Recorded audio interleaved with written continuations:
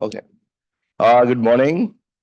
Thank you everyone for coming. It's our pleasure. This is the last workshop in the series of AI for Science. We've had about 14 workshops now.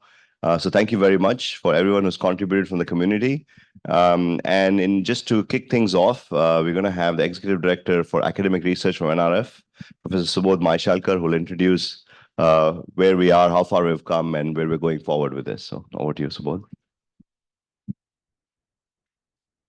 Thanks, Kedar. As usual, I've put together a few slides that would help me with this. Would this click or would this work? Okay. Sebastian, I won't take that long. So hang in there. Thank you. Okay. Okay. Okay, I'm just waiting for some slides. So the last time we got together as an entire community was 29th of February when we released our scoping report, and the scoping report was written up or compiled by Young as well as Kedar. And I want to start off with the slide I showed during that meeting, which is this one. So we had our scoping workshop on the 29th of February, and then we launched a full-scale study. We've had thematic workshops. The idea was to hold it in March and April, but as you know, this is 7th of June, which is fine. In parallel, we have had several study trips. We've also had, okay, Putin shows up, don't know why. Okay. All right, didn't go to Russia for the study trip now, but your Gmail is up here. okay, thank you. All right, and so we are. I mean, Young and Kedar are beginning to work on the draft report, and everyone is helping it. So this is sort of what we said we would do, and we are more or less on track. That is the main thing I just want to share. And again, the first thing I want to do is thank all of you for the participation and organizing all of these workshops. We've had 14 workshops so far, and 15th is here. One of the workshops are organized by Robert. Thank you so much. And it's been really great in bringing people together. We really wanted this to be a community-led effort. This is NRF does not know what needs to be done. It is the community that needs to tell us in terms of what needs to be done. But I do want to share with you a little bit of key insights that we had on some of our study trips. So we have been to Toronto, to Boston, Stanford, Berkeley. We went to NVIDIA. We have had many consultations with Microsoft, with Google DeepMind, Meta, you name it. We've really spoken with a lot of people. I think the key findings that we are sharing should not be a surprise to you. The first thing is really we need to bring together folks who can speak with each other from a domain as well as from AI. But on the other hand, we also need to have a new generation of bilingual domain experts who also are very conversant with AI. And that has become very clear. We've also it's been very clear that there has to be synergies or commonalities that have been identified which are transferable between one domain to another. We were a bit surprised when we started off in February or January. We really thought that without data, nothing could be done. And it was a surprise that yes, data is needed, but there are other work streams coming online, such as data from simulation for training of robotics, or data that could be synthetically generated. Again, synthetic data is not new, but the extent to which people are beginning to use it surprised us a little bit. Compute, we were also surprised that the requirements vary tremendously depending upon what you are doing. And this is another request. I'm going to come back on the last slide to ask your help in identifying compute requirements. And for sure, we need industry here. So I know Juntao is here from NVIDIA. I don't know if any of the other industry folks are here, but we do need to engage with the entire community from this. We really see what we are doing here as an important aspect. We see this as a national effort. We see this as a national platform in terms of kicking off the AI for Science activity.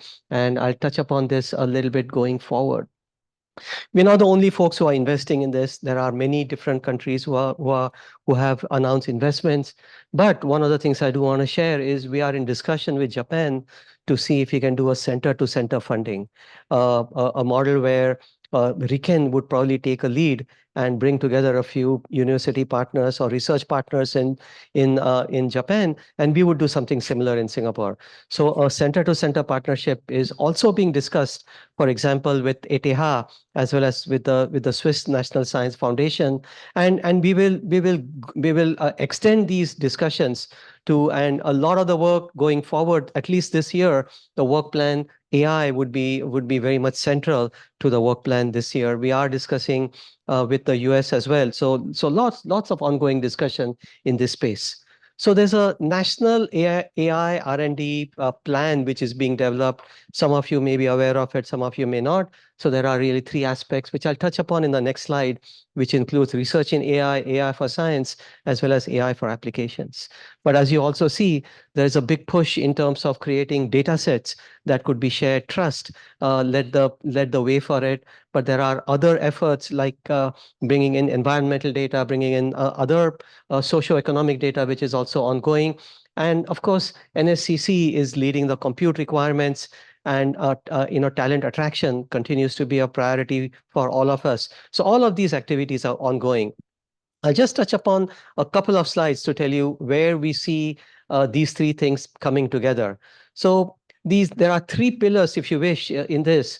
So there is research in AI, where foundational methods or research, science of AI would be explored, and this would be led by AISG, IMDA, and others. Then there's a pillar on the right-hand side, which is applications of AI.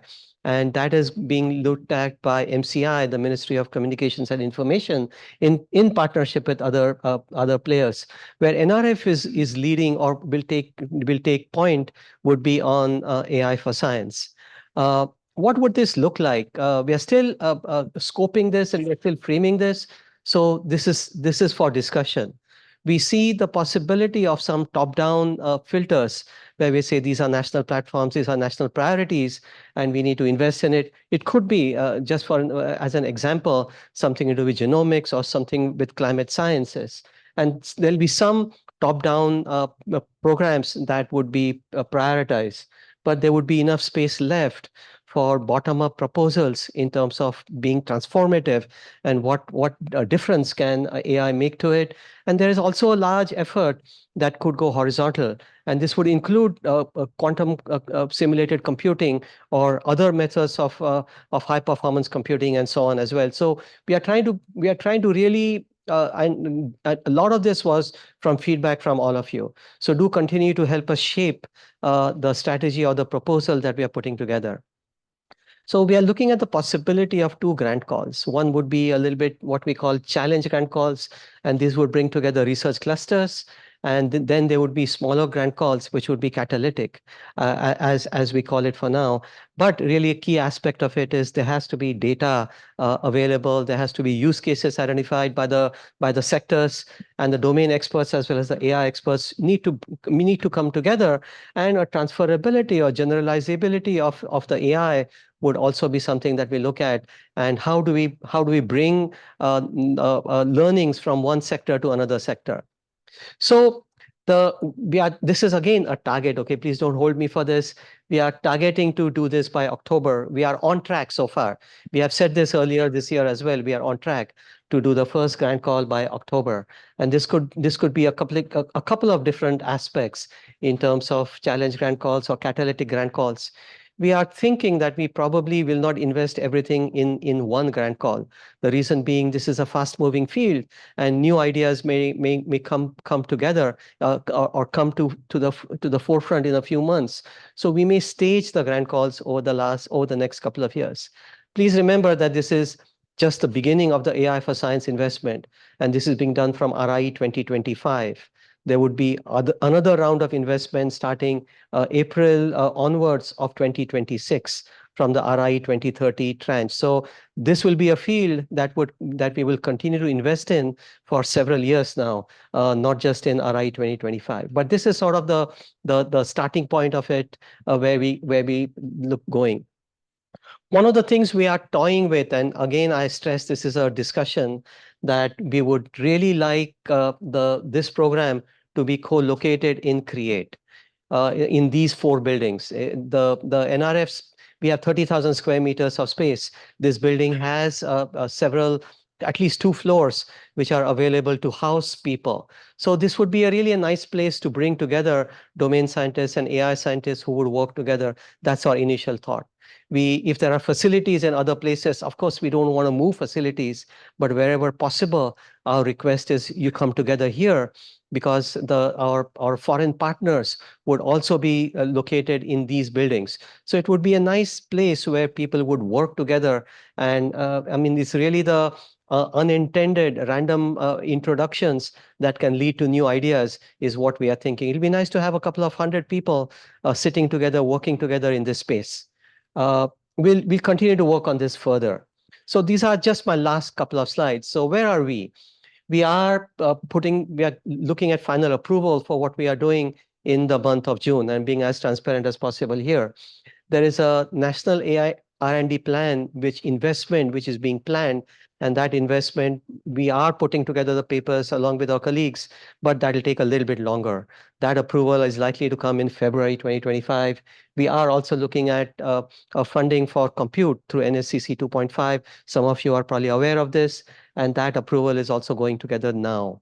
If you look at the overall funding in the first 3 bullets that I've listed there, it would be somewhere in the range of $700 to $900 million. So that is the overall funding, the envelope which all of us are working together on.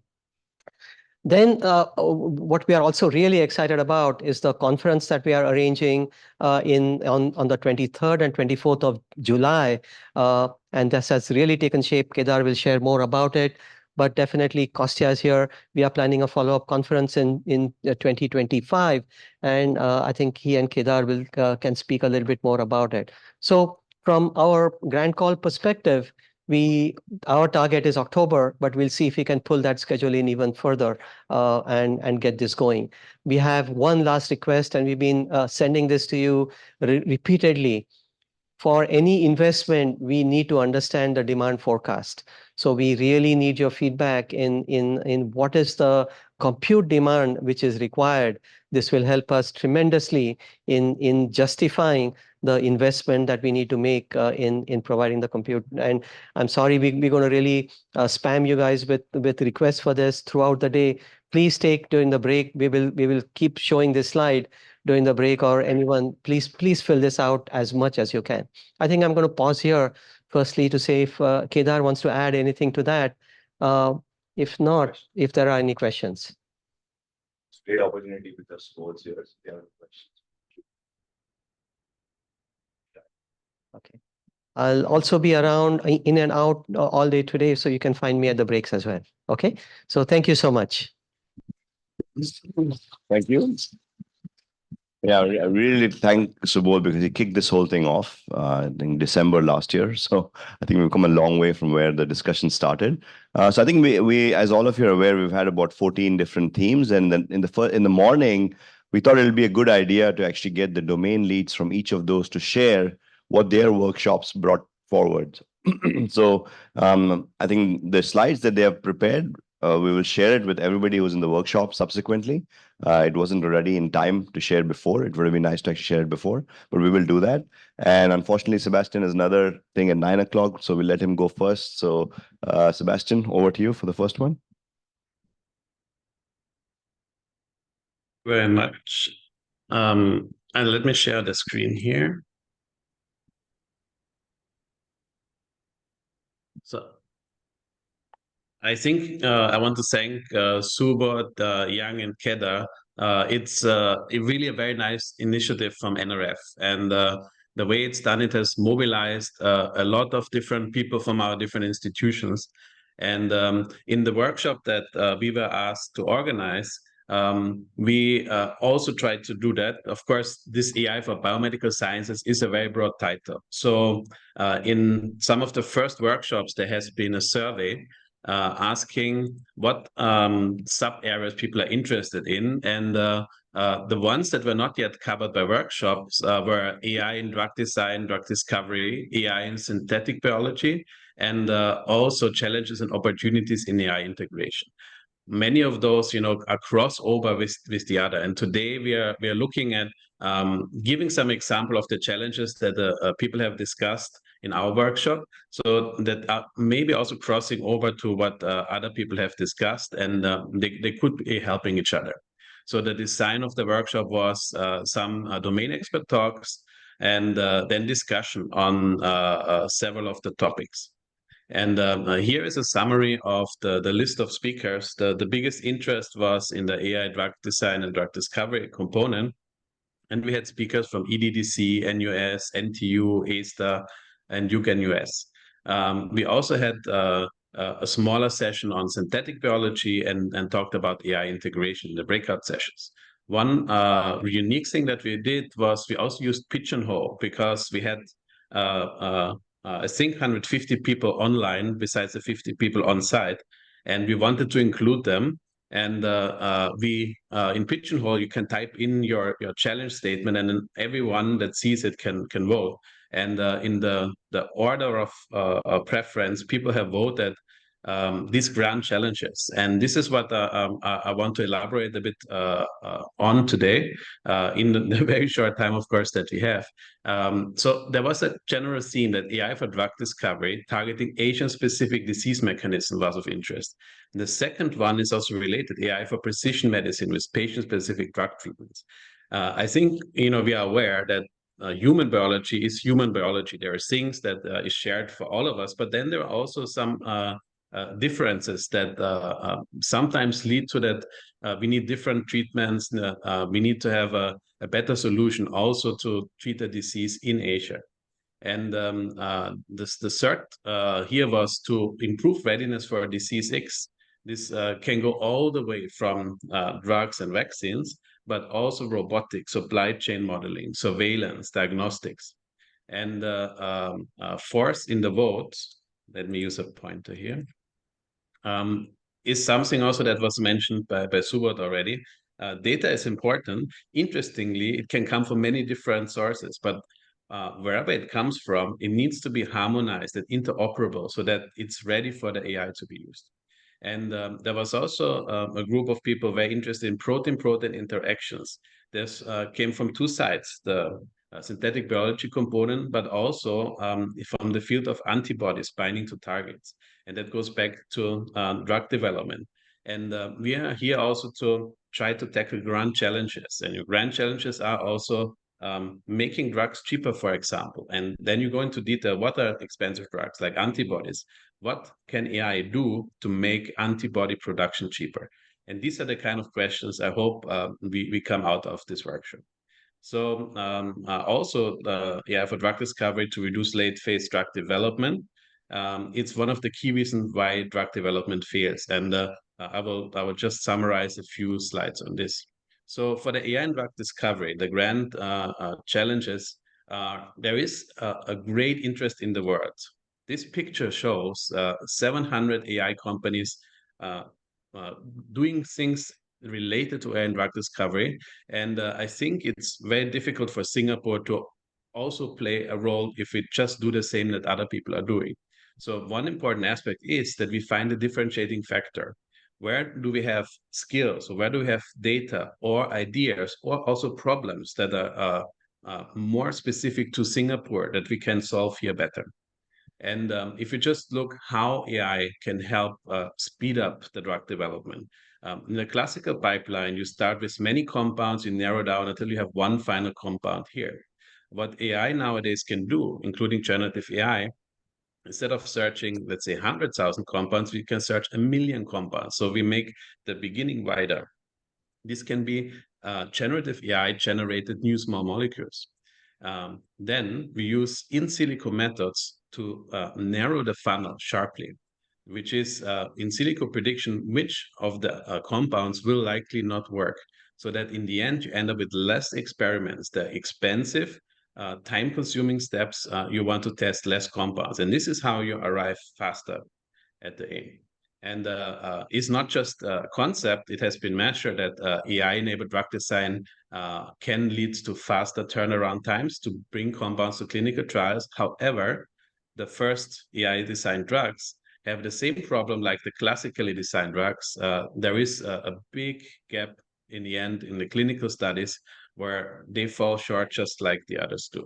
So in this regard, it's important to know that the most cost is when a clinical trial fails, and when you have compounds developed, only 1 out of 10 make it through until the end at this stage.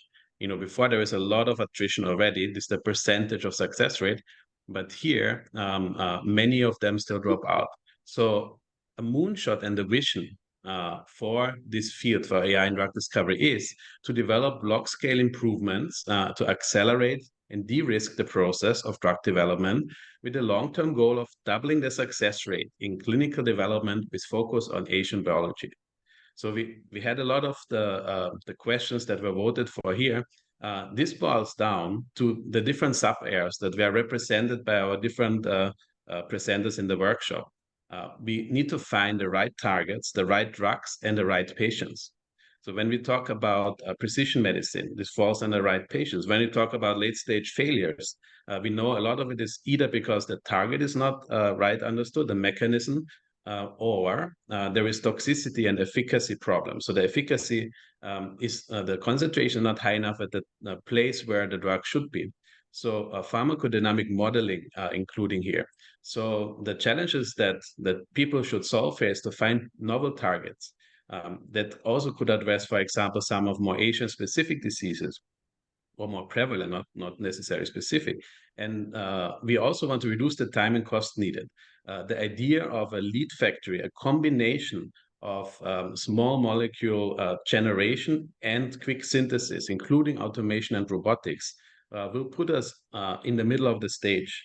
And if we can at the same time test this with a Asian biology-inspired foundational model on data that has been generated here, we can also tackle the right patient question. So this is a very exciting area that a lot of colleagues in the ecosystem have also raised interest in, and it will be very interesting to work more in this.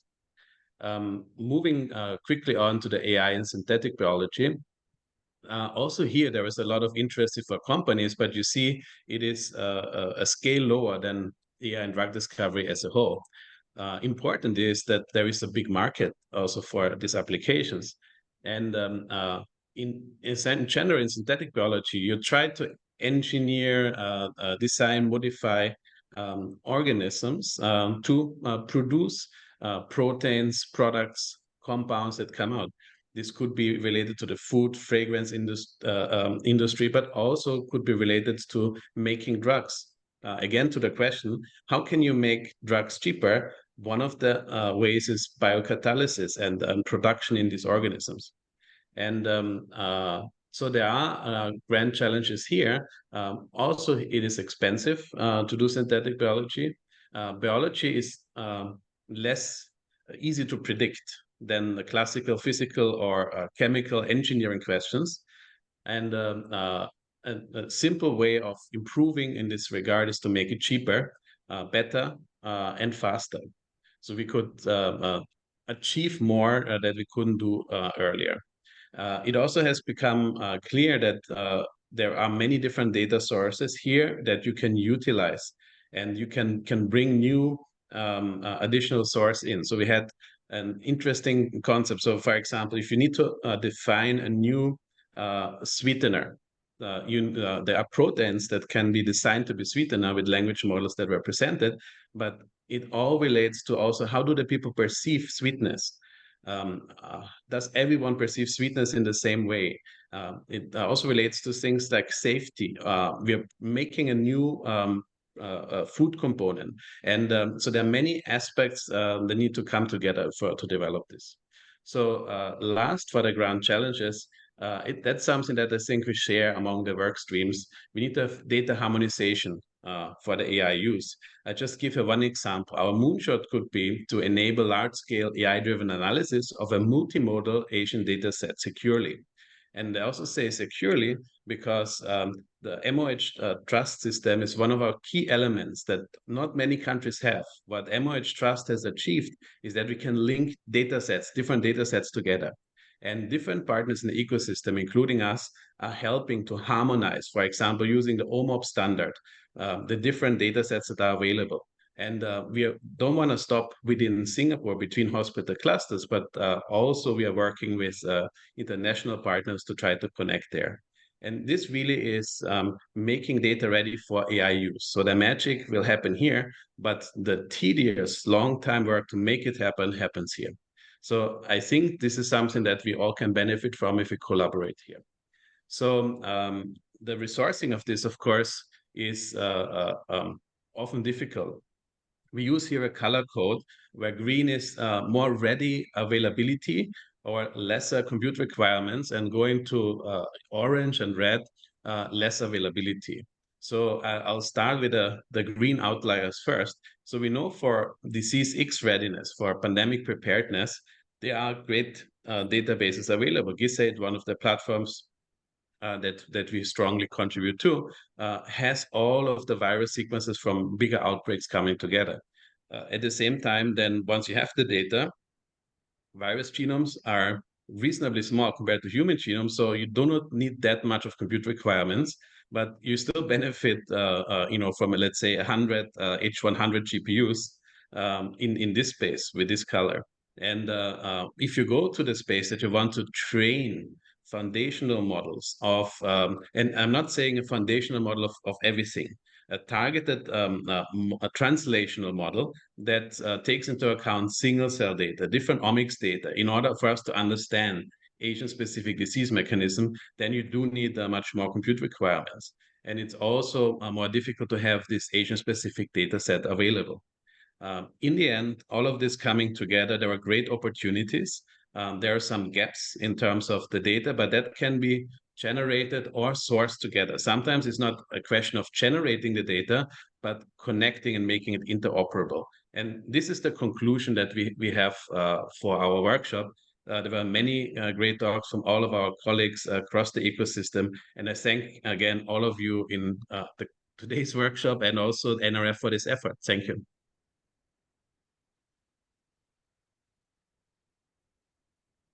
All right. Maybe one quick question, if there's any. Otherwise, we'll let Sebastian go, and we'll collect his slides and pass them over to you guys later. Yeah, quick, Nikita? How is Asian biology different from non-Asian biology?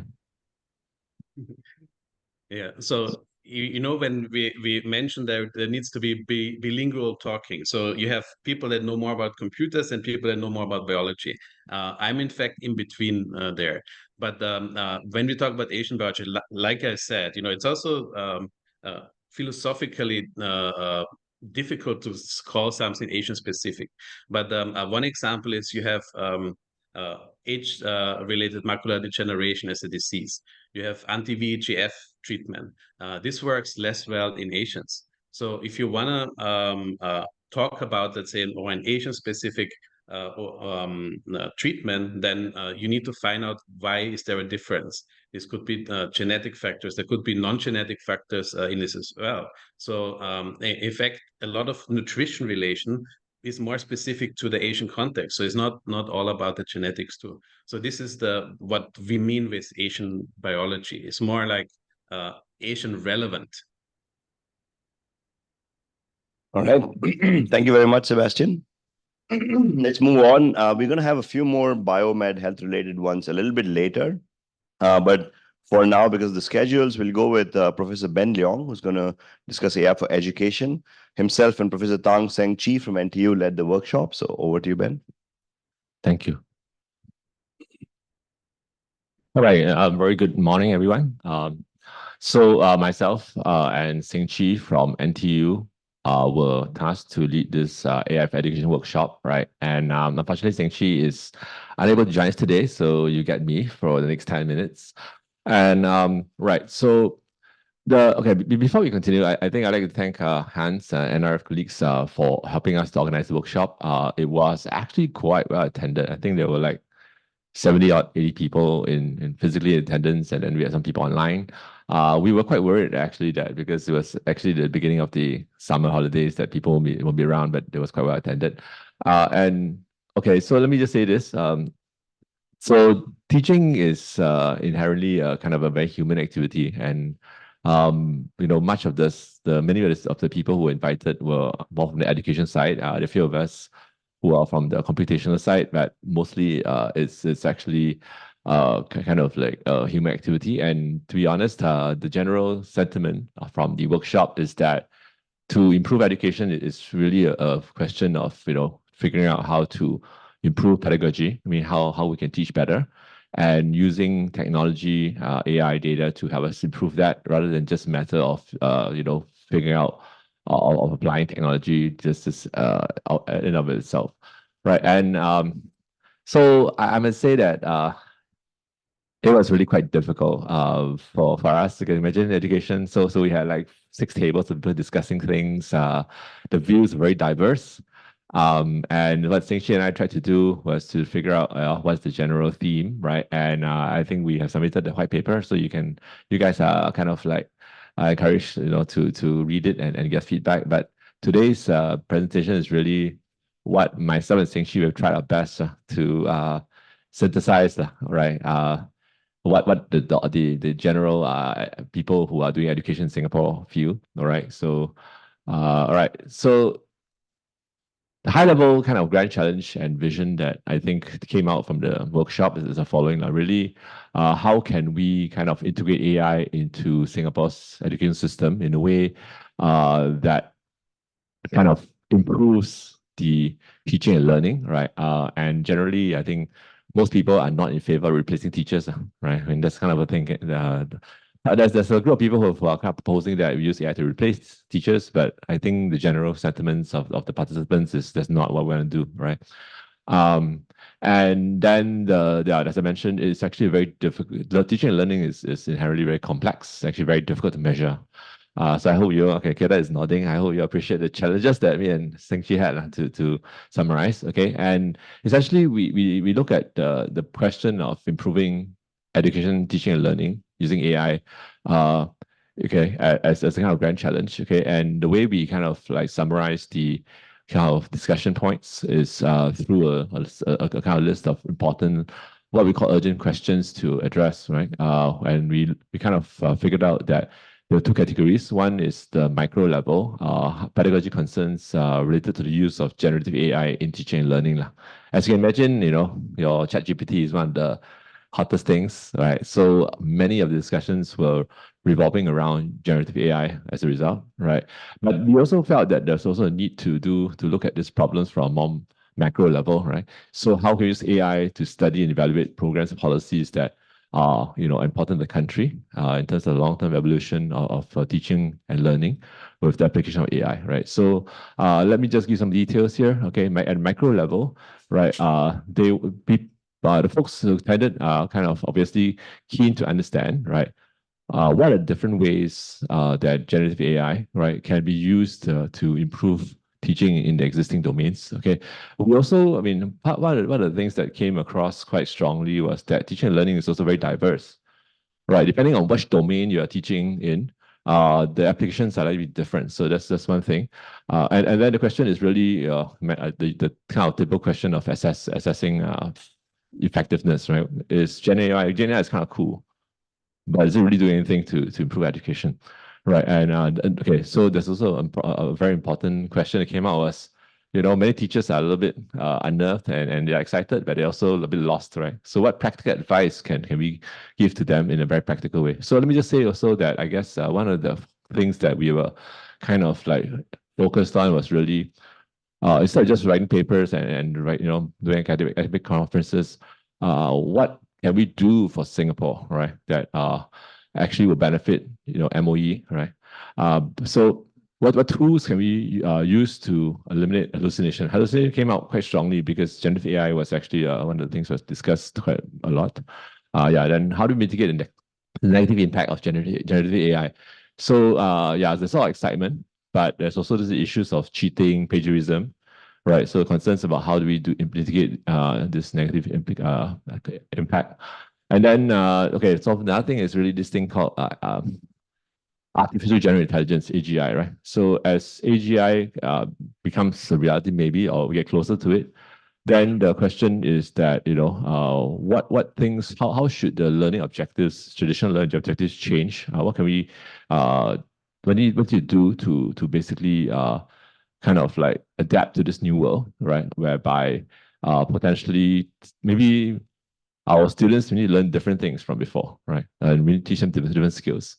So at macro level, right, how can we help students develop the agency, competency, and tools, right? Give to be nice knowledge creators, okay? How can AI, okay? So and one of the key questions is also how can we use AI to study the effectiveness of AI in teaching, right? And what are the long-term impacts of using AI tools for both teaching and learning for both teachers and students? So these are some of the themes that came out, right? And we tried to summarize the discussions that were done. So one of the things that we also talked about in the workshop is what are the existing efforts already in Singapore. So it turns out that quite a lot of work has been done already. So NTU, I think they have studied how to use Gen AI, to assist knowledge building, right? And NUS, NTU, they have Atlas. There's a center that manages the data, the teaching data. At NUS, we have, I think, a data lake, and there's also NUS AI Community of Practice, and they are all also studying how Gen AI applications can be used in education. So this is quite new. I mean, ChatGPT only came out in November 2020, right? 2022, sorry. So NTU, they're also using like some AI models to predict, okay, when your students need academic support, right? And finally, there are also people who are studying AI, learning with AI, right, on how AI can potentially improve our current research methods in education. Okay, so why do we think? Okay, we think that and Singapore is in a good position to do this work, right, in studying AI for education, because we think that the infrastructure for data collection is already there. Okay, for example, MOE has a learning management system, kind of a national LMS, which it turns out that I helped to build. So they have a lot of teaching learning data from the students and the teachers today in the K-12 system. NUS, NTU, both schools have actually this data lakes, so they can basically collect student learning data, right? And we can collect more data if we need to. And then also another development rising of COVID is that I believe that all secondary school students now and above, they all have a personal learning device. Primary school, they're moving there, but many already have it. So students today already have personal devices. So potentially we can deploy apps to collect data from them if required, right? And potentially we can also develop some kind of a infrastructure whereby we can track. And in fact, we think that we believe that MOE is really doing it. Basically, you have a kind of a learning portfolio that they kind of carry, as they grow from primary school to secondary school and JC and so forth, right? So we can kind of track essentially what students have been doing, right? And so with this, we think that potentially data will be collected to kind of do measurements and study learning at a kind of more larger scale and also more precisely with data. So okay, one idea that came up kind of like inspired by this. There's this Harvard study in happiness, right? I think it started in the 30s or 40s. They tracked this Harvard students over the years, and how they've done as grown up. And then I think there's a bigger group of people who were added to the study, whereby they studied happiness and the factors contribute to happiness, right? And more recently, Singapore is doing this precise 100K program where the MOH is collecting the healthcare data of like 100K people in Singapore, right? And then actually it turns out that I was MOE for a few years, and MOE also conducts this surveys to the graduating students called the Quality of Student Experience. They do it, I think, every 2 years, but the data is not publicly available. So the fact is that we think that potentially there's an opportunity, right, to try to initiate some kind of program like this, whereby we collect data, okay, for education, right, on a large scale for a large population, right, and make it public. So the MOE data that they collect is, I don't think they share it with the public. So potentially we can have a study whereby we collect this data, right, and then we share it publicly so that researchers can work on it. And on top of that, actually, the truth is not clear what data to collect.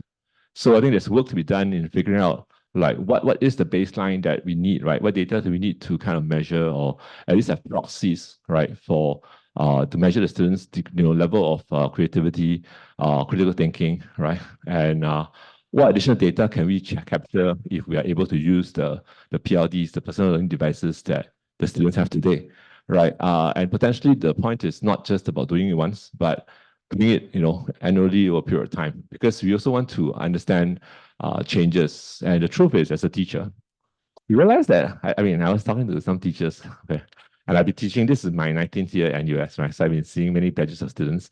My general sense is that it's become more challenging, managing students today. So potentially understanding how the students have evolved over the years is something that's important and helpful. And because today we can collect data, so potentially we can do better, right?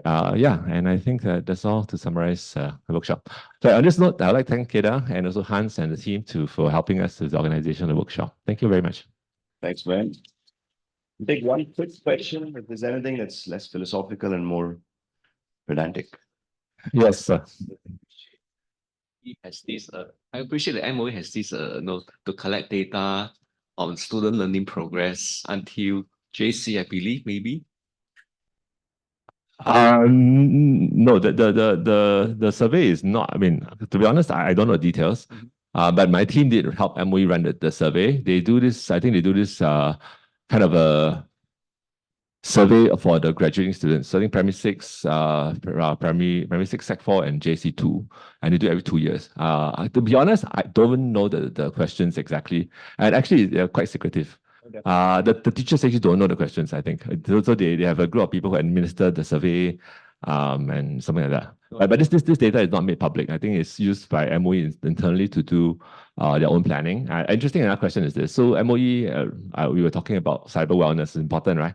So I did ask them, I was there in ministry like many years ago. I asked them, hey, so what's the state of cyber wellness?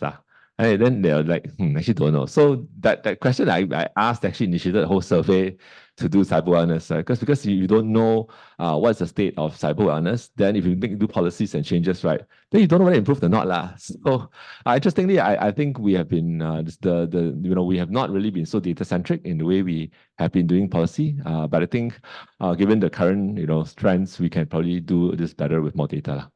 Yeah, because I'm just thinking along now, if we have the data that's track the learning progress of the students, and then we can have personalized teaching pedagogy for the students. That would be the ultimate aim, isn't it? Yeah. Something that we can't discuss, right? And public availability. So MOE does surveys, but you don't get to see data. I think many of the education researchers want to also access the data. Right. Thank you. Would that be realized? I don't think I can answer it. Thank you very much. Thank you. If you have more questions, please reach out to Ben and Qi, and this is the whole reason for the workshop. Thank you very much. Next, we are switching gears a little bit. We're going to talk about quantum and hybrid compute. And the ask from this workshop for Dario, who's online, was a little bit different because it's sort of a parallel development to what AI for Science is doing. So as a development of science by itself and what role AI plays in there. So thanks for joining, Dario, and over to you. Hi, good morning. Can you see my screen? Everything's okay? Yeah. Okay, thank you very much for this opportunity. I'm Dario from SCTD and CQT. Thanks, Kedar and Sang and Hans also for helping out a lot. Okay, first thing that I was tasked to organize this workshop, and we had a really good set of speakers, both from academia and industry. These are some of the photos taken at the workshop. And what I would like to address, first of all, is what it's meant by hybrid quantum computing, for those of you who are not familiar. And it's in general, it's considered as is used for a particular variational optimization procedure where we use the laser pointer. Okay, where some calculations are done on a quantum processor, for example, the evaluation of a loss function. And then this information is then fed to a classical computer, which figures out which are the new parameters that you want to use for your setup. But overall, and this is an interesting approach, very important, and it's thought to be by a portion of the community as a first way to find some practical advantage, quantum advantage. And there is interest in very recent progress, for example, from IBM and Creighton doing some very nice work putting together a quantum processor and a supercomputer. But there is also no clear proof that this can actually lead ultimately to a quantum advantage. And there are, of course, difficulties as in many places in research. There's also another paradigm of doing computations, which is called fault tolerant.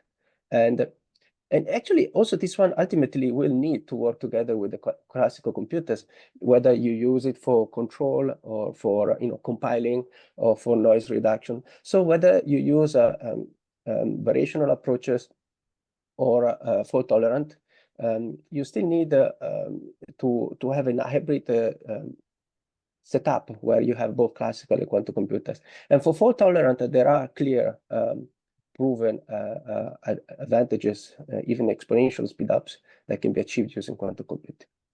Okay, so I think the recommendation from the workshop is that the community here thinks of a hybrid quantum computer is in a more general sense, where also including fault-tolerant quantum computing. And there has been a significant progress recently in the number of logical qubits that people can use, and so on and so forth. Now, I would like to show, I made this very simple picture to have an idea where AI can help reaching, user for quantum computing. And if going from the hardware to the middleware to the software, there are two big problems, which are let me move this bar that disturbs me. Okay, there are two big difficulties. One is noise, and the other one is the algorithms. Noise is what destroys the coherence and entanglement that you need in the quantum computer, and there AI can help, for example, in providing new materials, okay, or new approaches, better control for the system, some error mitigation techniques, and maybe also for the compilation of the algorithms for the hardware. That's where AI can definitely help. And the other things that I wanted to stress is algorithms. Now we have certain intuitions on how to build algorithms, but there is only a relatively limited set of primitives that we know can help in accelerating calculations. And who knows, maybe AI can actually help to develop completely new approaches to develop new quantum algorithms. But overall, whether we're looking at the hardware, even just the materials, all the way to the algorithms and the software, simulations through neural networks or tensor networks can actually help a lot in all the coming to have a useful quantum computers. The other approach that it's important, it's where quantum physics can help AI. And this, I would like to look at the spectrum of application that can go from the classical world to the quantum world. In the quantum world, it's obvious that AI will need some sort of quantum computer just for the sheer amount of data that you need to describe complex quantum systems. But there is also other things that may be less known, like quantum-inspired algorithms. These algorithms that have been developed, the quantum community, to deal with a certain class of complex problems. And they actually more and more they're used to tackle classical problems, and actually seem to bring interesting speedups and actually also good interpretation properties. The generalization of certain problems, understanding the generalization properties of certain networks are quite different when you use quantum neural networks. So that also can be an advantage. And of course, including, and this is, many of you already heard about physics informed, physics guide, or physics encoded neural networks. And this can be very important, bringing in ideas from quantum physics, could be actually help to get better neural networks. And of course, the speeding up with the computing primitives, that's something I mentioned before. For example, linear algebra can be accelerated exponentially for sparse problems. And something that maybe not many of you are familiar with is the issue of energetics. I'm certain that all of you know that, for example, large language models require a significant amount of energy.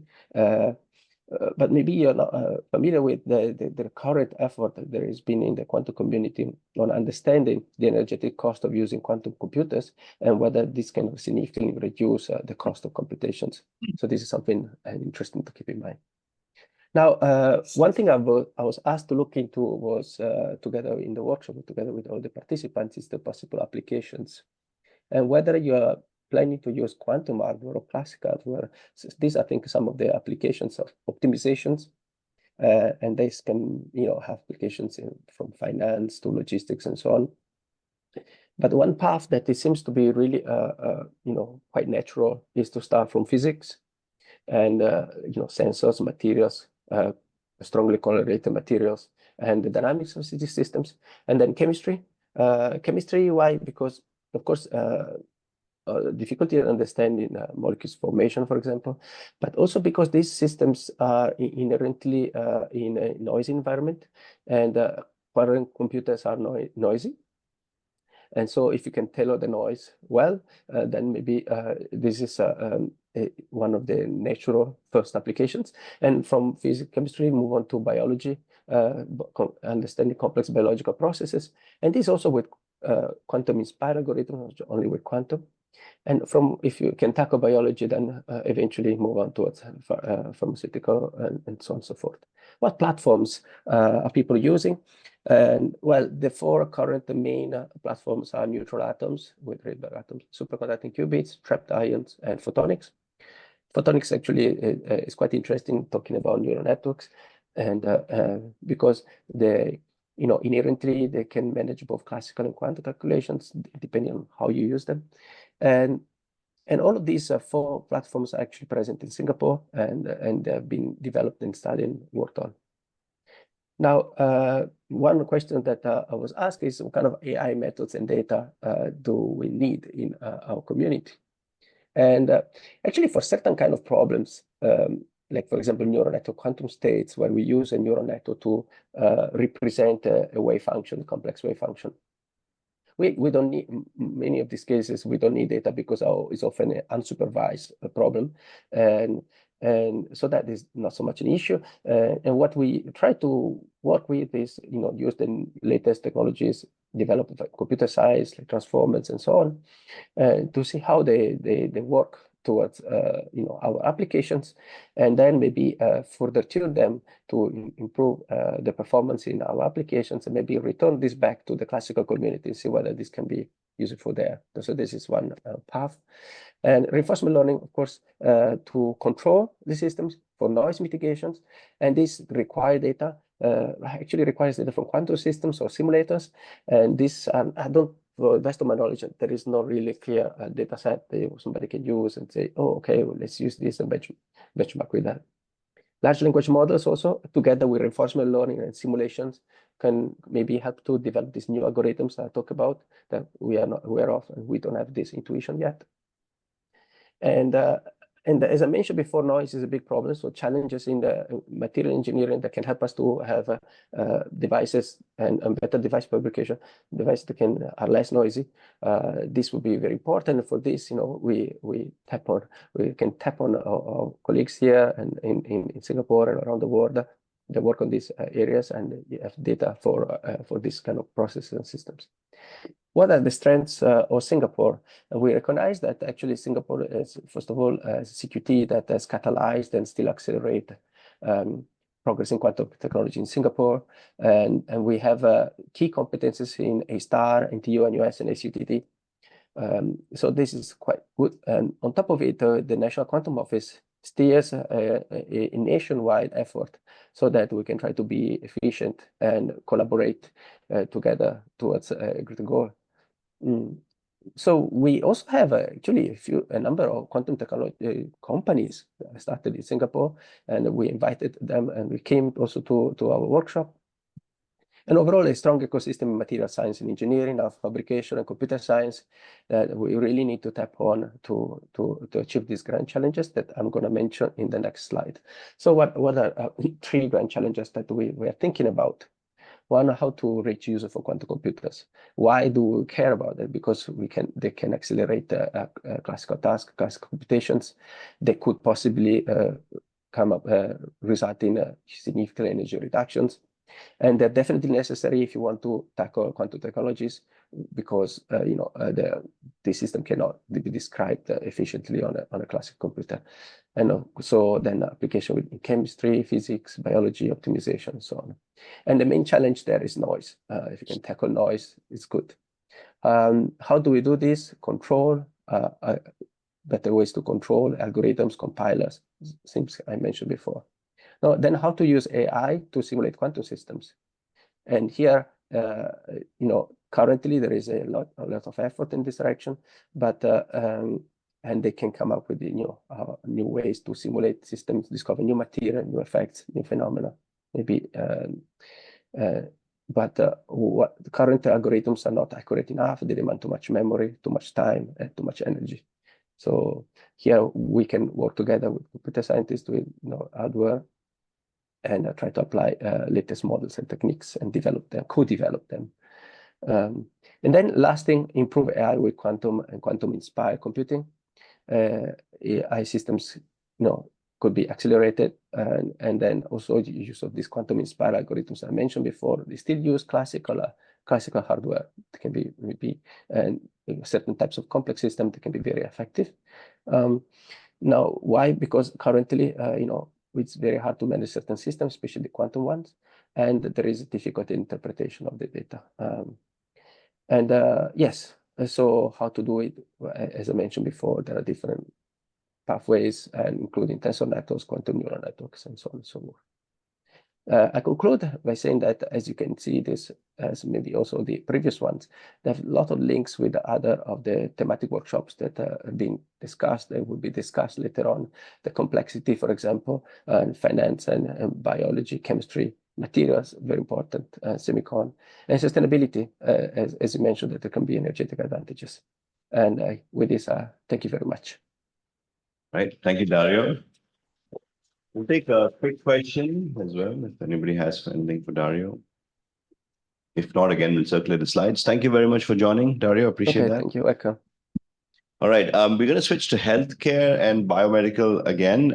Rosa actually has a meeting at 10, so we'll let her go first. So it's also a good overview for healthcare in general. So over to you, Rosa, talk about healthcare. Thank you, Keda. Yeah, thanks for letting me jump the queue. Yeah, so what the slides?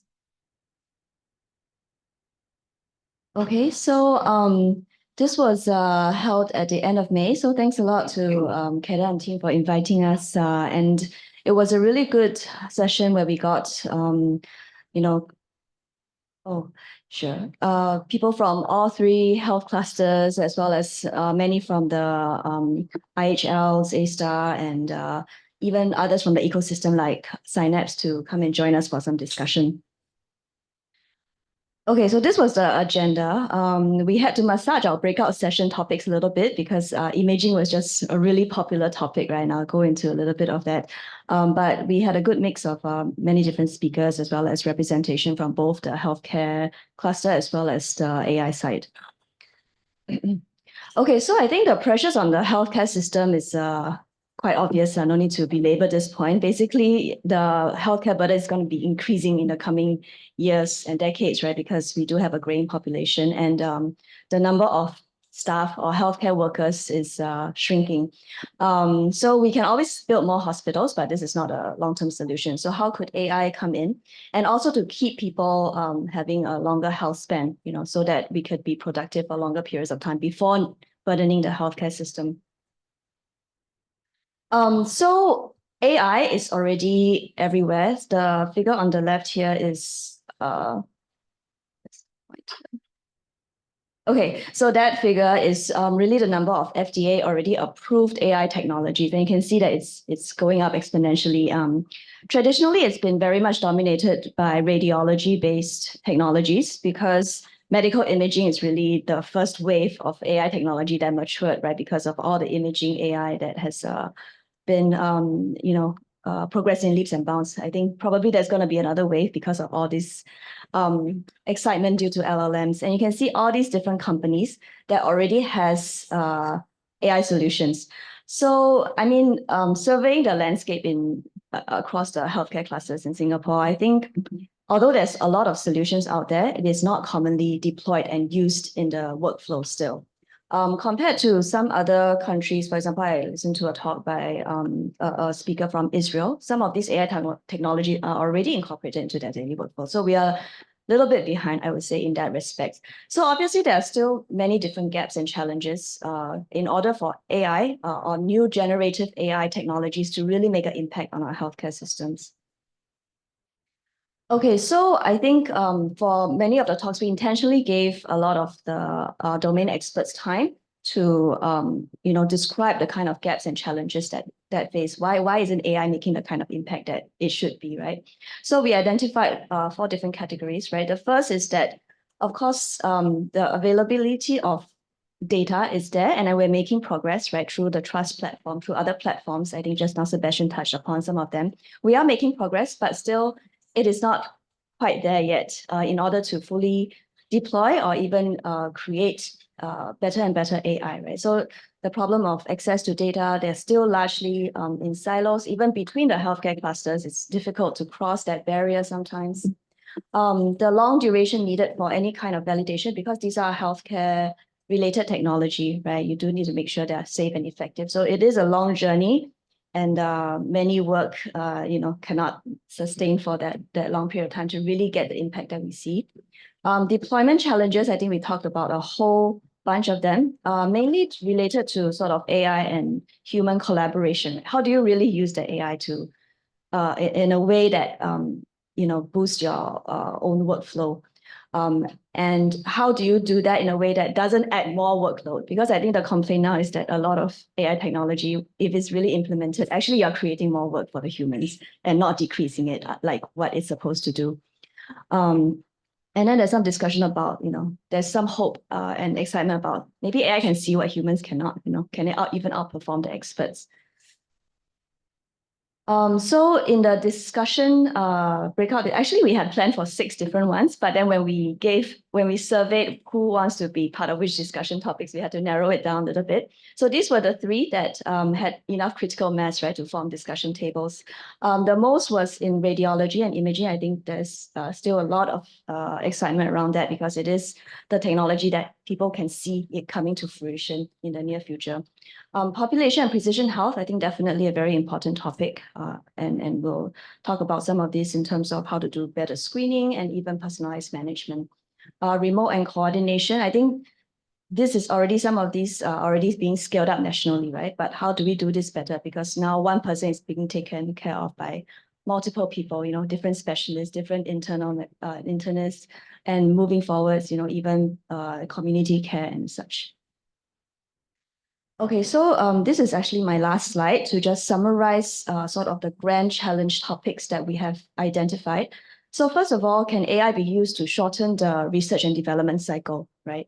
Can we use it to, if we do have a data set and we have a platform to connect different kinds of data set together, it's still a lot of work to make sure the data is harmonized, it's actually usable for AI. So how can we use automatic ways to do the initial part, so that we can really focus on the AI. So the catchphrase there was data for AI by AI, right? If we do have the data, I mean, can we use that? Can AI help to generate hypotheses and have insights to the data that maybe just by looking across the data, because the data is becoming more and more complex. And also validation.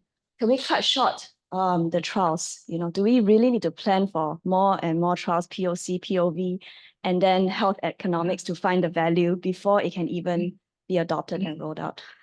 The second one is, can AI be used to optimize all aspects of clinical workflow? I mean, a lot of this was triggered by radiology because it is quite close to maybe really getting incorporated into the workflow, right? But I think it applies to all other kinds of clinical workflow as well.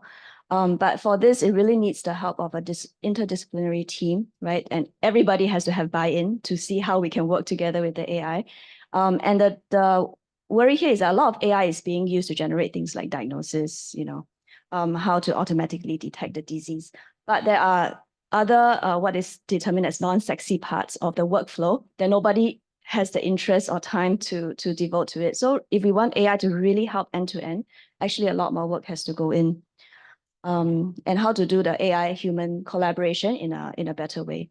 The third one is really related to self-management or community-based management for personalized advice. So this is really the holy grail of what AI could do, right? Generative AI, foundational AI. Maybe it can even outperform the humans at some point in time.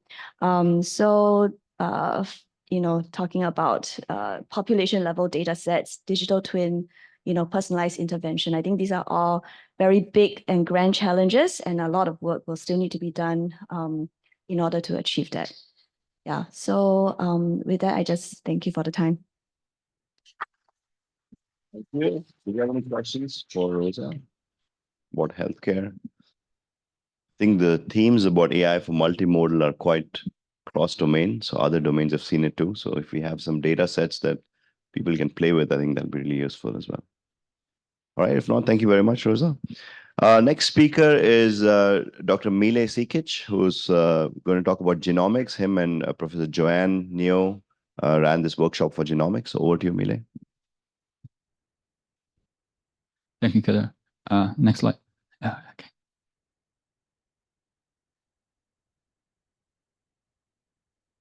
Okay, so Joanne and I organized one of the first workshops, and this workshop was focused on genomics. So as I'm a computer scientist who actually work in genomics, I try to summarize in a way that can be understandable for computer scientists. So from my experience, if you try to work in the new domain, you need at least 6 months actually to have some common language, that you understand what people are talking about. So for example, recently, we have collaboration with people who are in theoretical computer science. And for example, in structure prediction or prediction of proteins, it is not the same as you need to predict numbers from NIST. So in biology, it is important that model can generalize. So you should find structures that you have not seen before. This is completely different. So that's the reason it is important to learn the common language. So I try to separate this into the 4 potential challenges. The first one, it's about data generation, how we can produce more data that we can use in the following steps, but it also requires AI. Also data annotation and information extraction, how we can share this data, and in the end, how we can utilize this data. So all of 4 components require AI. So the first one is related to de novo assembly of genomes. So at this moment, we can reconstruct human genomes, telomere to telomere. So all nucleotides without any problems. And now there are methods that we can do it for all vertebrate genomes. And soon, many of them will be reconstructed. It is a huge amount of data. So what we can do after that, there are 2 remaining challenges: the plant genomes and cancer genomes. These genomes we need to understand, for example, from plant genomes, Southeastern Asia has a huge biodiversity. There are so many opportunities for new drugs from plants. So if we can reconstruct these genomes, it will be amazing and an edge. So what I see, so we need new assemblers. And actually, the assembler, the biggest problem is that you have a graph and you need to traverse the graph. So it's the perfect for GNNs, graph neural networks, or geometric learning. So data is available. There are many data. Sequencing one genome maybe costs, I don't know, $10,000 maximum. So and for training models, there are so many data, and every day there are new genomes. Genomes are now perfect. It is the perfect time to try to assemble them. And so one that can be interesting are cancer genomes. Of course, if we can understand the cancer genomes, if we know how it looks like. But cancer genome, it's completely different than our usual genomes that can have some chromosomes more, some less. There are many different genomes at once. So it is complex. If we can understand that, we can understand the development of cancer. The second is really most obvious one. So now we have large language models for natural language processing for different fields. Even my group developed the RNA language model, and DNA language models are really the next big thing. But now the question is, what are the words of this? So the obvious one is just use one nucleotide, but human genome, it's 3 billion nucleotides. How many tokens do we need? Is it possible to come that we can have 100 million tokens? So because I'm talking the sizes of chromosomes, that can be the big challenge. And there are many methods now that people try to come like hyena or mamba that can come here, but can we go further? Also, maybe some less demanding challenge can be, okay, but can we develop language models for bacteria or viruses? So what we can learn from bacteria and viruses? So I believe that there's a huge potential in trying to develop language models and extract information and learn something about pathogenicity. So for example, people started this CRISPR technology that can help us to cut DNA and insert and make change, just looking at bacteria genomes. Maybe language models can provide us to learn something new. The third challenge is, okay, we have many data. And now I think it's important to utilize the current National Precision Medicine Program. So currently there are 50,000 individuals who will be sequenced soon. In the next year, will be 100. It is going to be, the next challenge is 500,000 people.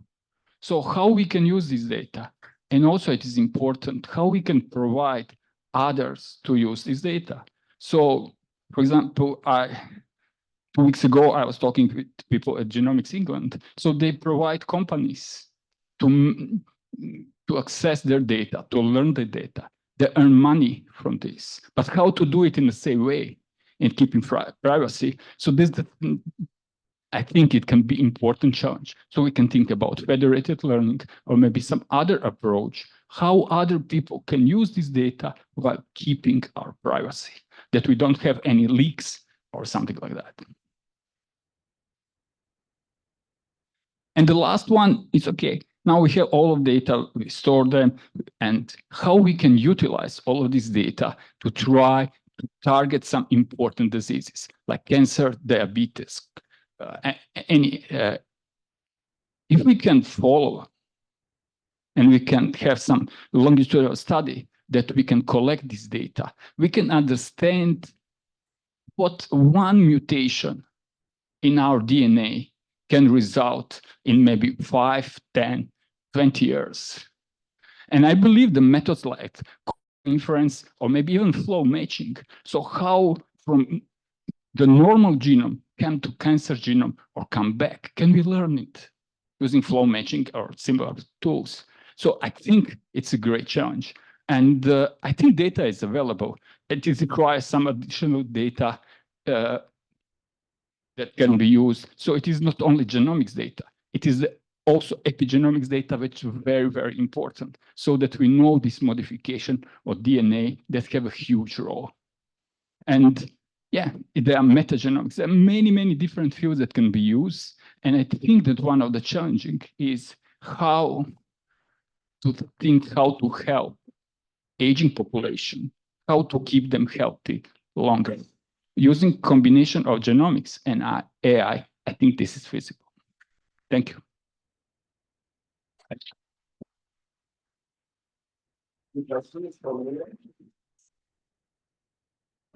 If not, thank you. Again, you know how to reach them and go after the grand challenges that Mile has described. Unfortunately, Professor Ashoke Venkatraman is not able to join us because he's overseas on a trip, and he thinks his deck is not quite ready for sharing yet, but we will disseminate it to all of you sometime next week. So the last talk of the morning is along the theme of healthcare, is digital phenotyping, and I know the title is a bit longer, so I'll let Dr. Creighton describe this. So Dr. Creighton Heaukulani, Professor Robert Morris, Dr. Jimmy Lee, and Dr. Young. Jimmy Lee, they organize this workshop. So over to you, talking about foundational models for healthcare in Singapore. Over to you. Thanks very much. Thanks, Kedar. So I'm with the MOH Office for Healthcare Transformation, presenting on behalf of my colleagues and some of our key partners that we've been developing this vision with over the past several years. No.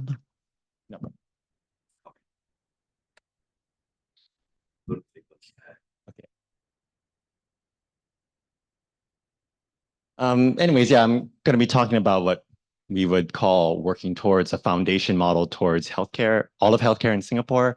I know foundation model is a very recently hot topic, but it's just a label. I think this is sort of a strategy we've been working towards sort of all along with others, many other players around the ecosystem. It might help to start with this overall view of the different programs, initiatives that we've been working on over the past several years. We take a life course view towards care transformation. Some of our programs, like Mindline SG, it's our digital mental wellness program. We view it spanning the entire lifespan. We have other disease-specific programs, serious mental illnesses. It's called HOPES. Some cardiovascular diseases, post-heart attack programs. Some we have not gotten to, but we very much are making moves towards healthy aging. On the other end of the spectrum, maternal health, maybe. And for us, what unifies our approach to all of these conditions is summarized in this green box here. What we can, I should probably use this pointer. Okay, it doesn't work. What we view towards digital sensing and intervention, continuous data collection from devices like the smartphone, a wrist wearable device, at-home blood pressure cuffs, delivering data constantly a few times a day, every 10 seconds to a platform. And we have all these machine learning algorithms that are analyzing that data in real time. It can decide to send automated interventions to the patient or the user through coaching nudges, targeting adherence. Let's say digital therapeutics, it can automatically deliver without a human in the loop. Or if an emergent need is detected, then we can step up their care, we call it, to a clinician, to the clinic. Of course, we should be combining that with other data that we have on your health, such as the electronic healthcare records. Singapore probably has one of the most comprehensive coverage across the population. Genomic data, someone already mentioned the precise 100,000 genomes initiative, social determinants. And when you view it this way, when you're assembling all of this data covering all of your determinants of your health, with this strategy, we view this as building already towards what is now called a foundation model for healthcare in Singapore. When you do take this foundation model approach, we've been finding that applying machine learning to those foundation models, to all that data, has significantly accelerated what used to be the traditional health science research process. So traditionally, you can think about it like this. You would run your 2-year study where you're trying to find your biomarkers. And then after that, you would then run another 2-year study where you try and find an optimal intervention and you kind of engineer that intervention. This is definitely a cycle, right? You discover that there's a different way you could have made that biomarker intervention. So you run another study that refines it. Machine learning people would call this feature engineering, and we do this automatically, algorithmically. One day when you're sort of comfortable with that intervention, then you progress on to what you can call a validation trial, sometimes a randomized control trial, not necessarily, cost effectiveness trials. And then maybe when you're sort of comfortable with your learnings, you start on an adjacent condition, something nearby, you then start the cycle all over again. When you take this foundation model approach and you have these large longitudinal cohort data sets covering many measurements of your determinants of health, then we machine learning people will then run algorithms on this to mine it, right? Automatically find your optimal features and interventions. We can dramatically reduce what used to be this sort of long iterative process to the run of an algorithm and very, very quickly advance on to what you would consider a validation trial. Moreover, if that data set is broad enough, over a broad enough cohort and collecting enough data measurements, then you can actually mine and start these almost parallel work streams across these different adjacent conditions and populations. So that's sort of what we've been doing, how we view this acceleration approach. What data should you have in that large cohort data set?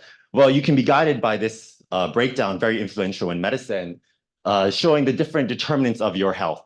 So let's say 30% is attributable to your genome. That's again in the domain of the 100,000 precise project, maybe. Only 10% actually for the health attributable to the healthcare you receive. That's measured by the electronic healthcare records. And in Singapore, actually, again, we have probably one of the most comprehensive coverages of that. But the majority, 40%, are actually attributable to your behavioral determinants of your health. And actually, it's only been very recent that much of the healthcare community has been measuring these factors. And it's been going by the name of digital phenotyping, the moment-by-moment quantification of your phenotype as measured by digital devices. This is where we've been investing a lot of our own effort. It's at MOHT over the past 5 years, developing with our partners what we think is world-leading competence in this technology. And once you collect sort of all of these healthcare determinants, we kind of take a view, a very holistic view of healthcare interventions. Here are those determinants you see on the bottom. Below it, I've printed out the data sets that exist in Singapore that are measuring those determinants. Again, the PRECISE project. World-leading cohorts, the Gusto trial at NUS and A-STAR, probably the world's largest birth cohort right now. We want to start some youth cohorts with digital phenotyping at the universities. NUS already has one. Again, probably world-leading digital phenotyping cohorts. The National Steps Challenge, I don't know of any other country that has a program quite like that with that kind of coverage in population health. So when you ask the question why Singapore should probably lead this, is that we already have all these world-leading coverage cohorts that are sort of existing. And when you can put them together and assemble them, which is what we want to do as a part of this grand challenge, you can then start running your machine learning algorithms, let's say on this joint space, where you can do automatic feature discovery, biomarker discovery, and intervention discovery. Interventions going up this graph on this joint and very complex graph. And we believe that's the only way you're truly going to holistically approach and achieve these kind of broader outcomes at the top, what we would say maximizing all of human health and potential. So that's the vision. If in a picture, if I may say it in words, what our grand challenge job is, we want to expand those existing longitudinal cohorts to include digital sensing so that you capture all of your determinants of your healthcare. We want to then gather them and join them together, stitch them all together so that you cover your measurements over the life course, thereby arriving at what you can consider your foundation model. That foundation model will drive the automatic discovery of your biomarkers and, more importantly, your interventions. And the result not only is a dramatically accelerated health research process, but for us, most importantly, improved health outcomes at a lower cost. So let me give you a concrete example from some programs that we're running. One is called PTech. It's in hypertension and now moved to diabetes. And my hope is a post-heart attack program. In these, we have developed a platform with Synapse. It takes we ask the user to take measurements from an at-home blood pressure cuff regularly. Somewhat analogously, in serious mental illnesses with IMH, a key partner, we've developed the HOPES project. This collects data continuously, nonstop, from a Fitbit and a smartphone app we developed, measuring behavioral determinants of health. It's serving patients with schizophrenia and major depression. We're trying to predict impending adverse events like psychosis relapses, for example. Our machine learning algorithms are sort of churning on this data nonstop and doing that strategy I mentioned earlier, either without a human in the loop, deploying digital therapeutics and automated interventions, or stepping up care if it determines the need is necessary. We're already seeing results in PTech. We can reduce the number of uncontrolled hypertension cases by about 300%, and it's now running in all polyclinics across Singapore. In this HOPES program, in the second one, maybe this is a good visual of what I mean by the automatic discovery of the biomarkers. This is an AUC score. I know most of the audience should be machine learning AI people. These are AUC scores of different machine learning models trying to predict impending psychosis relapse in the next 21 days. The best performing model we have, is a feature discovery exercise. These are permutation importance scores, for those who know what they are. But from over 250 features, it's sort of finding the most optimally engineered ones. In this case, it's sort of like entropy, your locational entropy as measured by your GPS movements around town. Variability of the start time of your sleep, tapping speed, interesting one. It's known around the world by other people. But this is sort of what we mean by accelerating that discovery process. And not only that, but may I add, this algorithm is trying to optimize an intervention. This biomarker is a mere byproduct of running that algorithm, trying to optimize our intervention. That for us is sort of a key pathway to impact. Doing pretty well. Another big element of accelerating the pathway to developing interventions is transfer learning. Many people in this audience may know that. This is sort of the classic image of transfer learning from the deep learning community, where you maybe have one data set in a task. You take your inner architecture, you freeze it, you move it over to a new task. You then add on some layers, and you can call it fine tuning for a new task. We take this approach to a lot of our intervention design. So in that mental health program I told you about, we moved from schizophrenia, which was sort of starting in 2019. And now in service, running at IMH, we are serving depression as well. We've transferred much of that strategy. We also have designed LLM therapist assistants that are being used in our platform, Let's Talk. It's a youth digital mental health forum. We want to have not done it yet, but our plan is then to transfer much of that technology into LLMs in clinical decision support systems, probably for primary care physicians serving healthier SG. So this is my last slide, kind of once again, putting it together, what we want to do. We want to assemble, again, these world-leading longitudinal cohorts. We want to stitch them together to kind of get this data set across the entire lifespan, backdrop it against much larger foundational models, if you will, the genomics, the healthcare records, even internationally, the medical literature, LLMs that are already being developed, MedPalm by Google, for example. You can then fine-tune it with these specific disease cohorts that I told you about. And if you read between the lines, this is also who we identify as our key partners, right? The key partners must be the people who are responsible custodians of this core data sets, maybe the Gusto trial, HPV, certainly. So that's, I think, all I have. Yeah. Thank you. Thank you. Thank you very much. We can take a couple of questions. If anybody is keen on this. In the back there, I'll walk over. I'm not sure. Thank you for the presentation. I'm sorry. I'm not sure whether the question is relevant to you or not, but you show a lot of stuff related to data collection and so on, right? Are you concerned or you're considering or taking seriously issue of privacy? Are we taking privacy seriously? Yeah. I mean, yeah, I would say so. So we even have a paper trying to show how seriously we're taking it, if you want to see, on that HOPES platform. Yeah, I think these technologies, especially the digital sensing, the continuous sensing, they have inherent challenges associated with privacy.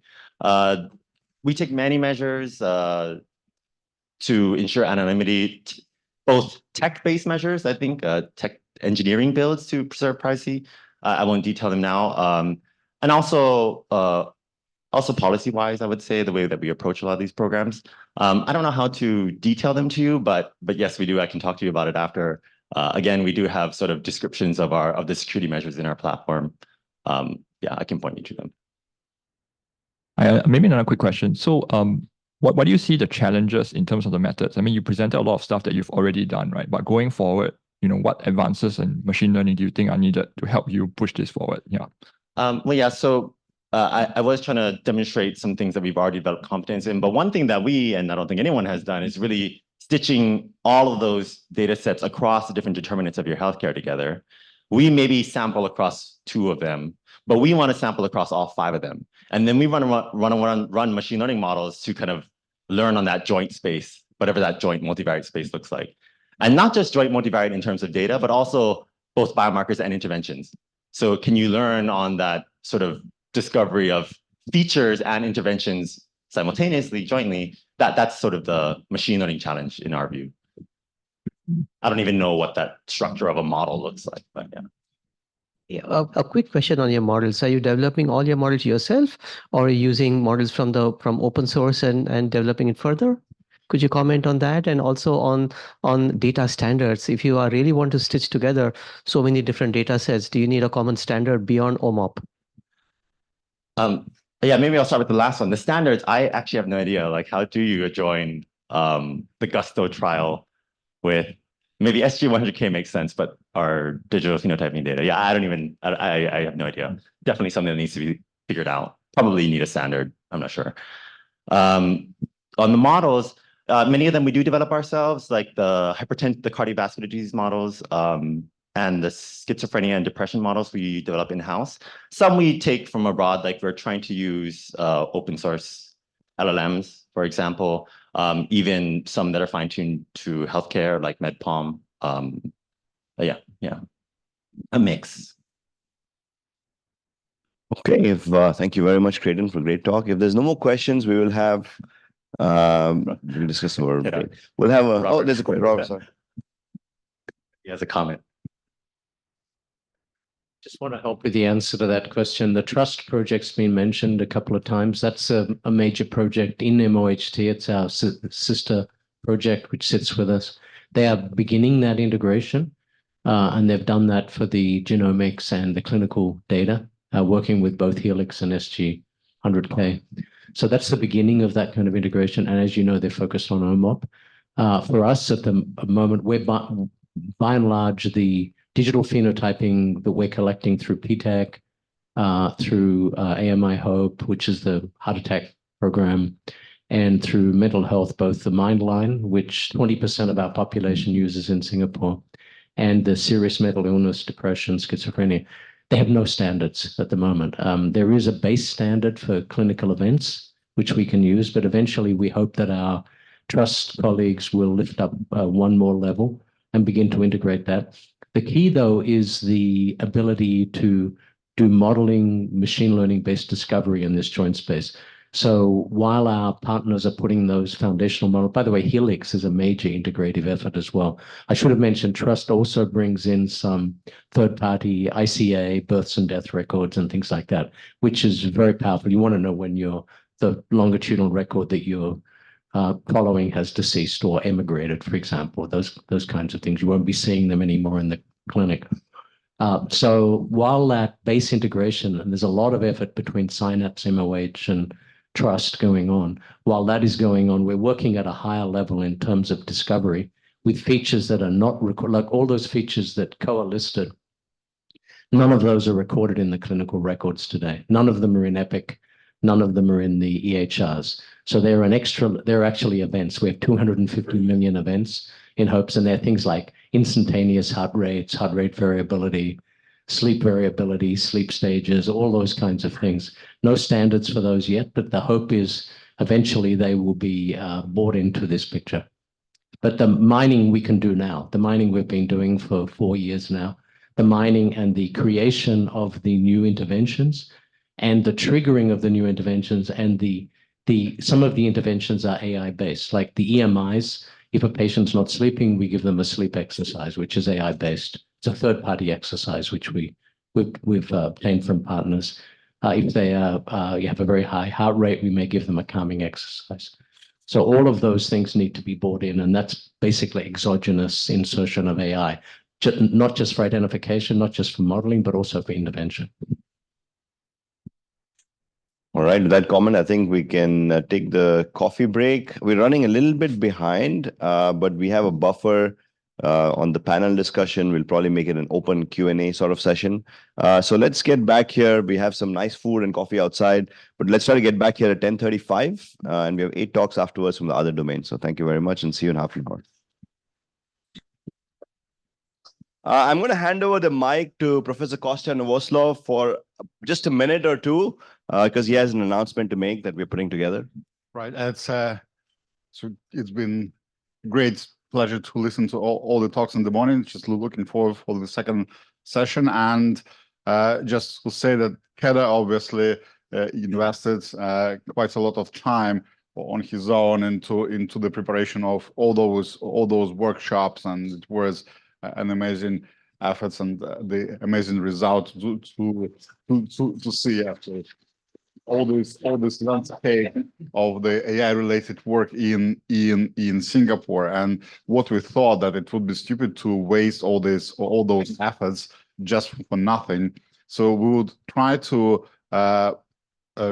collide all those white papers together and make it into a book and maybe a special issue in a journal. So for those the team leaders as well, so your efforts would be rewarded through a publication and a book. So please try to prepare. We'll come up with the specific requirements, so it won't be too long. So not much longer than what you've done already. And then, but at least we'll have a comprehensive overview of the AI for X for science in Singapore. Thanks, Kostya, for leading that effort. So your white papers are not just going to the FRC report. Hopefully, we will expand upon that. And we'll talk a little bit about what will be the difference perhaps in the two subsequently. It is not for this workshop, but thank you so much. Can you put up the slide again with the QR code? If you haven't seen it, and Subodh has given me the task to keep reminding you to please do this. This is actually a request coming from NSCC. Okay, so if you're not aware, in a way, we need to, and the way NSCC is running things these days is the programs have to be of national interest for them to dedicate resources. So it's very, very important to capture your needs through this so that we can actually pass that information along. So thank you. I see people are taking pictures. And we will again remind you, the team leaders who are either online or here in person, some who have left, I'll remind you again to please send in everything by 11th of June. Okay, so we're going to go to the domain pages from the different teams. The first one is on sustainability. Which the workshop was led by Madhavi, who's the director of Irian, and Dr. Yulian Wang, Chief Sustainability Officer at A-Star. Representing them today is going to be Ramprakash from Irian. So over to you, Ram. Thank you, Kedar. Yeah, good morning, everyone. I'm Ram from the Energy Research Institute at NTU. And as you see me, the leads had to excuse because of prior appointments. So without wasting further time, let me just deep dive. So we had the workshop on AI for sustainability a couple of weeks ago. And I think every workshop participant were convinced that decarbonization is indeed a transformative challenge. And why? Because it involves systematic changes across multiple sectors. It's not only about consuming clean electrons or generating clean electricity, but it cuts across many sectors like food, transport, water, and you could name it. And this also not necessarily involves only about the technical or the technological innovation and adopting them, but it also intersects many of the aspects like the economic implications behind the infrastructural needs, the policy and regulations which has to come in place, and the behavioral aspects behind the transition journey, and also the global coordination involved in achieving such a challenge. And why decarbonization probably becomes a grand challenge is because there's always a time factor associated with going low carbon or going zero carbon. And you might have witnessed many of the companies or organizations giving out bold statements in terms of their net zero goals, probably by 2025, 2030. And today, some of the folks who have already had the net zero goals announced now take a seat back because they couldn't attain or they don't perform in the way to attain it within the time frame which they have put forth. So this involves long-term commitment and also all the necessary aspects in technical, economical policy to come in place. And going into the vision of the sustainability, I think the destination is clear in terms of achieving a decarbonized future. But how it could be better dealt with is by understanding the carbon underpin within processes or products and so forth in the emissions framework. So in the carbon emissions, we have the direct, indirect, and so forth. And the routes identified to reach the destination were the topics for the breakout groups during our workshop. So it was mainly spread across future grid, carbon management, electrification, and urban nexus. So these form the enablers of mitigating the carbon or reducing the carbon in the necessary frameworks, primarily scope 1 and 2. And we think this would carry our transition process towards achieving a decarbonized future. So deep diving into each of the domain trends, starting with the future grid, to put a challenge behind, we need help achieve the power sector to decarbonize or become net zero by 2050, which is also a timeline. So at the power sector, all three ends are changing, at least in Singapore. Three ends, I mean supply, demand, and the intermediary grid. So what changes in the supply is probably going to be very transformative. We are looking into hydrogen resources. We are looking into renewable imports. And say in Singapore, we are constrained with solar as the clean energy resource. But going forward with renewable imports, it could be even power generated from other resources and transported to Singapore in different mechanisms. And coming to the grid strategies, probably in Singapore, we need to manage 1 gigawatt of solar energy, which is accumulated from several thousand rooftops. I think at least 5,000 to 6,000 rooftops are aggregated to produce 1 gigawatt of electricity from solar PV systems. Say, while in contrast, in China, it's just one single system deployed at scale. So the grid strategies clearly change. And also in the demand side, we'll have penetrations with EV, we'll have many batteries coming on board. So the mix would change. So we think AI could help in leveraging different pathways and assess the ecosystem impacts behind the transition journey from now until 2030 and to all the way till 2050. So the challenges within the future grid for AI to solve would probably be in grid resiliency while doing so, the forecasting and anomalies detection in doing so, flexibility, accommodation, asset management, predictive maintenance, and the overall cost reduction, because the key finally terms in terms of the costs. For electrification, we have picked few samples, like in terms of the mobility sector, Singapore has an aim to achieve 100% clean mobility by 2040, which means the commutes, be it public transport or private transport, have to be switched towards or to be green very soon. And also, most of the industry targets are aligned with switching from present fossil fuels towards green electricity or green electrons in a way.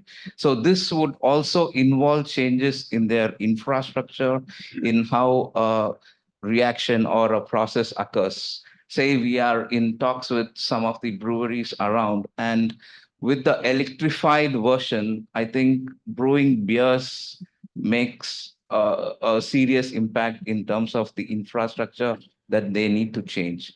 So this consideration also needs a very long timeline sometimes, and we need to look ahead of many things coming together.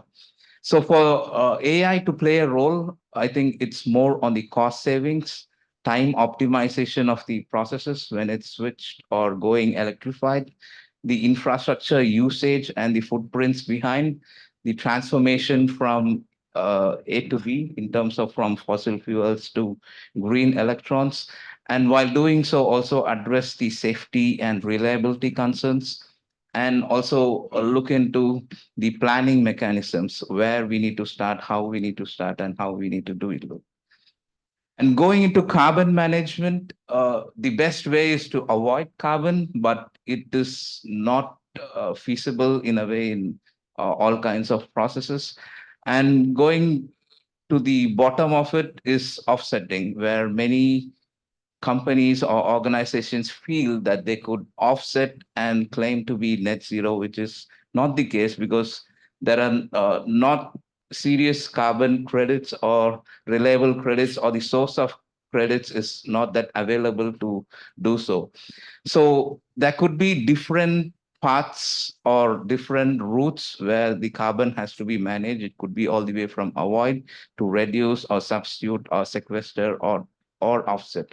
So this is beyond human capacity to even nominate the routes which each of the processes would take place. And we think AI has a serious role in probably having Gen AI to instantiate and create possible outcomes behind it.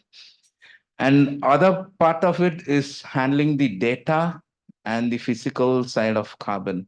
So where AI could be used in processing the data just because it's so super large, validating the data and verifying the sources behind, forecasting and prediction, preventing double accounting and so forth, and also nominate best practices for carbon management and automation and so forth. I think for the carbon, the list is long. And the key thing is how do we close the loop in managing carbon, or how do we go carbon neutral or zero carbon in a way?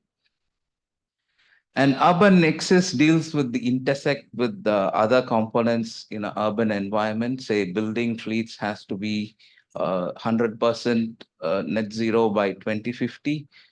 And we are also claiming, or we need food sustainability in a way. Singapore has a mandate of 30% of food consumed in Singapore to be grown in Singapore by 2030. And also in terms of the water intersect, we have a target of clean water from clean energy by 2045. So where we think the role of AI is more in terms of making these things more productive and sustainable in the form of urban farming. It could be in terms of increasing the yield and making sense behind the dollars, because that's probably a question now, whether if we cultivate on our rooftops, is it going to be cost friendly and so forth. Maintaining the well-being and intersects with the human health, preserving the heritage while doing so, selection of materials in terms of the buildings, all the way from embodied carbon and the operating carbon, optimizing the operations and maintenance behind, and ensuring resiliency across different sectors.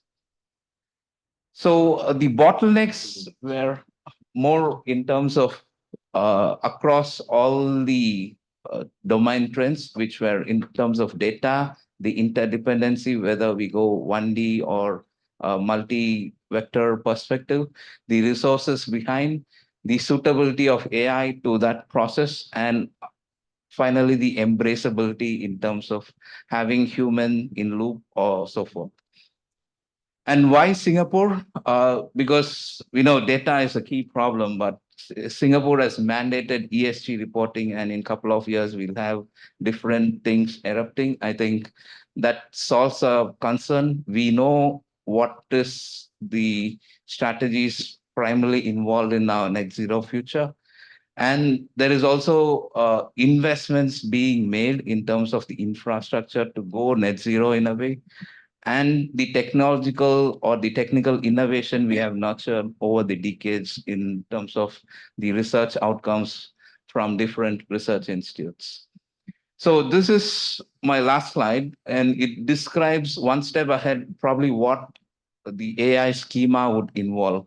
I think there could be two main efforts. One, in terms of the model building, what kind of model suits representing the current energy systems and so forth, which could be all the way from statistical, or we need physical, which is a hybrid AI model or a numerical model, data-driven model. There could be different things which has to be done.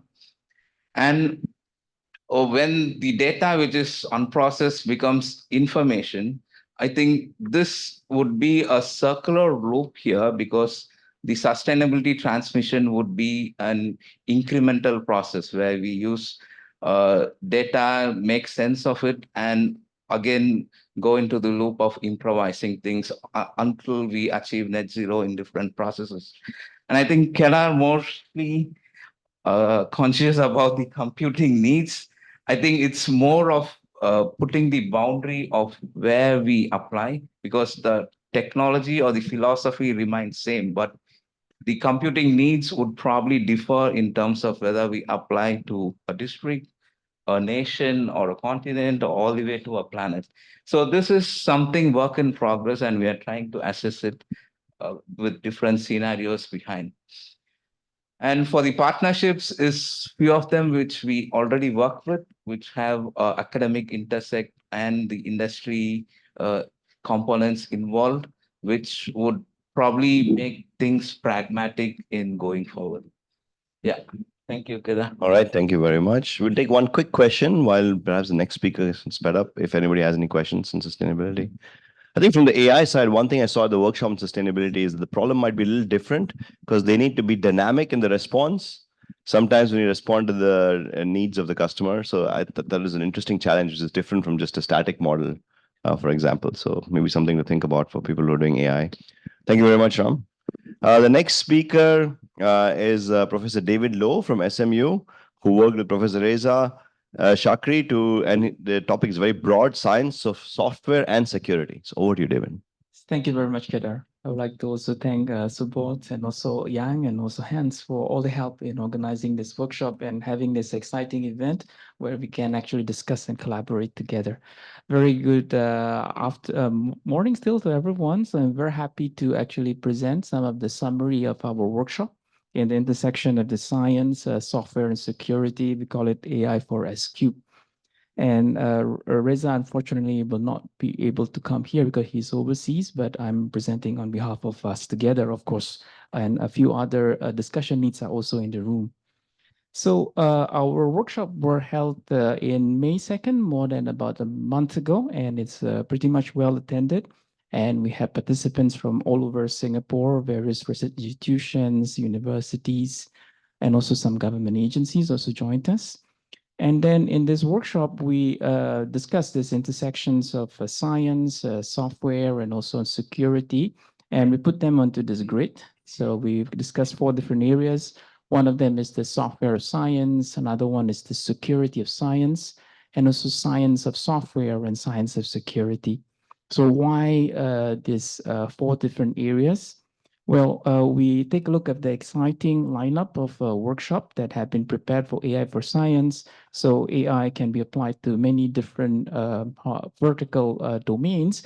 And we're thinking that there are 2 other things that also very important. They are key enablers if you want AI to be successfully applied to many of these vertical domains. And one of them is software, another one is security. So according to a recent study by Google, I think published in NeurIPS, and it highlights actually for real-life AI systems, for it to be deployed, it needs to have not just the AI code, but it also needs to have a lot of software code. So data need to be collected, data need to be clean, and also there's need to be a software to present this result and then get user feedback. So software is important.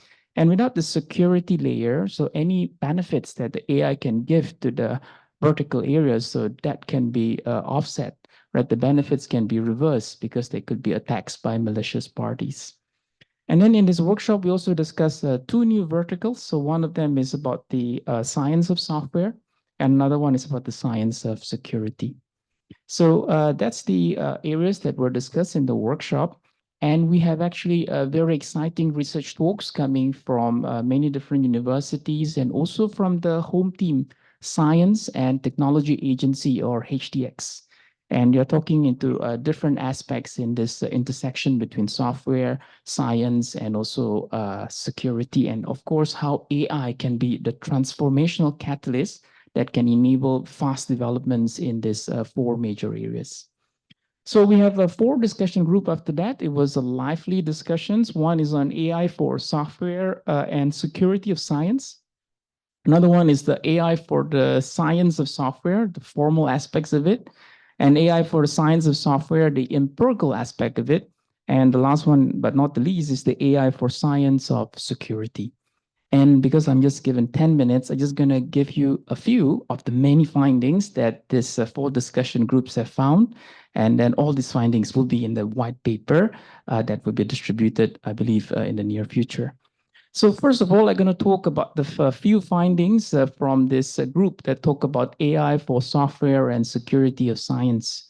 So in this group, we have varied expertise. So they are computational scientists, they are computer scientists. So we sit in the table and we discuss together about how AI can be a transformational catalyst that improves the software and the security of science. So the vision is this: we want to have an effective, domain-specialized, AI-powered framework for the following purposes. One of them is that we want to be able to construct a secure and safe software for physical sciences. And an example that was brought up by the discussion lead from HDX is that in Singapore, HDX has a software for analyzing and detecting chemical signatures in drugs. It's very important software. It's very hard to build because there's a lot of drugs. There are also a lot of banned chemicals, and it's very hard to build them. And the second one is that we want to also build an AI-based systems that can detect and mitigate the security threats that occur at the intersection between the physical sciences and also in cyber. And this is very important because otherwise the cyber threats can affect the physical world as well. And the second point here is actually has been a lot of interest. So a number of our discussion participants have highlighted like a lot of efforts happening in the US and Europe. For example, there is an effort by NATO looking into the security and resiliency issues related to the synthetic biology and biotechnology. And there is also a group of researchers from Yale, Columbia, looking into this field of cyber biosecurity. So these are exciting things that can be enabled by the power of AI. And so that's the vision. So what are the bottlenecks? So these are the bottlenecks that were identified. So one thing is that based on inputs from HDX, so many of the software for computational sciences are created by domain experts, not by software engineers. And software engineers, the problem is that they do not have this domain expertise in science. And the domain experts also do not have the background on software. So at the end, the software may be buggy, and then the software may also be insecure.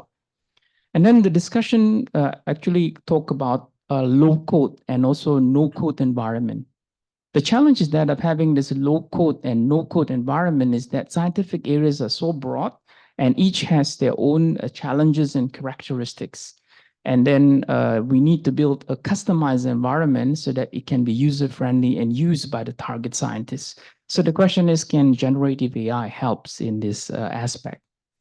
Another thing is that AI models are primarily black box, and for it to be adopted by scientists, they need to have certain features that can engender trust.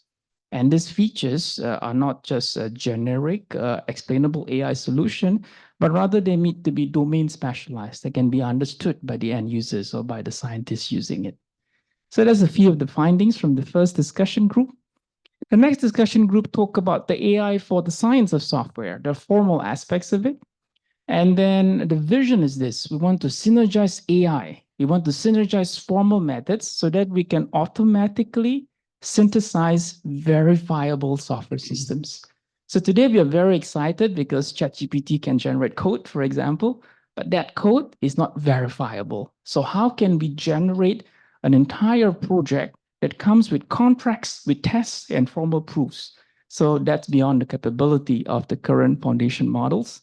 And eventually we want to realize this concept of trustworthy autonomous software engineering. So that's the vision. The bottlenecks is reasoning with and improving this foundation model so that they can synergize with these formal methods is unclear. We don't know how exactly it can be done. That's why a lot of research is needed. And the second one is scalability. Writing small pieces of code, it can be done by foundation models. If you want to write an entire software project for a scientific purpose, then that will be very challenging. So one way is that we can try to generate bits and pieces of the software project and merge them together. But how exactly it can be done, that is an open problem. So the third group is talking about AI for the science of software, the empirical aspect of it. So the vision is this: so that AI and human can collaborate together so that it can uncover insights about the empirical science of software. So basically, we want to deeply understand how a software is being put together, how software is being constructed, maintained, tested, and deployed. And then the idea is that we want not just to use AI to automate like manual tasks or menial tasks, but rather we want to have AI working together with scientists to uncover new research hypotheses and also help scientists to answer those hypotheses in an interactive way, not just one-off way. And then what we want to do is that we want to eventually uncover these actionable insights that can transform how software is being created in the future, including software for science. And then for bottlenecks, these are a few that are identified. One of them is the data is complex. Data come from various sources. There are data from humans, there are data from machines, there are a lot of tools. So all this data need to be integrated together. AI need to make sense of a wide variety of data that are multimodal too. And the field is also highly dynamic. So there is a lot of new technologies, new APIs that are being released. So how can we deal with that? So that's an open problem. And then there's also a risk that AI may uncover certain scientific insights or results that are misleading. So these are some of the bottlenecks. And for the fourth and the final one, yes, there is this vision of science of security. Basically, we want to transform the cybersecurity landscape. One way is to use AI as a proxy for human involvement. And another one is how to use AI for analysis of algorithms, especially cryptography algorithms. And the bottlenecks here is that the usability of AI, so not only the AI algorithms are important, but they need to embed it into the workflow of practitioners. And the second one is the safety mechanism of AI. AI is a double-edged sword. It can help, it can also harm. Is there a way for us to control its safety and maybe even turn it off in some situations? So these are just some insights. So how well positioned is Singapore? So we have a unique government agency, for example, this HTX, that sits in the intersection of science, of technology, of software and security, and they care a lot about using generative AI. Of course, we have many other government agencies. And also in Singapore, we have a very strong ecosystems on science, AI, software, and security. I think we are the world leading research powers on AI, also on software, and also on security. And I think we are in a unique position to develop this intersection together. So just key partnership, I think universities, government agencies, companies in Singapore, and also beyond Singapore, there's also big institutions at CMU, and also in Nevada in Canada, and just data needs. So we have a lot of data already. We can collect them more, and we are well positioned to do that. And just my final slide here is about the high performance computing need. I think Dario care about it a lot. We have tried to compute some numbers. So these are some numbers that are requested in the form, and these are based on these assumptions. And these are based on this experience that we had in building foundation models for GovTech. We'll put all this information into the form. So with that, thank you very much. Any question, comments are very welcome. Thank you. Question from Nikita. Thank you. How good are current large language models as a penetration testing tool? Yes, I think there is some studies on that, on how large language model can generate test cases to attack systems. But I think it's not yet an industry grade solution. Also, many industry are developing it. Actually, just a few weeks ago on an event organized by HTX, I was approached by a company in Thailand that is trying to build that. So I think soon they will have that solution there. And when it happens, then let's say you have a scientific AI-powered system and an attacker can penetrate through it, it may actually can do many harmful things. It will be very fun times because when you have the Skynet, because your model will be able to hack computers and copy itself to those computers. Yes. Finally. So he come in. Prevent Skynet. That's what you should call your proposal, anti-Skynet or something. Thank you very much, David. Appreciate that. All right, we'll move into a few materials, chemistry, biology, manufacturing domains, the next few talks. So next one's on material science and chemistry.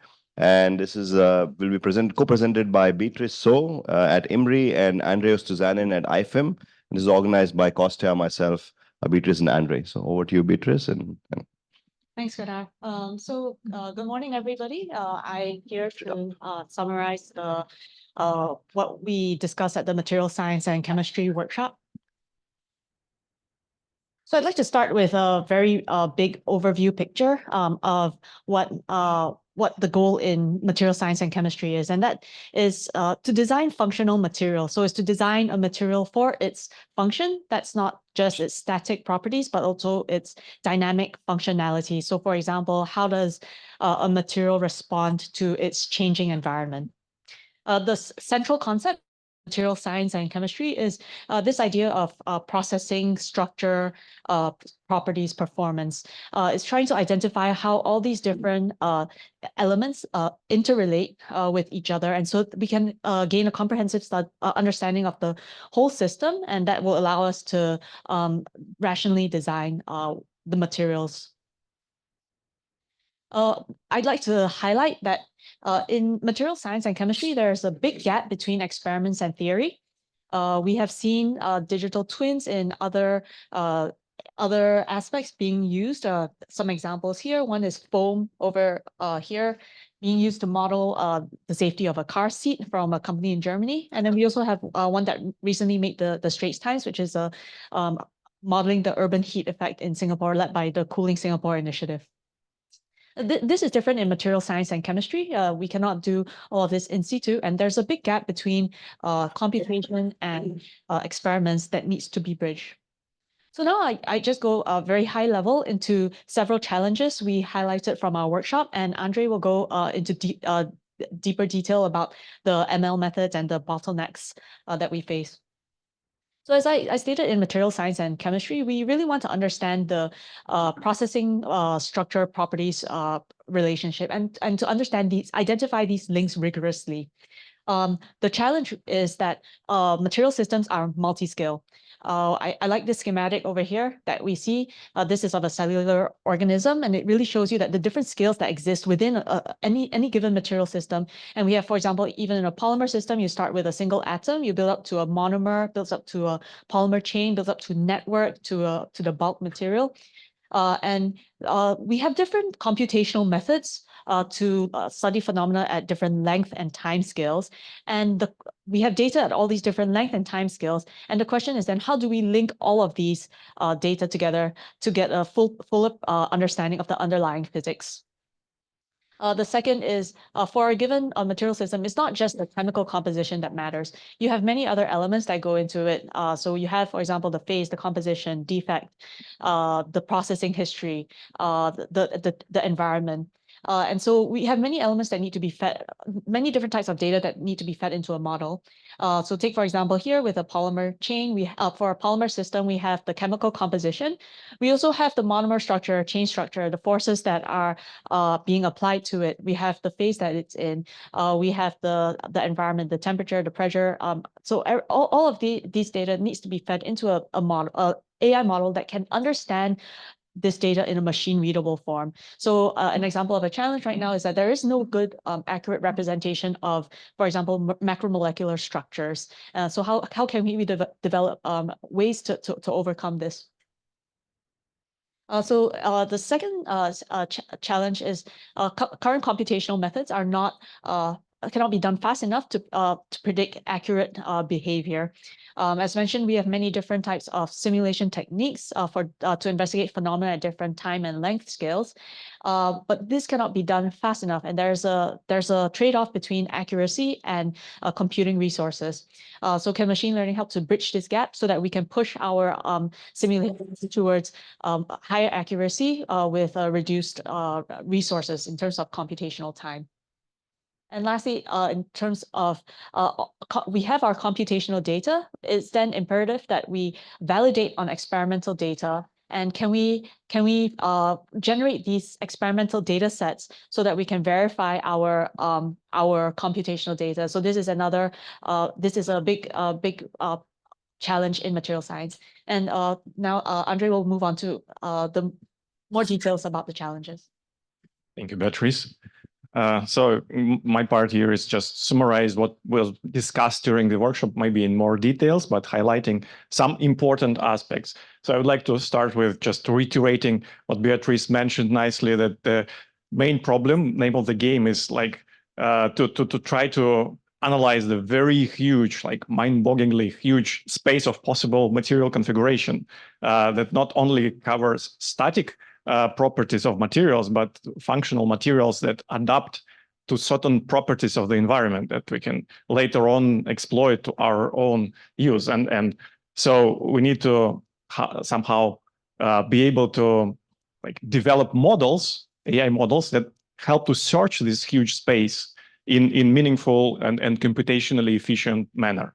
And there is no hope with current state-of-the-art computational technology to move further in this space. So in this regard, we need to develop like a more capacitive, more enabling foundational models that can speak different languages for different scales, like starting from quantum and going further to what we can measure and use in our real life. And so multi-scale is utterly important aspect that is not nicely covered in any of AI domains. So there are no good architecture that can confidently work in different scale environment, right? Because usually when you develop AI model, you focus on particular data sample like images or text, but you cannot target several domains that are connected with each other. Like you can connect text and image, but you cannot connect electrons and molecules in a meaningful way. So and also going deeper in terms of improving computational resource availability, because scaling to this extent is meaningless without like reasonable computational efforts. So developing a new computational media, new computational architectures with using advanced materials is also one of the key challenges that can be advanced with help of AI, that will help AI to advance us further. Okay, so there are different kind of materials like structural, compositional, soft materials, etc., that need to be addressed by help of AI, and then those are big challenges by itself. Of course, knowledge leveraging is important aspect. Like during the building of the models, you also need to input some facts or papers into it, so it can reason about what it produces in like meaningful way, giving hints where reasons are coming from, and also extracting the knowledge from those models because they like process huge amount of data and can give insights to researchers what can be done further and how it can be leveraged in practical sense.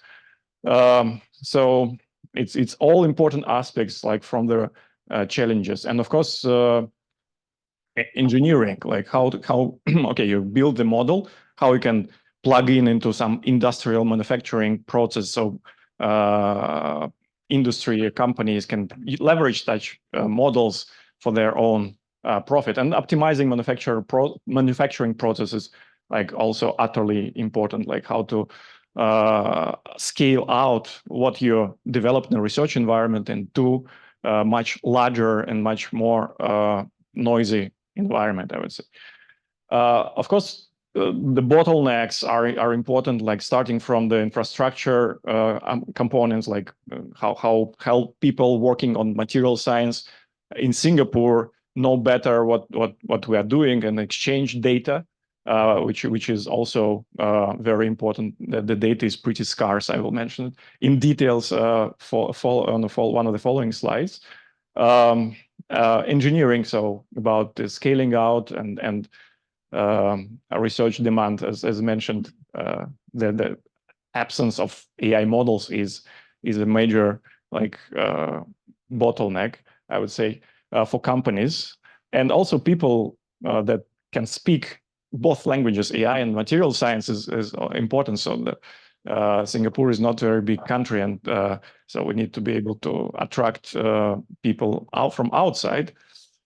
So, and speaking of advantages of Singapore that we can leverage on, I would not read it out. I think those are like pretty much self-evident. So just for the reference, and key partnership that can be performed in this area. I mean, in developing this challenge further. So various partnership, like local partnership, multinational collaborations. There are many hubs that work on AI for material science in US and UK and Europe. So establishing those challenges would allow Singapore to bootstrap and build critical mass. The sooner the better. Okay, so and private-public partnership is also important, and there are many companies in Singapore that we can use it to leverage this and to bootstrap as well. So data availability is a huge problem, I would say, because mostly data is available to companies. They don't have incentive to publish those data sets, but it would be utterly important to make it available to research partners, to research institutions, right? And okay, perhaps it is something can be considered on like higher government level, how to incentivize companies towards sharing those data sets, which would allow us to build better model and to explore this huge space of possibilities. In terms of computing, these are very rough estimations. So you see it grows exponentially. So this is something that we can project given now. Maybe we can refine writing the specific proposal for NRF, but this is the reality, right? So building models, training models, fine-tuning models takes a huge amount of resources. So I'd like to wrap up with just highlighting that we have a really interesting and like very open challenges that are not solved everywhere, and then we have opportunity to like develop a expertise center of excellence here in Singapore, because we have nice connections. We have like very developed research infrastructure, and so with certain components like availability of resources, data, and people, we can really make it fly high. Thank you very much. I'll be happy to answer any questions. Andrey is actually a computer scientist working on many different fields, including what particle physics in the past. So he's seen different domains in his day. Any questions for Andrey or Beatrice or Kostya or me? Okay, if not, thank you very much, Andrey and Beatrice. And we'll next we move into manufacturing. So bridging a little bit between length scales again. Professor Saif Khan from NUS will talk about chemical and biological manufacturing. Thanks, Kedar. Let's see, we have this. Okay. All right. Good morning, everybody. What I'll be talking about is manufacturing, chemical, biological manufacturing, broadly conceived. And I must say it will be very complementary to what you just heard from Beatrice and Andrey, and also from Sebastian in the morning. Yeah. So firstly, what was our manufacturing workshop about? It was really about how to make stuff that is discovered, right? We've been talking about new materials, new molecules, new drugs. So this workshop was meant to complement that with how to make those new molecules, materials, and drugs. So our attendees, so a little bit of an overview about our workshop. We had people attending from across Singapore, academia, research institutes, industry, and government agencies. So that's just a spread. Every university, a lot of A-star institutes. We had pharmaceutical industry representation, and we also had government agencies coming in. Now, we had talks that were also spread across several different domains within manufacturing. We had biological manufacturing, chemical manufacturing, hybrid chemical biological manufacturing. Then we had a couple of talks about digitalization, about the actual application of new AI in the manufacturing space. And I'll come to this again, but I just want to make a point in case this is a broad audience here. Singapore is one of the world's most unique hubs for manufacturing. We really have a lot of manufacturing on this tiny island. This spans the spectrum from petrochemical manufacturing, oil and gas, energy, all of that, pharmaceuticals, fine chemicals, specialty chemicals, foods, cosmetics, you name it, we manufacture it. So this is a very unique place, and I'll come back to this right at the end of my little sharing. All right, so just to introduce the problem a little bit, just like Beatrice introduced this for materials, let's expand the scales even further. the idea of manufacturing is we're dealing with multi-scale, multi-physics, multi-unit process systems. These are systems of different units that perform different operations strung together, and these are inherently dynamic in nature, right? So everything you heard about multi-scale nature of the problem from Beatrice, it's the same here, and you can extend it even to larger scales because process systems can be hundreds of meters in length scale in terms of a number of different units that manufacture things at scale. So this little diagram, right, shows you that multi-scale nature of the problem. You're dealing with chemistry or biology at the atomic molecular scale, but then this spans across mesoscales right across through to process systems. Systems like big reactors or big distillation towers or separation units that now encounter this very unique interface between physical rate processes and chemical rate processes. So let me repeat that. Chemistry, chemical rate processes, interacting with phenomena such as molecular diffusion, fluid mechanics, heat transfer. And these things come together and profoundly influence the outcomes of the manufacturing processes. So you're dealing with complexity of this level, right? Multi-scale, multi-unit, multi-physics complexity. And this is very much similar to the kind of complexity you would encounter even within a biological system like a cell, right? But we're talking about taking cells, for example, and making stuff out of them. So that's another level up in complexity. All right, so we heard just in the preceding talk, right? Really thinking through molecular or materials discovery, right? And molecular and material synthesis. Sebastian talked about drugs. So molecular, we can include drugs in that category, right? So there's a lot of interest in thinking about structure and function and about how in principle to make these materials. And we've heard from the previous talk about the kind of AI that is needed, right? So this was actually the workshop that was run. There is a gap though between going from there to scalable process technologies for manufacturing. And the gap is because the process technologies have, in addition to satisfy constraints, which are sustainability, we've heard about that, scale, you've got to make lots of that material, economics and robustness, right? And so in addition to understanding structure and function, you need information about a whole host of other things, thermophysical properties, thermochemical properties.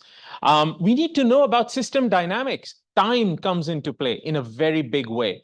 And so this becomes, it amplifies the complexity of the challenge and makes it worth the AI enabling that is possible. All right, so in terms of the outputs from our workshop, I'll just encapsulate it with one vision and two grand challenges. And then, of course, there are various bifurcations of that. So vision.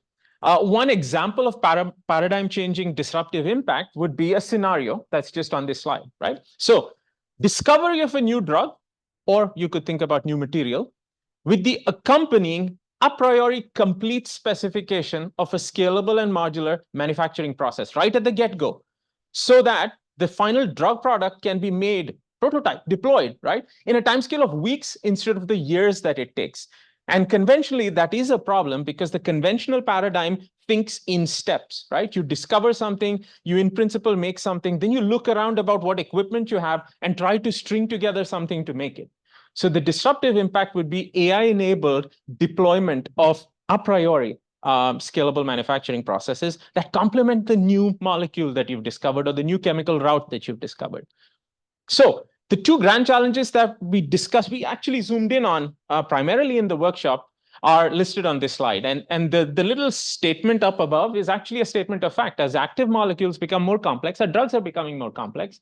AstraZeneca, for example, is setting up a $2 billion manufacturing plant for antibody drug conjugates, which is very interesting, in Singapore. And sustainability becomes more paramount, right? So, and synthetic methods become more adventurous. So there are two grand challenges. First one is literally one-shot de novo design of scaled up, economically viable and sustainable manufacturing processes. That's the vision. You want to achieve that. Now that can be broken down into thinking about the novel synthetic chemistry or biology or material science and discovery efforts that are then are deeply and tightly intertwined with bespoke scalable process systems that may not look like the process systems you see on Jurong Island right now, right? How do you do that? And the key enabler for that would be, we've heard these keywords before, multimodal, multi-scale, physics-informed machine learning models. And so that's the frontier. And accompanying that is another thing that you heard in the previous talk is high throughput experimentation. I call it data factories. Okay, we're talking about factories, but we also need data factories because not all the data that is collected supplements process development. So there is a very big opportunity to develop process development based data factories, high throughput experimentation, self-driving labs that generate data that is process relevant. Yeah, it could be scale relevant data, physical-chemical property, thermophysical property measurement data. And this is something that's actually gaining momentum worldwide. And I think we have a chance to be first movers here. So one-shot de novo design of bespoke new processes. But at the same time, our group also discussed a mirror aspect of this. This ability to do the top allows you to do something which is listed at the bottom, which is AI-enabled radical operation of all process systems. Now, the thing is, we have a lot of data. Every factory has a lot of data. Every manufacturing setup has a lot of data. Can we leverage very large, multimodal, dynamic data sets to enable the operation of process systems in ways that are not conventionally done? So out of distribution process windows, which are not conservative, but are rigorous. And they enable all manufacturing processes to be very responsive, very agile to economics, varying economics, and supply chain disruptions. So those were the two things that were really the pivotal themes. We discussed many things, but those two grand challenges came up in our workshop in a very big way. We did have a lot of discussion about data, models, the role of AI. And there are challenges and opportunities in both. And I think you've heard this again from actually many of the talks in the morning today. So there exist data sets, rich multimodal data sets across academia, research institutes, industry. And this is data with very different provenance, very different sources, different spatiotemporal scales, static and dynamic data, different accuracy, different precision, resolution, noise, right? So it is available. Raises questions about the ontological approaches to thinking about that data. But there's also a lot of simulation data that exists at all scales. And again, you've heard that from atomic and molecular scales right through to system level scales. Now, how do you sort of get experimental and simulation data to talk to each other in some meaningful way? We discussed that. One thing that was proposed by the group, because there were both industry and academia related participants in our workshop, was really thinking about federated learning, thinking about in some way anonymized data, but still people can access pools of data. And we just heard that in the healthcare context. Actually, in the pharmaceutical context, this has been experimented with. So in the UK, they ran a project in which 10 big pharma companies shared data for quantitative structure activity relationships. So that was really interesting. Now in Singapore, we have this unique opportunity in 750 square kilometers to think at least about this federated learning model across sectors even, not just one sector. And ML use cases exist actually in individual sectors already. So the other thing that came up was the idea of the data factory, which is self-driving platforms that actually generate the data that isn't typically recorded, but that tremendously accelerates your ability to develop new processes. So high quality, multi-scale, process relevant data generated using self-driving platforms. And in the end, of course, again, in synergy with all the talks that you've heard, the ultimate vision would be multi-scale, multi-purpose foundation models for manufacturing processes, which can look at different aspects of the manufacturing chain and enable you to make bespoke designs. So I'll come back, and this is my last slide. I'll come back to the competitive advantage. Singapore is in a unique position in terms of all the science that we are doing, but also all the manufacturing that we are doing, right? Just the concentration and the connectivity of the basic science and industry and manufacturing is just unprecedented, actually globally. And in manufacturing research and development, we have the full spectrum of expertise, which was represented across workshops, actually, from Sebastian and Kedar and our workshop. And this is spanning everything from chemistry through to process systems engineering, through to digitalization and modeling. Now, in terms of possible partners, once again, I've listed some partners across sectors: pharmaceutical, energy, food, specialty chemicals, cosmetics. These are all actually existing research and development partners at our universities today. And there is a possibility where we could talk about federated efforts to develop, to realize such a vision. So these are existing partnerships, which is very exciting. In terms of international partnerships, there are consortia that don't quite tackle the problem we've outlined here. There's a lot of excitement in the discovery space, and some of those consortia are listed here. And then there are a couple that have started thinking about the manufacturing space, notably CMAC in the UK and the Fraunhofer Institutes in Germany. And these would be interesting partners that we could potentially talk to. We already have relationships with all these institutions. So again, thank you very much for your time. We have time for a couple of questions. I have one very targeted question to put you on the spot. Sure. Can you get one of those industry people to come and give a talk about R&D in AI for science in Singapore for the 23rd, 24th July workshop? You don't have to answer now, but there are already a couple of candidates I can, yeah. But yeah, I think the idea about the length scale spanning all the way to maybe even think of a test case and actually solve it. I think that'll be nice. Okay, thank you very much, Saif. Really exciting talk. Switching, still staying on manufacturing, but about the other key sector that's important for Singapore is semicon. So I'm going to invite Dr. J. Sendilnath from I2R, who worked with Qianxiao Li, also in I2R, to talk about AI for semiconductor manufacturing. Sendil? Thank you, Kiran. So this workshop we organized mainly focusing on the manufacturing on semiconductor side. Myself and Prof Qianxiao Li, we both from I2R, we led this workshop. So thanks, Kedar, for organizing the workshop and the team. So it was very fruitful. A lot of knowledge exchange happened.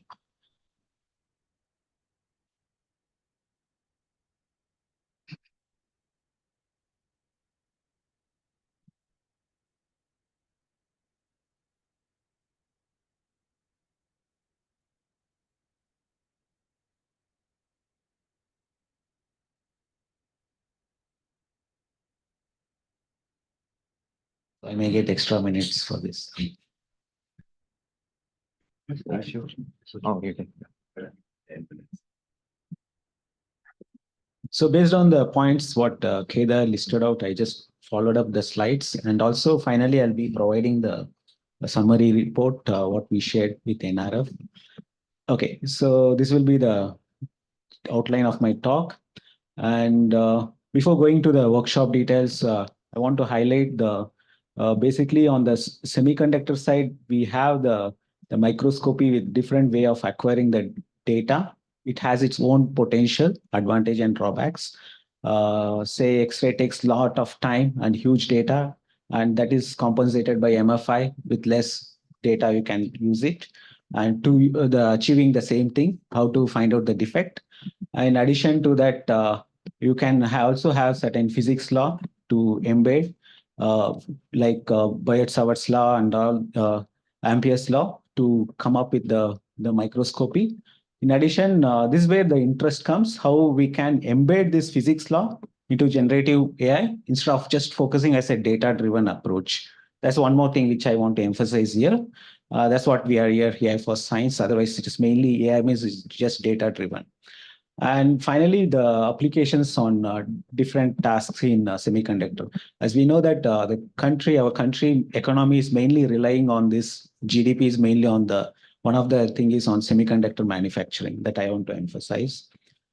Okay, so the main challenges arising with this is you don't know where to send. Say, for example, in semiconductor failure analysis, the potential is the scanning is it needed to scan the entire thing? Just there is a defect at one point.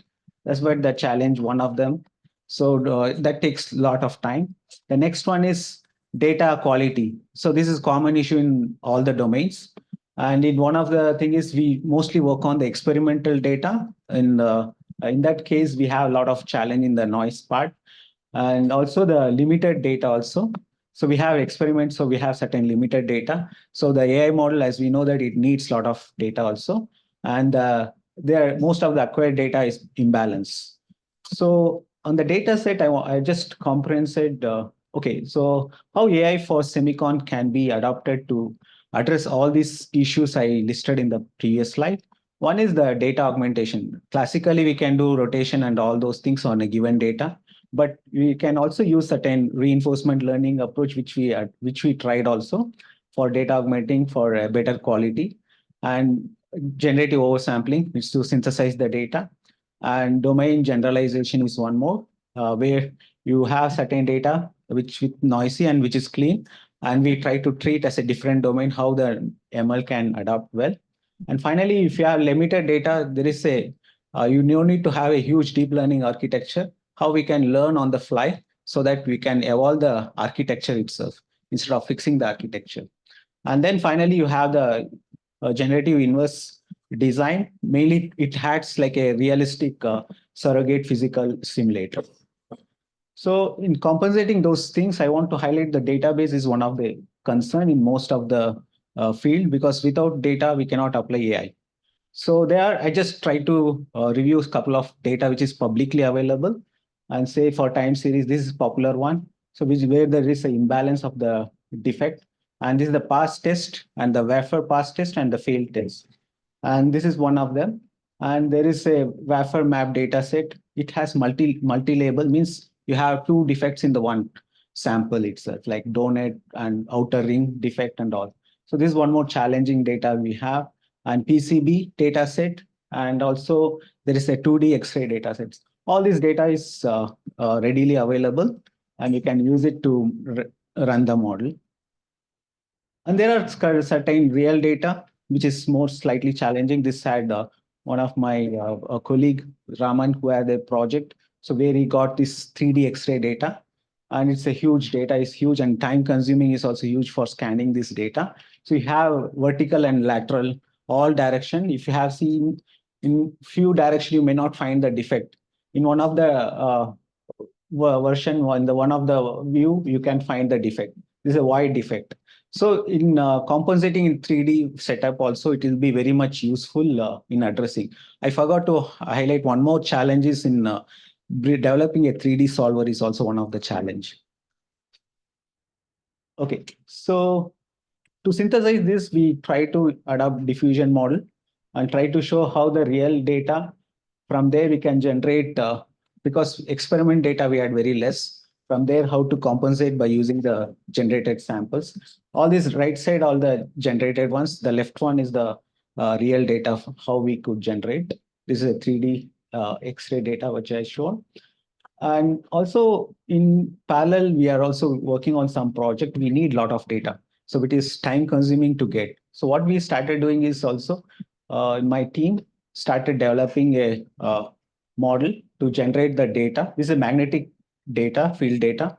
So if you pass the left side is the circuit design, you can generate any view, different magnetic, how in X direction, Y direction, and Z direction you can find.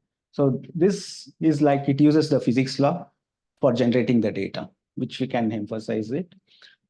And suppose you do the data, suppose you get some experiment data. This one thing which we faced a couple of years back, like we have one or two very less represented data. So from there, we used NUS team led by Professor Aaron. He came up with the TCAT to generate multiple samples. And my team worked closely to use a simple model, because even it is generated, the data was very limited. So we cannot go for high deep learning architecture. So we came up with an evolving structure to see how the defect can be detected. And yeah, just try more. And there is, as I highlighted, the augmentation is one more way of overcoming the data limitation. So even one of my teammates has worked on how to use RL to generate a more realistic data, and then use the, so here the challenge is the below one is the noisy setup, the above one is the real data. We pass the model to learn the above one and how it can find out the defected ones with the noisy setup. So we could try to come up with, we have a couple of TDs and IPs on this also. Okay, so in addition to this is all most of us know, that the popularity of deep learning, synthesizing the data. So we have come up with certain loss function, how we can structurally preserve, and so that it generate more realistic samples. So this is one of the things which I want to emphasize. And one of my teammate also, we came up with one patent to file. Okay, so all these are more on the data perspective, and this is more on the model perspective. How we can compensate the physics simulator with a generative model. So you have physics simulator like based model like SMM. So it generates the like S0 mode and A0 mode, and that you have certain way to pass to the generative model to further capture, and so that it can come up with a better classifying and also generating a better new samples. So this is where we can hybridize the physics with the deep learning model. Okay, so now coming to the final part to emphasize on the report, what we got. The workshop was almost more than 150 participants, showed very much interest, and we had a 9 expert speakers, and there was very good knowledge exchange even from industry and academy. We had both the side. So we got to know the real challenge problems at the industry side and also the academic side. So we know that this tradition, this is how we emphasize like Moore's law guided semiconductor, as we know that it is predicting the doubling of transistor counts every 2 years. In the same direction, if you see the AI domain, there's a parallel trend where model sizes, as you know, the ChatGPT and all you need a lot of computational resources. It's also increasing to that extent. So how to compensate in this scenario? So the workshop tried to address 3 important scientific criteria. One is on the semiconductor database, whatever I tried to highlight. In addition to that, one of them I should highlight is on the National Semiconductor Translation and Innovation Center led by Professor Yeo. He came up with saying that there is possibility to come up with the SG ecosystem to drive the data of what he is planning to generate from his project.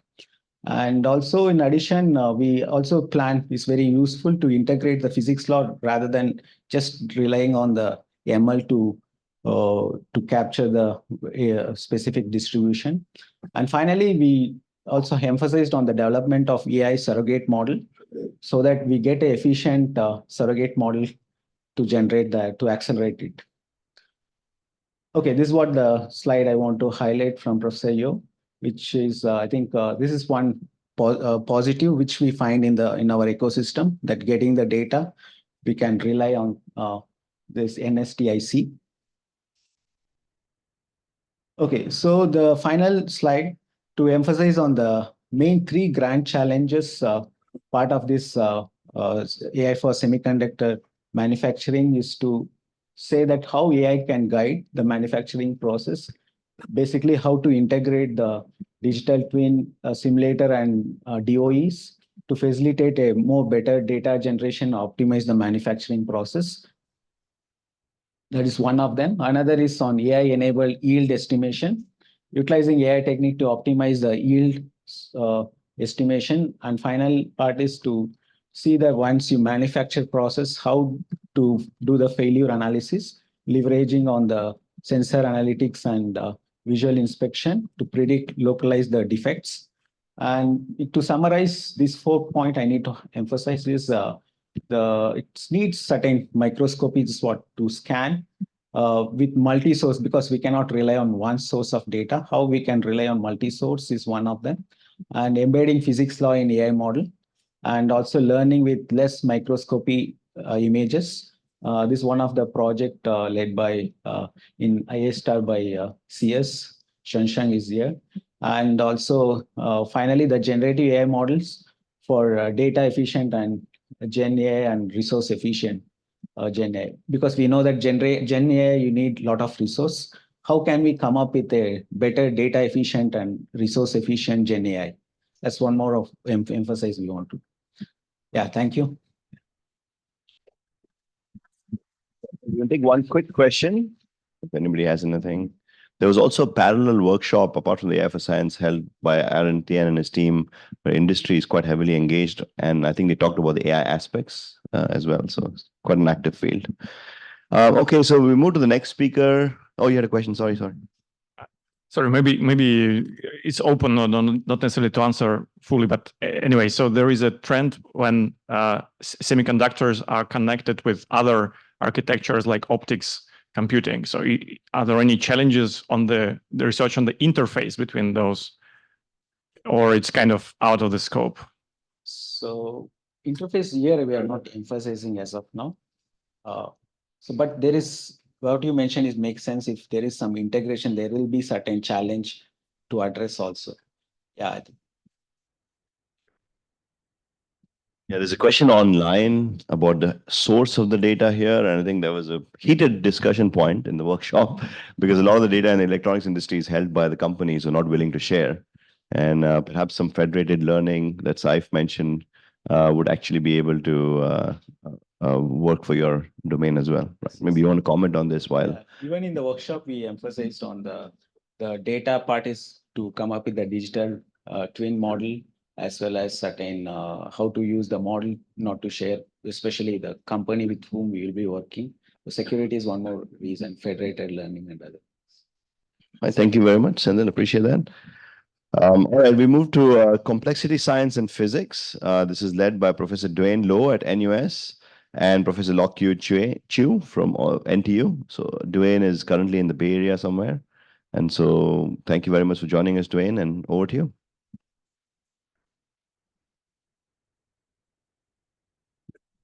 You're muted. We can see. You can't unmute. Oh, he can't unmute. Hold on. 1 second. You can just talk like that without audio. You know, if you can convey the message. Hi, sorry. Yeah, we can hear you now. We can hear you now. Go for it. Thank you. Yeah, sorry. So I can't join right now because I'm actually in the Bay Area on a working trip, and Lock Yu, the other co-organizer, also couldn't because of a prior commitment. The thematic workshop that we had was actually one of the first, actually the first one. It's on physics and complexity sciences, defining the emergent roles of AI. And this was the first workshop, and we have to thank NRF, Kadara and Hans for making it happen. And hopefully we set some sort of example that the rest of the workshop was able to benefit from. We had speakers from many body physics, Dario Poletti, computational materials, Shenlei, quantum ML, Kishore, critical phenomena, Fengling, quantum optics, Timothy Liu. Look, you talked about complexity science, and myself, this order and order transitions, which you can see it's quite broad, the scope, but we sort of inevitably coalesced into breakout sessions on complexity, quantum ML, many body physics, and this data-driven discovery. So the details, of course, will be in the white paper, at least our part of it. But for this limited 10 minutes, I would like to highlight the Hominid's Grand Challenge. And I think we kind of converged on this question. Why is measuring, understanding, and modeling a physical world over multiple lengths and timescales so challenging? I think we've seen this, at least in the later half of this morning's session, a few times already. Here's our take on it. It's so difficult because it's so difficult that we have to create a patchwork of domains to span different complexity scales. So here's a caricature of the different types of new physics that were created when the number of atoms sort of increased. And the same thing also happens for chemistry and biology. And so the natural question to ask is, why not a single theory and framework for all of it? Why is it so difficult to find that? And so the answer to at least some of us is that more is different. The idea was popularized by Nobel laureate Philip Anderson in his famous 1972 science paper. And fundamentally, it's really because it's different. More is different because complex interactions between many units are, this complexity grows exponentially the more units that you have. And this is this interaction that causes it to be actually different. And so disciplines that you see here arise because of coarse graining. And here's what I mean. So when you coarse grain, you somewhat into a coarse grain unit. Coarse grain would reduce complexity. And the description of the interaction simplify whenever we can coarse grain many units to create new units like quasi-particles and so on and so forth. And so on this coarse grain scale, we see where complexity rears its ugly head. So when the coarse grain units do not interact, theories are easy to build, like weakly interacting models. It is when many of them interact strongly and in varied ways and consequences that theories become much harder to build. So what is the bottleneck and how can ML help? So the bottleneck really is creating interpretable, meaningful coarse graining. And it's sort of also to act as a bridge, right? Because on one hand, we have these very large, complex, noisy, incomplete, multimodal raw data that we collect all the time. And then these forward models that we have in simulation that are simplistic or cannot scale up to enough length and time scale to match that data that we collect. So to connect the experiments to theories, we usually use ML, the coarse grain, to reduce the complexity of the data first. And then we also need to coarse grain using ML, the length and time scales in simulations, so that we can then correlate between the two sets. So let me give you an example that at least I'm familiar with, the massive imaging and spectroscopy data. The types of high throughput data that have been collected for this sort of imaging has basically exploded. In the last 15 years, we were asking questions about 15 years ago, we were asking questions about how to identify common patterns among tens of thousands of combustion aerosols. Over the next 10 years, we then interrogated millions of nanoparticles to understand the non-equilibrium growth. And then now we are approaching the hundreds of millions of crystals. But here I can basically only show about a 1/1,000,000th of this measurement if I let this whole thing play through. And the only way to understand this massive data set, you have to do dimensionality reduction, which is guided by hypotheses from coarse-grained simulation to try to connect. But the important thing to note is that the note at the bottom, that blind dimensionality reduction is actually useless for theory building. And so there's also complex data sets from dense urban environments in Singapore. This applies to epidemiological networks in Singapore. For example, the question of how persistent transmission routes of dengue are changing in Singapore, how they change from year to year, and how can we help that for inference, and how can we infer causality in these complex networks, and how can we use AI to uncover historical formations of various network complex systems that can be extracted, including protein-protein interactions, ecology, and social networks. And so there's also complex first principles many-body simulations, just like what Saif said a little bit ago. So these are showing examples of non-reciprocal biological cells. Let's see if I can play this. Yes. And so when these this is just one example. MD simulations also show these in dynamic. The real question here is, are there persistent patterns, structural and dynamic motifs that we can find using ML, so then we can coarse grain these, bring them to time and length scales that can then match with data sets that we collect experimentally. So what's the opportunity? AI can help us find meaningful interpretable coarse graining guided by our intuition. And this is to find emergent phenomena as we tackle complex systems. And so a data-driven approach, right? I think we've heard this a lot this morning. What is the data? We have a lot of data. We can collect a lot of data. What can the data do? Here's a data-driven approach from somebody that came from the trenches. This is what it feels like. But the basic line of tasks that we need to do is the coarse grain first, then we can build models, then we can build theories, then maybe principles can emerge. And so there's actually a lot of data sets that's constantly being deposited that's publicly available. Here's an example of many petabytes of curated raw data in this coherent X-ray database. Each one of these data sets span easily 2 to 5 orders of magnitude in length and time scales, where unrealized opportunities to find patterns and emergent phenomena is just waiting for us to tackle. And there's also new data sets coming out from, for example, the Chan Advanced Imaging Institute, which is the reason why I'm here on this visit, on cryo electron tomography of cells, very large sort of biological systems. So to sort of summarize everything together, right? The unsupervised AI co-pilot is something that I think we're constantly developing and trying to see what kind of emergent phenomena, what kind of things we can discover with it. But the question that we're really trying to ask can be really simplified in this way, right? What constraints dominate in these systems to create rigidity? And then how do these rigidities then lead to persistent structural and dynamic motifs?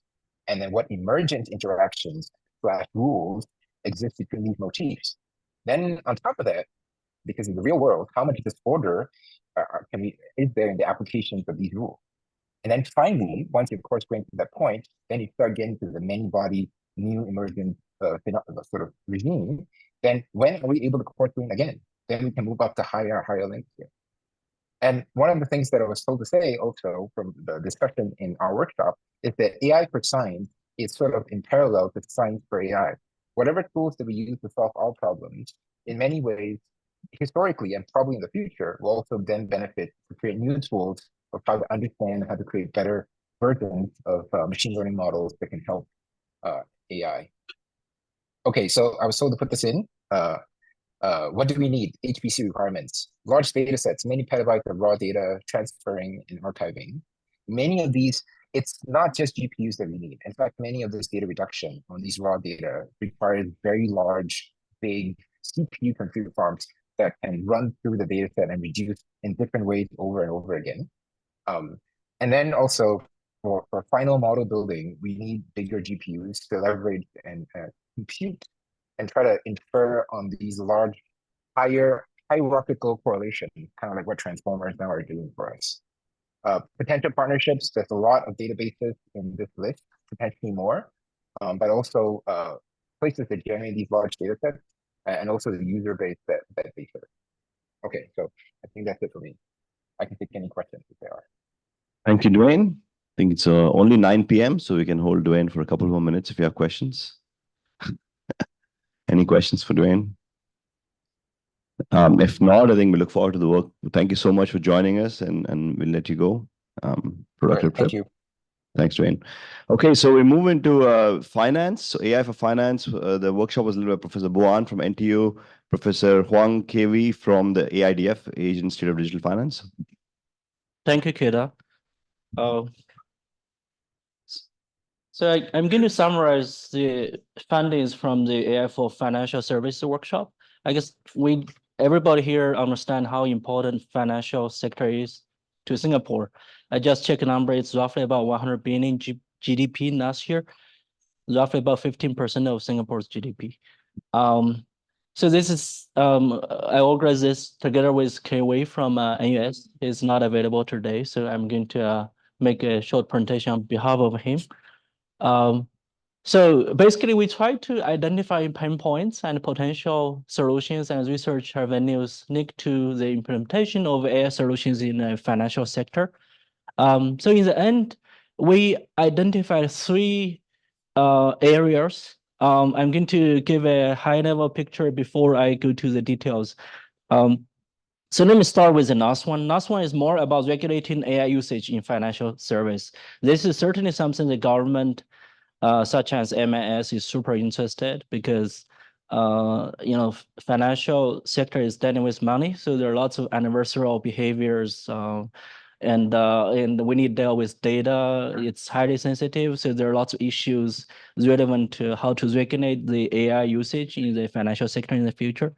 So the first 2 are more about how to utilize AI technology to help all the business in financial sector. So we divided this into 2 areas. The second one is more about large language model, because nowadays we pretty much every sector is looking at how we can exploit the strengths of large language model to improve the efficiency, revenue, all those type of measures. And I think lots of people have been trying it, but there's still lots of bottlenecks, and hopefully we're able to address those bottlenecks, pinpoints, so that it really the large language model could be really utilized to empower financial service. So in addition to large language model, there are also many other tools, generative AI and or theories type things, which we should take a look at as well. So that's the first topic. So that's how the 3 areas we are organized. So I'm going to give more details about each area. The first one is more general AI and theory-guided AI for financial service. So I won't go through all the details, but roughly you can get, everybody heard about Sora, which is a kind of generative AI tool. Such a kind of tool has a potential to act as a general purpose simulators for the physical worlds, including financial sector. So, and also the motivation, for instance, financial markets are extremely complex, dynamic, and generative AI provides tools to model such a complex system more accurately than traditional models. And also, lastly, financial world simulator could enable market analysis, informed decision-making, and robust scenario testing, thereby enhancing the efficiency and resilience of the financial sector. So in terms of use cases, such kind of work, the tools or approach could be applied by people from different sectors, for finance regulators, for professional investors, or for students, for researchers, whatever. There could be used. In terms of challenges or bottlenecks, there are many. We just need some. For instance, still how to handle larger amount of multimodality data. I think now with natural language model or the generative AI tool, we can do a much better job than before. Second, how to build good high fidelity market simulator with limited financial data. I mean, still financial market for many business, the data is still somehow limited. Because it's a super complex, competitive market, sometimes it's not easy to really build a good simulator. How to make robust and efficient trading decisions, or maybe not only about trading. How to do comprehensive evaluation. How to utilize those tools, generative AI, for downstream tasks, and also how to integrate existing systems based on traditional approaches. Because for financial sectors, lots of people are still very conservative. At the beginning, we might not want to really replace all the existing tool systems, but we want to combine exploit the strengths of the both together. So that's the first one, which is more about generative AI. And the second one, we really focus on natural language model, empower financial service. So for instance, I think AI agents utilizing large language model are transforming the landscape of decision-making by accessing or analyzing vast pools of knowledge. They significantly surpass traditional decision-making methods. So I think now pretty much all the top companies in large language models are trying to build agents which can do lots of complex activities, such as control your phones, control your computers, and many other things. Secondly, large language model empowered AI has a potential to assist in guiding financial decisions, make them more compensable to a wider audience without requiring extensive domain knowledge. In terms of use cases, we could, extract unstructured information and analyze public textual information from public firms' ratings. This is about rating, which is a pain point for many companies as well. Third, delivering tailored, cost-effective financial services to financial professionals and customers. Detecting fraud, strengthening financial safety, also can be integrated to process automation for accounting and report generation. I believe there are already some companies are trying it. In terms of challenges, still accuracy and reliability of large language model output, ensuring adaptability in complex market environment, also dealing with the Asian large language model. I think Singapore has a program on that, building large language model for local language, those type of things, and designing AI agents capable of long-term strategic planning, and so on. So the second is more about large language model. The last one is about regionalization, which is something the government is super interested. I think, for instance, U.S. Congress last October or November, they had a one-day discussion about how to regulate AI's usage in financial sector. So basically, the motivation is wide usage of AI systems in the finance sector may lead to data privacy issues, ethics concerns, and risk of biased decision. So there are lots of use cases to deal with data privacy, fraud prevention, ethics use of AI, trading oversight, and systematic risk management. Those are super important for the government and for companies as well. In terms of challenges, how to guarantee data security, bias, fairness, explainability, transparency, and also how to handle dynamic nature of AI. I think those are three topics we identified. I think there are some other points I want to highlight. I think Singapore is well positioned to take the lead globally because we really have research capability, and we have such diverse industry partners. I don't mention the names of these companies. Certainly for our workshop, many local companies, UOB, UBS, and many others join our discussion. And certainly government is super interested, especially for regulation. We had interaction with MAS, and they're super concerned about that. About data, I think because here there's not only one problem, there are many problems. For some problems, we have more data. For some domains, we might not have that much data. So I think we might take different approaches based on how much data you have. For instance, if we really have lots of data, then we can certainly at least fine-tune some foundation model. If we really don't have much data, then we can do something about prompting those types of things, prompting engineering, all those types of things. So there are different approaches to handling different cases. I guess for partners, we have many local and international partners because it's such an important industry. And for, I guess one more question is about the compute, the GPU resources we need. I think still depends on the problem. Depends on whether you want to really train a large language model, foundation model from the scratch, or you just want to fine tune, or you just want to really need to build in context learning or prompting, those types of things. Okay, I think that's it. Thank you, Bo. Appreciate that. Yeah. We can take a quick question. There will be no panel discussion. There'll just be a few questions we'll have, but don't worry, we'll get you to lunch at a reasonable time. Any questions for Bo?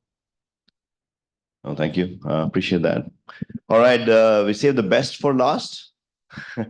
Sang Ho, who is going to present on behalf of NTU, as well as Professor Dale Barker from NEA on Earth and Climate Sciences. This was the Best Run Workshop Award. Very structured, so thank you very much. Thank you, Kedar, and thank you, Subodh and everybody at NRF to organize this whole interdisciplinary and multidisciplinary, whole entire across the board level workshop. I and Dale Barker at CCRS were in charge of organizing this thematic workshop on Earth and climate science. Unfortunately, Dale was not able to make it to this workshop, but he shared 2 slides. He's busy with making an agency meeting. At CCRS side, there was an AI for climate and weather research workshop in the next slide. But weather and research partnerships, they have Singapore, UK, Australia, New Zealand, India, and Korea, strong partnership. Next slide, please.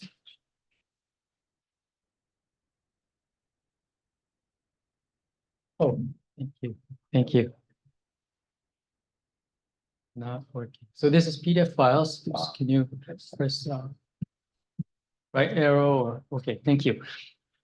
And then there was an AI for climate and weather research workshop at CCRS involving many scientists. Next slide, please.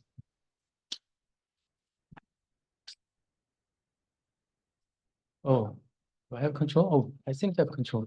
Thank you. So this is about Earth and climate and weather sciences. We organized a workshop in a way. We had presentation from IBM Research, NVIDIA, and NTU.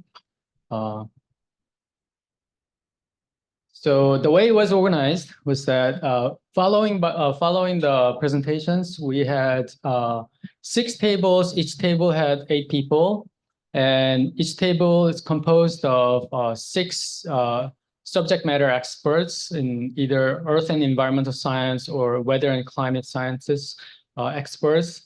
And 1 table was also human health. And 2 AI experts were assigned to each of the 6 tables. And we asked subject matter experts to come up with the grand challenges for each table. And then AI experts were asked later to rotate So two experts, each table were rotating, and one of them was rotating clockwise, the other was rotating counterclockwise, trying to maximize the connection because this AI field is changing so fast, no one can possibly know everything. So we wanted to connect our brains as much as possible in the limited time.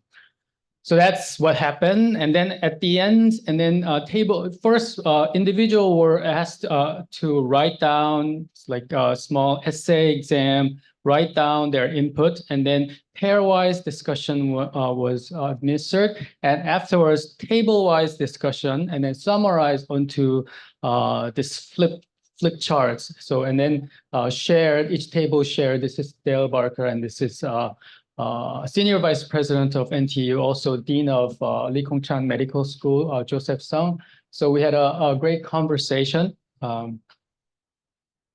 Afterwards, we collected all the flip charts. We took photos, OCR, and then combined the information. So you can see some graphs and all the brainstorming process. And also, afterwards, we also collected individual inputs, like this is essay exam, right?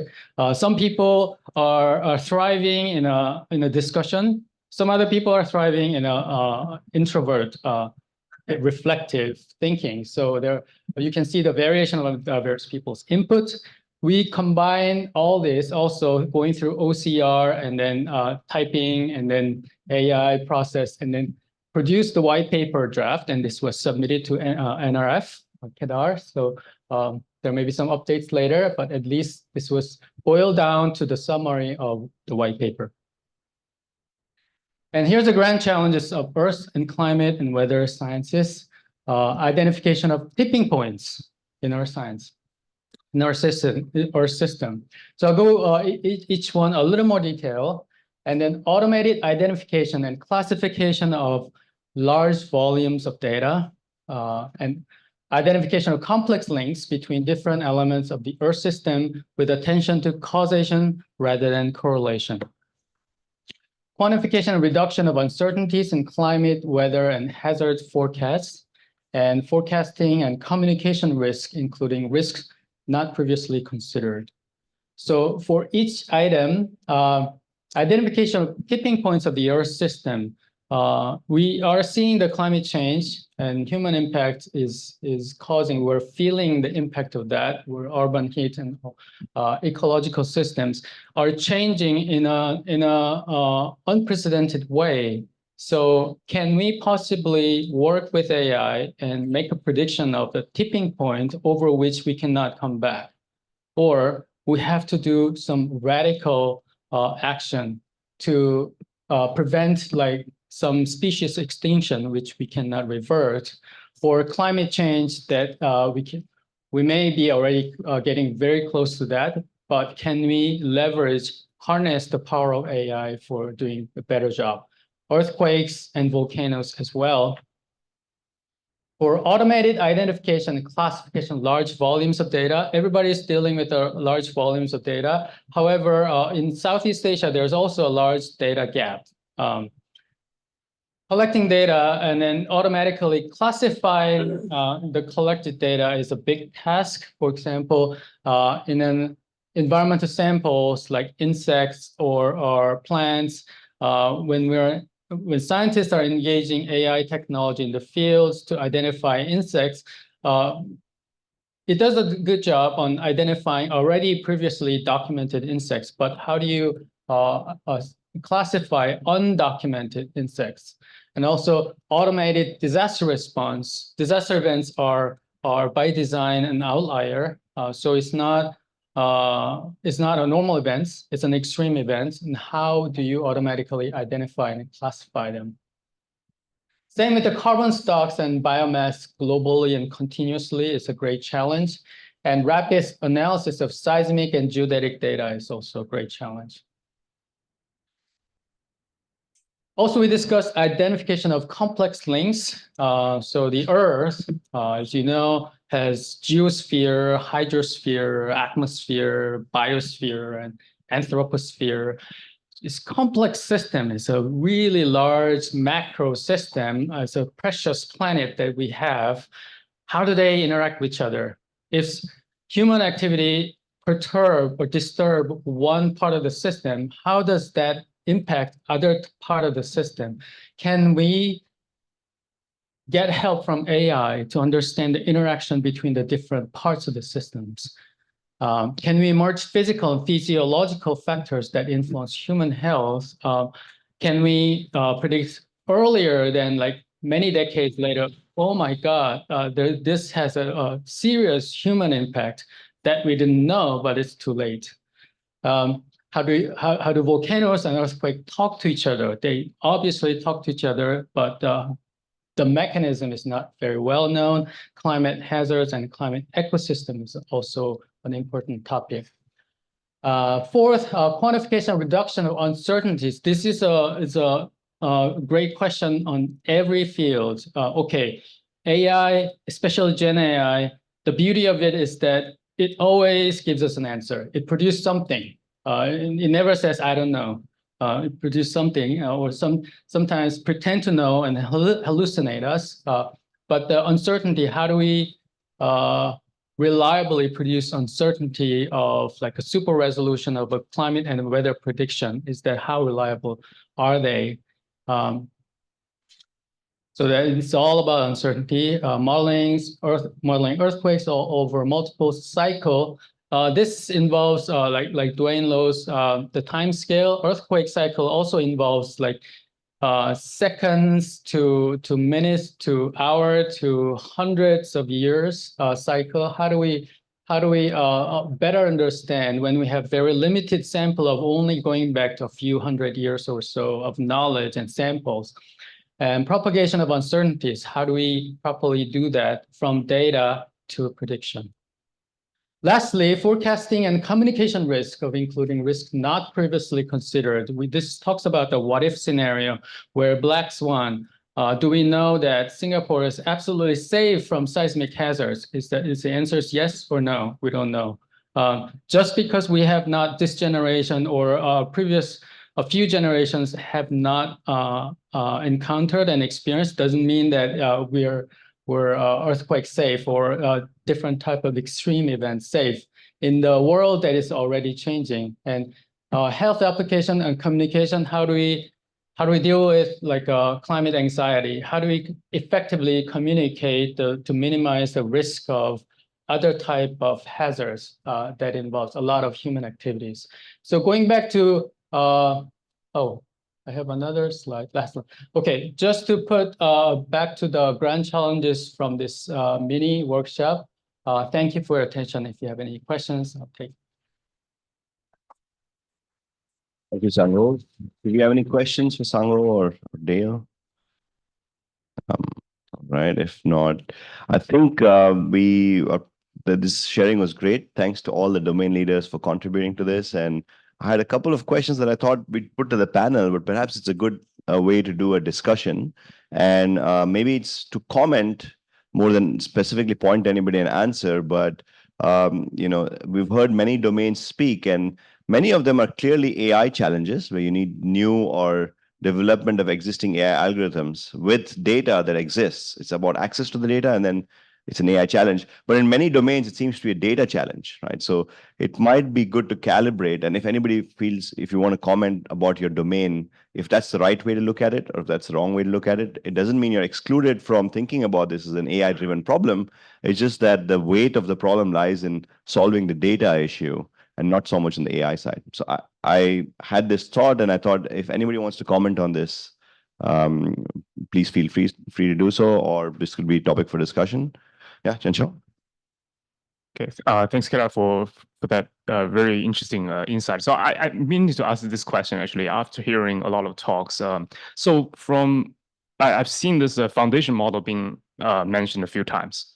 Okay, and one of the key success, in my opinion, of foundation models in language is because they collected a lot of language data, and at the same time, there's a very well-defined, unsupervised way of training them. In other words, next token prediction can be formulated without the need for human intervention labeling the data. So I want to hear the opinions of this domain experts from various areas who have all mentioned some form of foundation models. What do you envision the data that is used to train these foundation models be? And is there any possibility of avoid labeling this data? Can we do it in an unsupervised way? Because I think that is really one key area that is very plausible, and worth exploring. So this is an open question to everyone.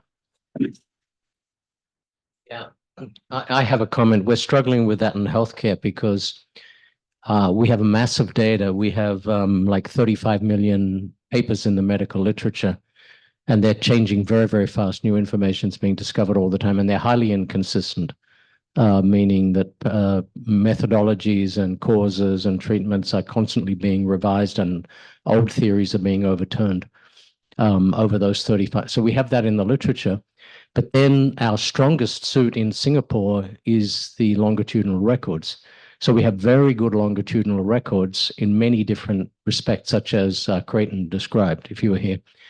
The problem is, how do you reason in that joint space between the quantitative and categorical and the textual?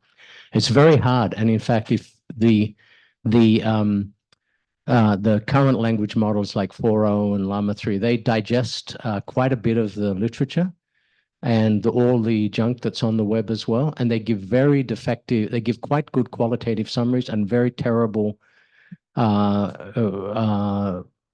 recommendations regarding to quantitative things and dosage, and quite irresponsible actually in terms of what they say there. So we're working on a methodology which factors the space. So what we do is, for any patient, if a patient walks into the doctor's office, we reason about the risks to that patient all through the longitudinal and genomic data. So we say, what is going to happen to this patient? What is the thing? Do we have to watch out for a stroke or a fall or a impact of a contagion or whatever? What is the biggest risk? And then, having done that, we can quite reliably mine or use even existing LLMs to summarize actions. So I think if you do a completely naive foundation model where you just put everything in and you mine for auto-regression and attention, you get junk. You just get junk, and that's what 4.0 demonstrates. In a technical question, like, what should I do for this patient with multiple chronic diseases who can't exercise because they have a bad hip and lives alone and so on? We're hopeless. But if you structure the reasoning within it's still a foundation model, but if you structure it, you can, with simple heuristics like that, you can actually get all the foundation. We hypothesize you can get all the foundational model attributes. So that's one. It's probably a shortcut. It's a heuristic. It won't last forever. Maybe one day we'll be able to reason well in the joint space, but today we can't. And that will be, I think, that approach might hold us for the next 10 years. Yeah, so I mean, Sango has an answer in the back as well. So this is another problem, a struggling story rather than an answer. It's fun. I didn't mention foundation model in my presentation because I was representing the thematic group rather than my own research. In my area, a rapid disaster response using satellite remote sensing data, there is foundation model ongoing effort led by IBM Research, who gave a talk in our thematic mini workshop, working with NASA. And they published an archive in November last year. It's a similar idea as a large language model where you mask out the words and ask the machine to guess the words. Just like that, they masked out the satellite remote sensing images, satellite images. They masked out the images because they had the answer keys. They asked the machine to guess what the pixel value would be. And then depending on the answer, the machine is rewarded or penalized. So that way they did massive, all the Landsat, NASA's Landsat data and European Space Agency's Sentinel-2 optical data was harmonized to make a harmonized product. They use all the deep stack of this harmonized optical satellite imagery data and engage 100 million parameters to produce a foundation model. That's the gist of their product. And then they opened it so everybody can use it. And they call it Prithvi in Sanskrit. It means earth. So people are trying to use it, and some people try to use it for flood mapping. So far, as of December last year at the American Geophysical Union, what I have seen was that supervised learning is still outperforming than the foundation model plus fine-tuning. So it's a fascinating concept where you don't have to supervise. We want to be lazy, right? We want to let the machine work, and while we want to work on more creative and more humanly work than this repetitive work. So and you can imagine that machine can easily be trained to become text aware in terms of space and time of specific area. If you show a lot of images of that area, the machine becomes familiar. And then you ask the machine about like your specific question, like ChatGPT in this case. So that is ongoing. And just like we heard in the medical field, the structure and how you design the foundation model is super important, because in this case, snapshot of satellite image and then ask what is the next one is easy question, is very well structured. But as soon as you engage different type of sensor, for example, I'm working on a synthetic aperture radar satellite imagery. It's a radar image. And in the radar image, it has very particular property of having to interfere, then you get a lot more information, a lot more sensitivity. So radar interferometry inherently involves pairing of the image. Only when you pair the two radar images, you get particular information. How do you teach that? How do you teach the machine a sense of time when your data are only a pairwise? Also, it quickly becomes an n square problem, because n combination 2. And is it efficient when you are to do a deep stack of data and engage n combination 2 for foundation model? Is it even green? Is it worth trying when everybody else was trying to do a foundation model? Is it just creating a huge carbon footprint just to get like similar to supervised learning? It's a lot to think about, not just technical level, but ethical level as well. All right, thank you. That's very interesting. I think it might, I'll point to two things. One is, please, the word that I perhaps heard in the middle of is the benchmark. Maybe we need to learn from our computer scientist friends how you look at the data. How do you define the benchmarks given any subset that then becomes either a data or a computer science challenge? So in the afternoon discussions, perhaps it's worth thinking about that, just like Sangho clearly articulated for his domain. And please involve this in the discussions today. And the second thing, I think I will just again leave this for food for thought, not as a panel discussion, is how do we have this integration? I think Subodh mentioned this morning, where we have AI experts and domain experts coming together. So if you have ideas about this, please let us know, right? And Subodh has a comment to make. Maybe I can. Okay, I have a follow-up question on what Kedar said, and a little bit on what was mentioned earlier. In terms of transferability, can someone comment on, is it, so for example, Saif's presentation and Sangho's presentation, are there models that could be transferred between very diverse scales? And how do we build that here? And I have a second part of the question. Forgive me, this is going to be a bit provocative towards the AI scientists. Are we moving towards large language models that would be offered by big tech, like they offer apps or like they offer software programs? Does everyone need to develop foundational models, or would we really rely on big tech for solutions like that?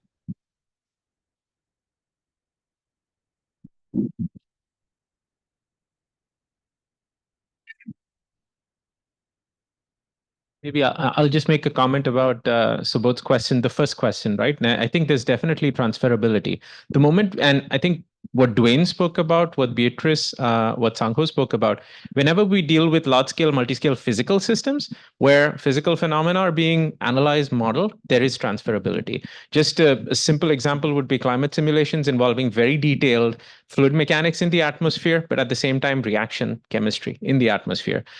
What is being understood at those scales is transferable to large-scale reactors or reactive systems. So I think that's a very exciting piece to actually think through. And especially with folks like Qianxiao, who also look across domains in applying AI to physical problems. So that's really exciting. I'll comment on the first question as well, and then point to some people to answer the second one. So the first question, I think we originally had this idea to have a gymnasium, which I think many companies do, where you would actually have the data inside and you can plug in different models to try it out, right? And this was our original proposal maybe 6 years or 5 years ago. And now I think we're well placed to do that, where for each domain, the form of the data is multimodal, but it'll be images, text, etc. And once you solve it for one problem, perhaps you can then transfer it to a different domain. So operationalizing it would be creating that gymnasium in some sort of virtual environment, which people can come and try, would be a way to do it. If anybody have thoughts on this. So can I just add to that a little bit? So from my experiences working on, developing algorithms to study a variety of physical systems, I think that on a local scale, transferability is something that we always had in physical modeling. For example, if I want to model processes that conserve energy, then there's several systems across domains that have the same property. So if I develop a mathematical algorithm, let's say a numerical method that solves equations efficiently, that conserve energy, I can apply to various systems. And then you can build the same kind of ideas into AI modeling at those levels. But I think what's lacking is really like a more systematic way of doing this. Because if you look at NLPs, large language models application, there seems to be a very well-defined framework already. So you train a very large model that does next sequence prediction. And then you can use it for your problems by either fine-tuning or attach it with some database that's a retrieval augmented generation. And that solves a large variety of problems from various domains. And it's very systematic. I buy or I rent this model, right? And then I input a bit of my domain data into it in terms of database, and that can already solve it. So for at least, the area I'm familiar with is physical modeling for multi-scale processes isn't really such a framework. So where should you start, right? Do you build the very first principal models and then you slowly cross-grain it? Okay, that's what Dwayne, suggesting. And there is another approach where you try to do the opposite. And how do you transfer these models across different spatial temporal scales? I think it's a very interesting challenge from AI perspective, and it's something quite unique to the systems that we're looking at today. So I think that there's a lot of opportunities for methodology development there. Dwayne wants to say something. If you can unmute himself, or can you unmute him, Hans? Your virtual background is blocking what you're trying to show us. Oh, sorry. I was trying to show the gymnasium idea. Right. There you go. Can you see it? I don't know if you can see it. Never mind. Here, it keeps rotating. I will copy that image and send it to everybody, because I think that was a really nice idea that we had a few years back. To make this thing easier to work, I think. Absolutely. Sendil, and then the second question, Subodh, remains unanswered, but can I please request the AI scientist to answer that as well? Go ahead. Thank you. Second question about who will develop foundation models. Foundation models require concentration of resources, data, computing power, and manpower.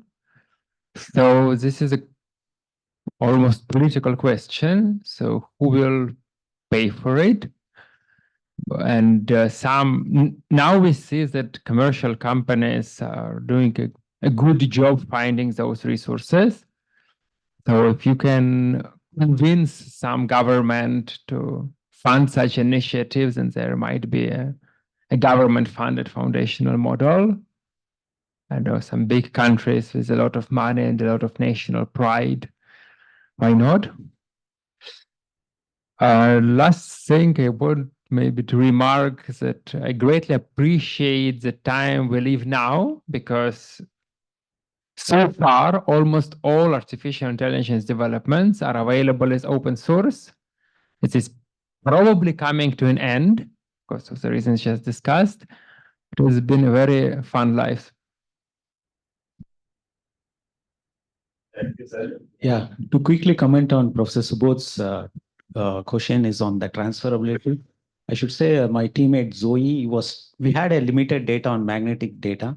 So he was trying to generate in using ChatGPT. It was throwing something random, which is nowhere makes proper physics inside of it. Like say you have a proper positive, negative current and how it is transition is going on. Just it throws something.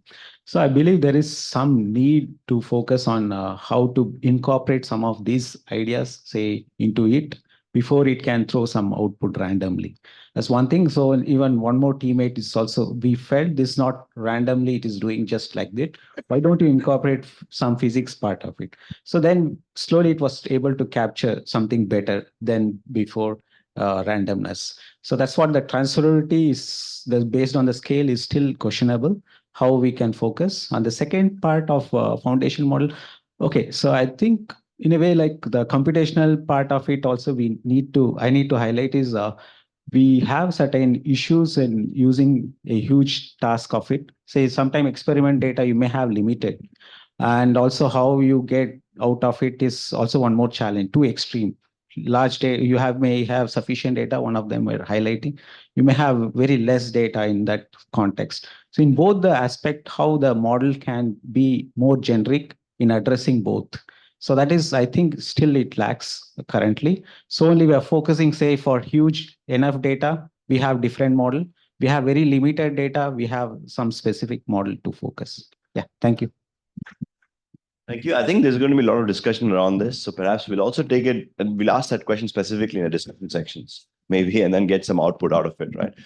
What we will do next, I think we'll just pass it over to Qianxiao. Let's organize, let me introduce the co-organizers for the AI methods workshop. Let's flash the presentation schedule in the afternoon. So Qianxiao, Bryan over there. Thank you, Bryan. Ivor is sitting in the back as well, who's the director of CFAR, and Chuan Cheng was in the back there, I2R. These four people actually put the workshop together with Yusun. Where's Yusun? Oh, there. Sorry. So Yusun here. So the five of them actually put the workshop together. Thank you very much for doing this. And I think Qianxiao will walk us through what's going to happen in the afternoon. And then we'll flash the data slide again so that you can do it over lunch leisurely while you have some grub.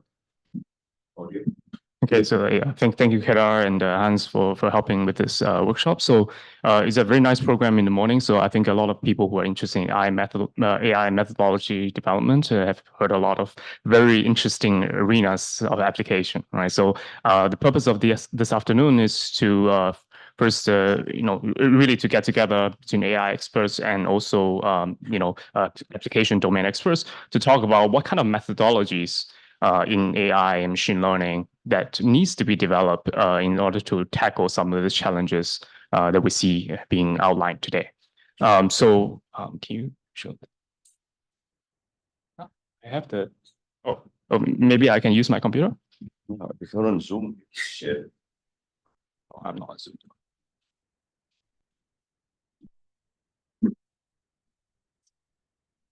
Sorry, give us a second. We have a severely optimized food menu because we've had 14 workshops, so please enjoy lunch after this.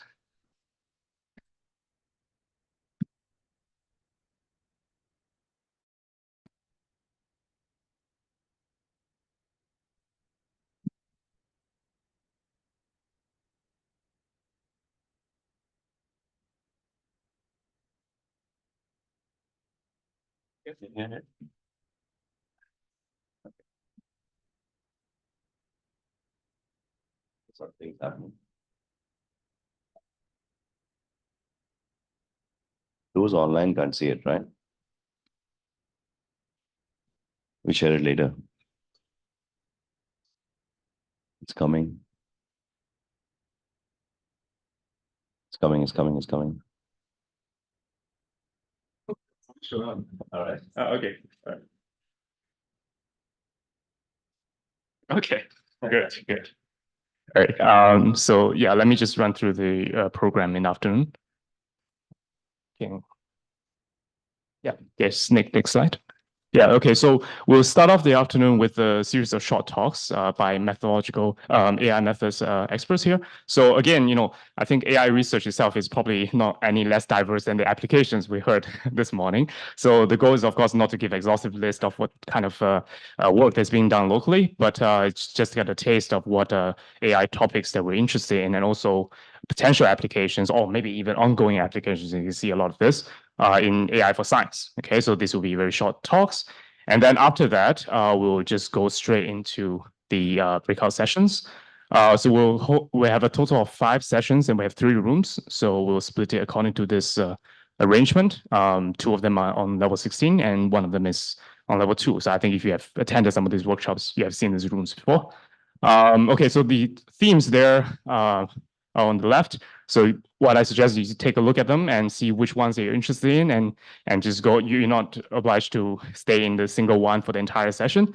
Okay, so what is the goal of these breakout sessions is to discuss amongst ourselves what are some methodological challenges that we need to solve in terms of AI and its applications to science. Okay, so here I just put some questions to consider. Of course, you don't have to stick to this template, but I want to emphasize that we want to be really precise about what kind of methodological advancement are required and why we can't do that right now, and what are some possible approaches and how they build on existing capabilities already have. And finally, is a point of synergy if we can think about what reference problems or data sets, benchmarks that we can actually use to develop this methodology from the sessions that we heard in the morning, so that we can then connect with the right people and form actual collaborations either in this program or beyond. Okay, and finally, some standard questions that Kat has put forth is what kind of resources are required in terms of computation and others, and also what potential partnerships we can benefit from. Okay, so at the end of the presentation, the facilitators, as you see previously, will gather all the points that we discussed, and then we come back for a short kind of debrief where we quickly go through the main points of what we talk about. Okay, so with that said, I think that's all I want to say. If you have any questions now, if not, we can go for lunch. Thank you. All right, we'll just keep this slide up, and perhaps we'll put the QR code at the bottom so that you can do both the HPC and you still know where you want to go after lunch. Lunch is outside, it's served, and we'll start at maybe 1:25.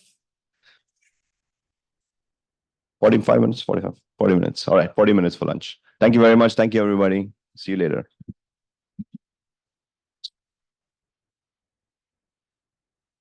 Nothing more to say. Get started.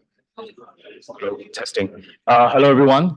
Good afternoon. So we're going to get started with the afternoon session. So can you please take a seat here? We'll first go with the talks, 10 minutes each, and then we'll go to the breakout sessions later. Okay? Let me just make sure the speaker is here.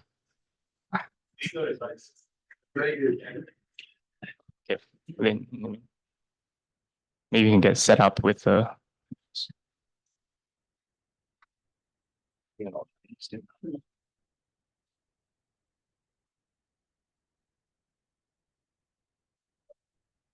plus 40 online.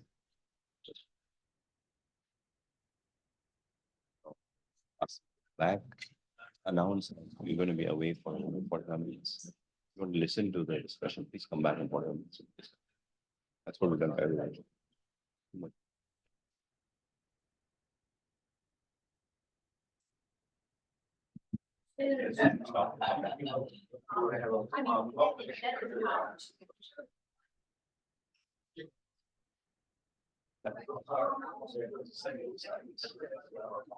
Yeah, the slide was set. So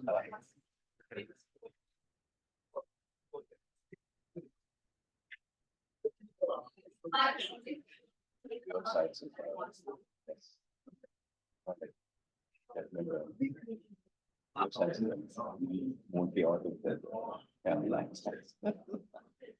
It's more like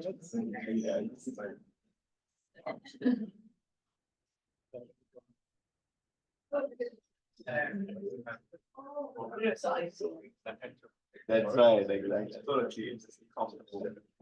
I'm very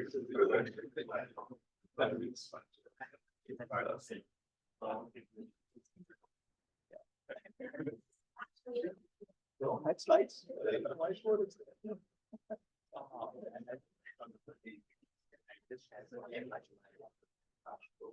I think the schedule will have you at the second one. Yes, yeah. Okay.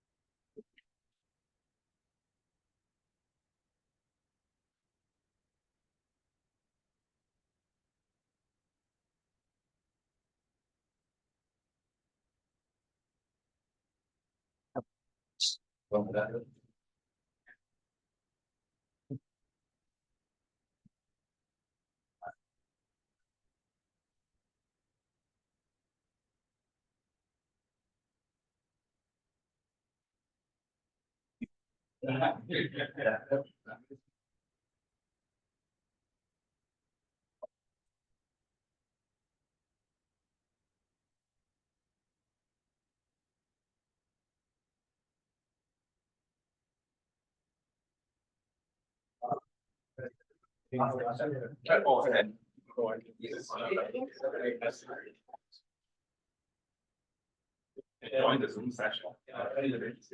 You have a USB-C adapter.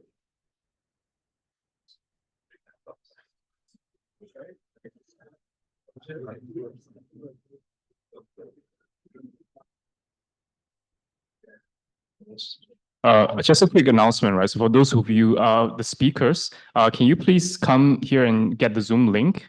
And then you can just join the session and share a screen. So that's probably the easiest way. Okay, so the Zoom links are here. Just leave it here on the table. Yeah. And pick it up. Just pick up one piece and join the session. Thank you.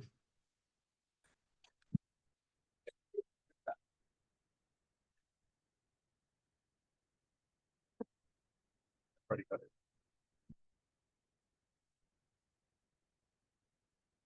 That sheet.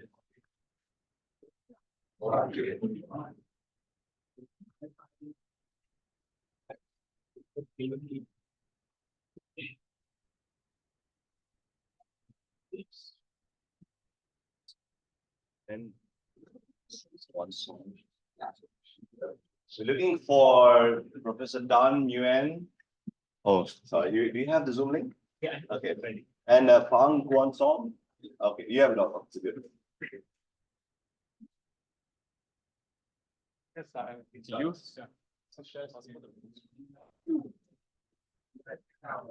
Is this big enough? Okay, I think we can get started while doing that. Okay. All right. So yeah, let's begin this afternoon session. So again, each talk is about 10 minutes. So please try to stick to that schedule. And then we'll have a few minutes of questions at the end of each talk. So the first talk is going to be from Dr. Min Lin from C. Please go ahead. Yeah, thanks. Hello, everyone. So today I'm going to talk about some efforts on rebuilding the density functional theory. So I'm from CAI Lab, and we are collaborating with iFIM to build this software.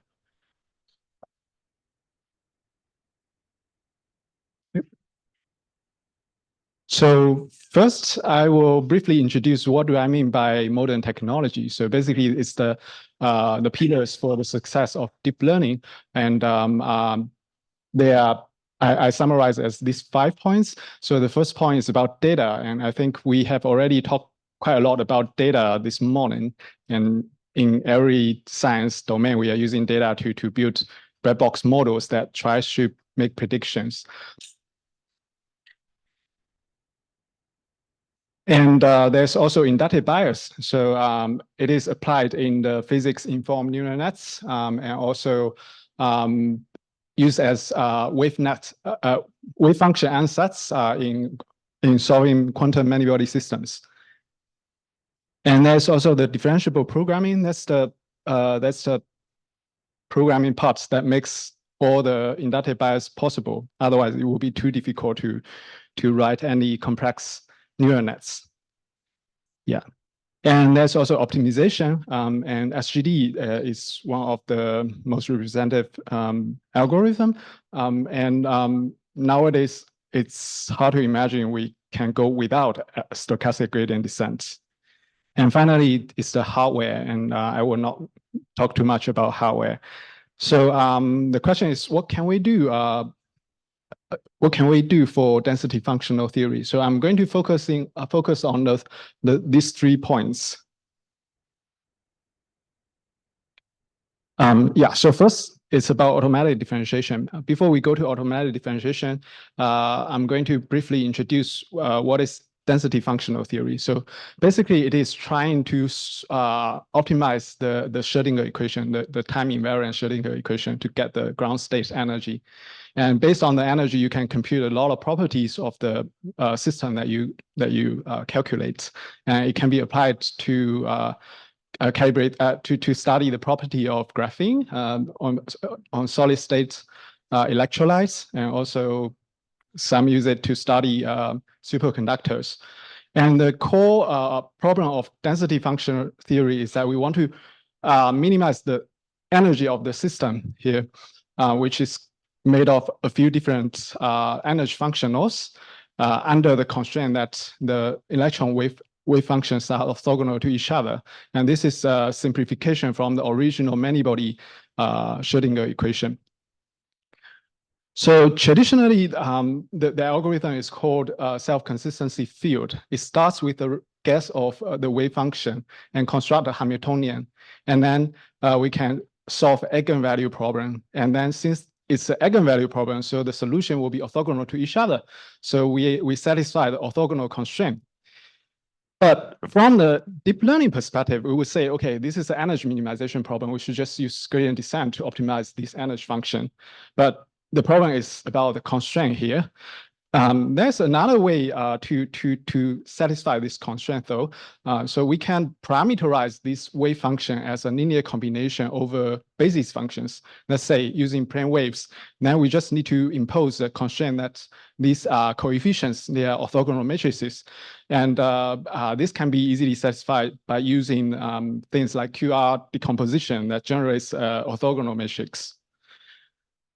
So here comes the computation graph. If we do it in a deep learning way, so we start with some initialized parameter. We do a QR decomposition. We get an orthogonal matrix, and we use it to linearly combine the basis function, and then we give it to the energy, and then we compute the gradient back to the parameter. Then we optimize the system. So what is the benefit of doing it in a differentiable way? So one of the good things is that once we are able to compute the ground state energy, we are able to further get the properties of the materials. And many of the properties, when we compute them, it will involve taking derivatives of the energy function. For example, if we want to compute for geometry optimization, it's first order differentiation with respect to the atom positions. And if we want to compute the band structure, it's about diagonalize the energy functions Hessian with respect to the wave functions.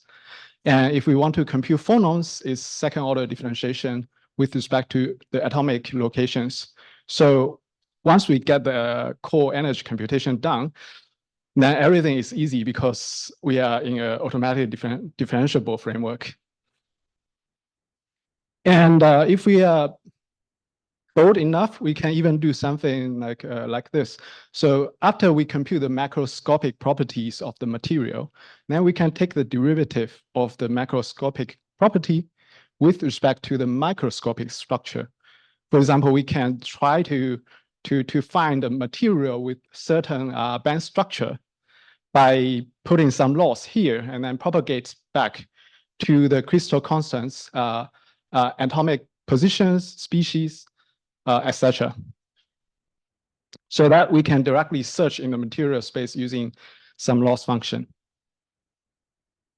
And another benefit of automatic differentiation is about the the ease of programming. So there's always a gap between math and implementation. So usually physicists will say, okay, let's do a functional differentiation to get the potential, and then we solve this eigenvalue problem to get the band structure. But notice that this is about functionals, and when you implement it, you need to convert it into coefficient space to implement in tensors. But so internally, we developed some program that we can directly operate over functionals. So we have a functional, then we can just directly linearize the functional at certain function. And then you just have your code exactly aligned with the math. Okay, so another aspect is about optimization. So stochastic gradient descent is actually more scalable. Imagine today we use gradient descent for ImageNet training and iterates all the 1 million images to just compute one gradient. That will be super efficient. And there's a similar thing in density functional theory, because all the energies, they contain brackets, which are basically integrals. And integrals are usually evaluated using numerical methods by summing over grids. And then those grids are like data, and you sum over it. You better do some stochastic sampling over the grids instead of summing all of them. So we did some experiments on this. So you can see that stochastic gradient descent is not always better than the SCF algorithm, especially on small systems. It can be slower to converge, but it does scales better. So when you go to a large system, it just converges much faster.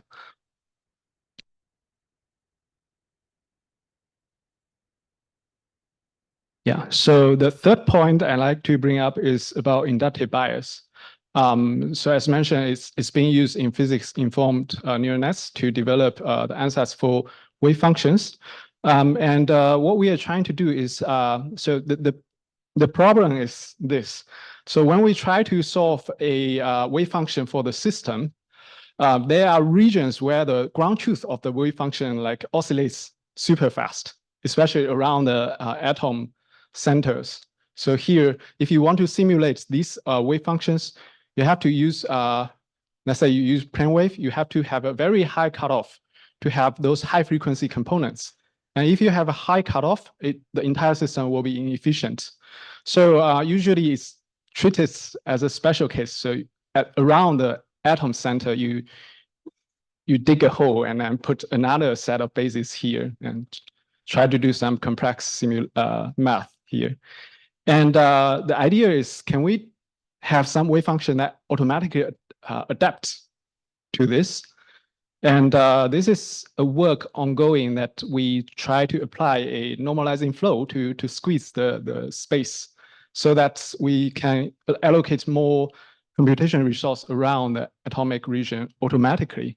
And this idea is not new, but it's only material recently because various normalizing flows has been proposed in the past, say, 5 to 10 years.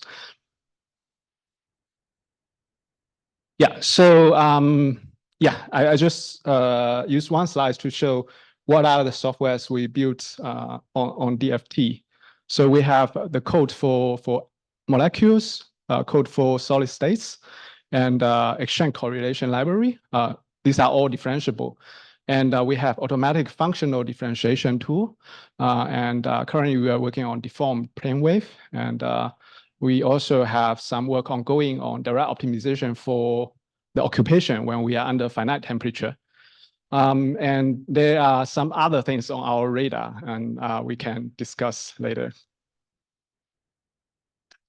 Yeah, so a photo of the small group who built the DFT software.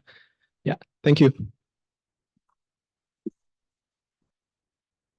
Okay, yeah. Thank you for the very interesting talks. Are there any questions? Yeah.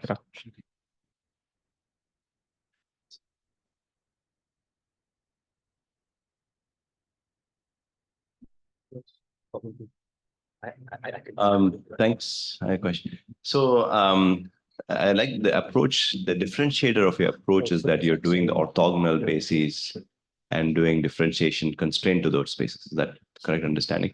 So have you benchmarked, and I know you're developing it for crystals, but it's not ready yet. Can you comment on two things? One is that there are other DFT methods that use the relaxed structures to train the machine learning potentials, MLIPs that are available like ChargeNet, MACE, and so on and so forth. Have you benchmarked with respect to those? And secondly, what extra work do you need to do for you to start using it for crystals? Yeah, so I think you are talking about data-driven approaches which learns the potential. I think this is orthogonal to our work. That is usually more high level where you generate data using DFT and try to fit that. But here we're trying to accelerate DFT itself. Yeah, what is the second question? Benchmark. Yeah, so for now, we are developing the so-called deformed plane wave because we don't want to re-implement all the projector augmented wave. But without that, we really cannot scale at the current to large scale. So we have some roadblocks to really do the benchmark. Yeah. Same level of DFT. Yes, yes. Yeah. Cool. Thank you. Any other questions?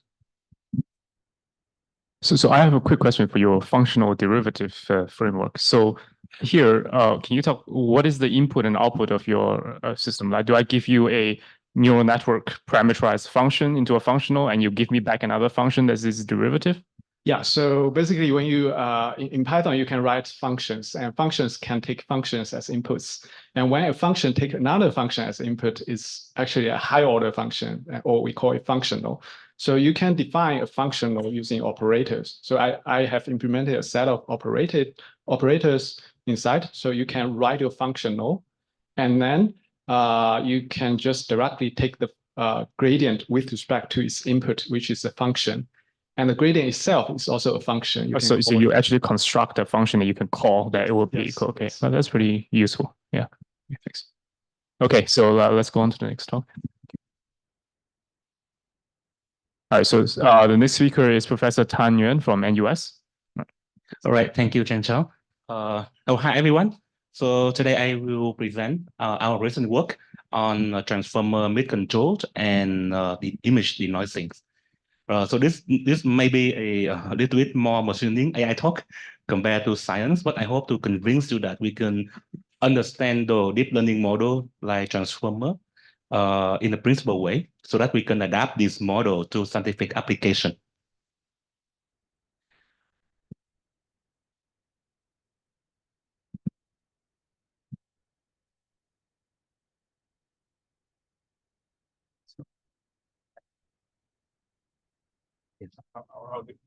Oh, it's working now. No worries. Yeah, so sorry. So we know that AI, artificial intelligence, have driven many advancements in a wide range of applications, especially in science and engineering. So on this slide, I just show a couple, 4 examples, but much more than that, right? And underlying this model, this AI technologies, is a deep learning model, and this model contains multiple layers. And when the data is sent through the model, each layer in the model will process the data and then extract useful information from the data. And after a certain layer, in this case, I have 3 layers, then we obtain a good representation of the data that can be used for some downstream tasks, such as like molecular modeling or some classification task, for example. So in particular, in this situation, we will have a network, a deep learning model. We have 2 parts: feature extraction to extract good features, good presentation, and then a classification or regression for some downstream task. All right, and among these deep learning model, maybe you know a lot about neural network, right? This is like the very early deep learning model, and recently people have developed a new model called transformer, which underlying, for example, ChatGPT and on the chatbot technology these days. So most of the deep learning model that you use in your phone for the ChatGPT, or like let's say ChatGPT or voice recognition these days, are the transformer. And this model will be used in a wide range of applications here, including scientific applications, hopefully in the future. All right, and what difference between this transformer model compared to the traditional deep neural network, right? On one way, they're the same because they contain multiple layers, and they process the data through those layers. The biggest difference between a transformer and a deep neural network model is that in each layer of a transformer, we have additional processing unit, which is the red box here, called self-attention. And the self-attention, what it does is it tries to compute the correlation or similarity between each element, between elements in your input sequence, and use that to construct a contextual presentation of the data. And I will go into that. I will go into detail of that in the next slide. So here's an example. Let's say you have the following sentence: the animal didn't cross the street because it was too tired, right? So what a transformer does is it looks at each word in this sentence, right? The word it here, and it computes the similarity between the word it and other words in the sentence, right? In other words, it tries to figure out how other words in the sentence have the influence on the word it here, right? So you can think of a similar example in like scientific application, right?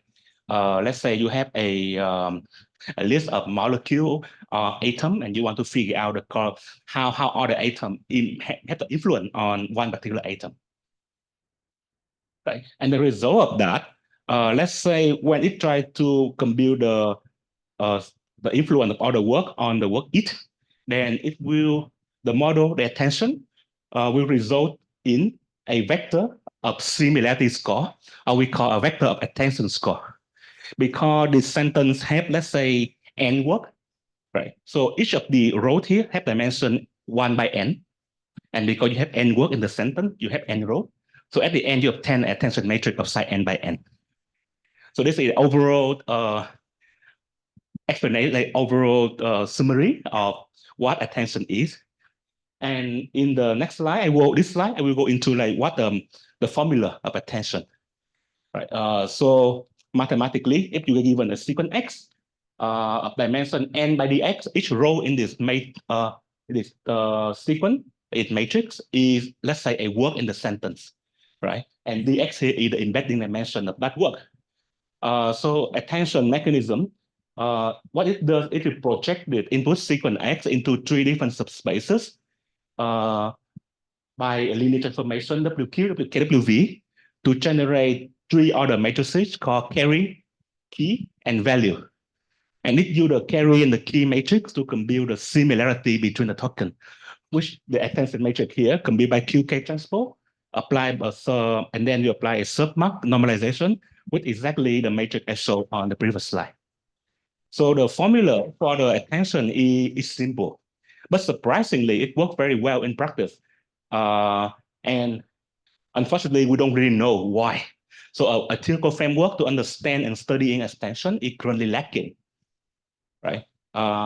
Also, there's another issue in attention in transformer over smoothing.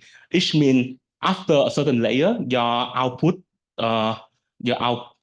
element becomes similar, like the representation of your atom, right, becomes similar, and it's not good, right? If that happens, then your model is not impressive enough. So that's called over smoothing. I will skip this one because it's so over smoothing will lead to like the degradation in performance. Okay, and another problem of attention is lack of robustness, like on the deep learning model. When you have like perturbation in your input, or let's say adversarial attack, then the performance of the model drops significantly. Okay, now.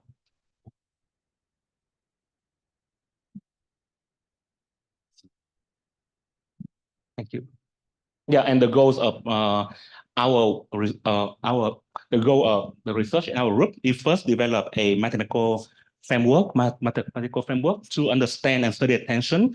And from using our framework, we develop a new family of attention, which is more robust and can overcome the over-smoothing issue.